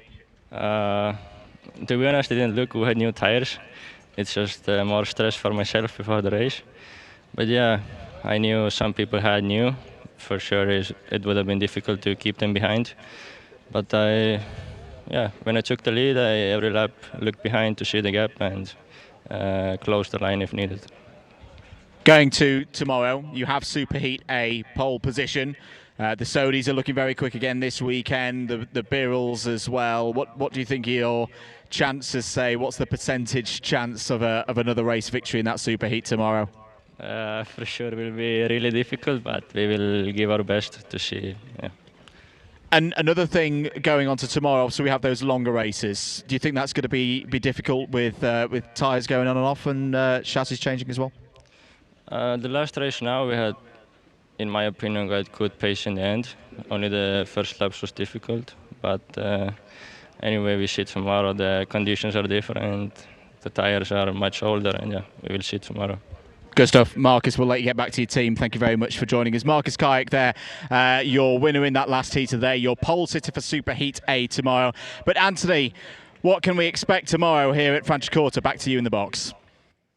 Thank you very much, Andrew Mather down there with Markus Kayak. Well, tomorrow is set to be one heck of a day with the Superheats and those finals coming up very, very soon tomorrow. Saturday, they'll be starting at around 10:10 for the start of those Superheats. And it starts with the KZ Superheat to start the day.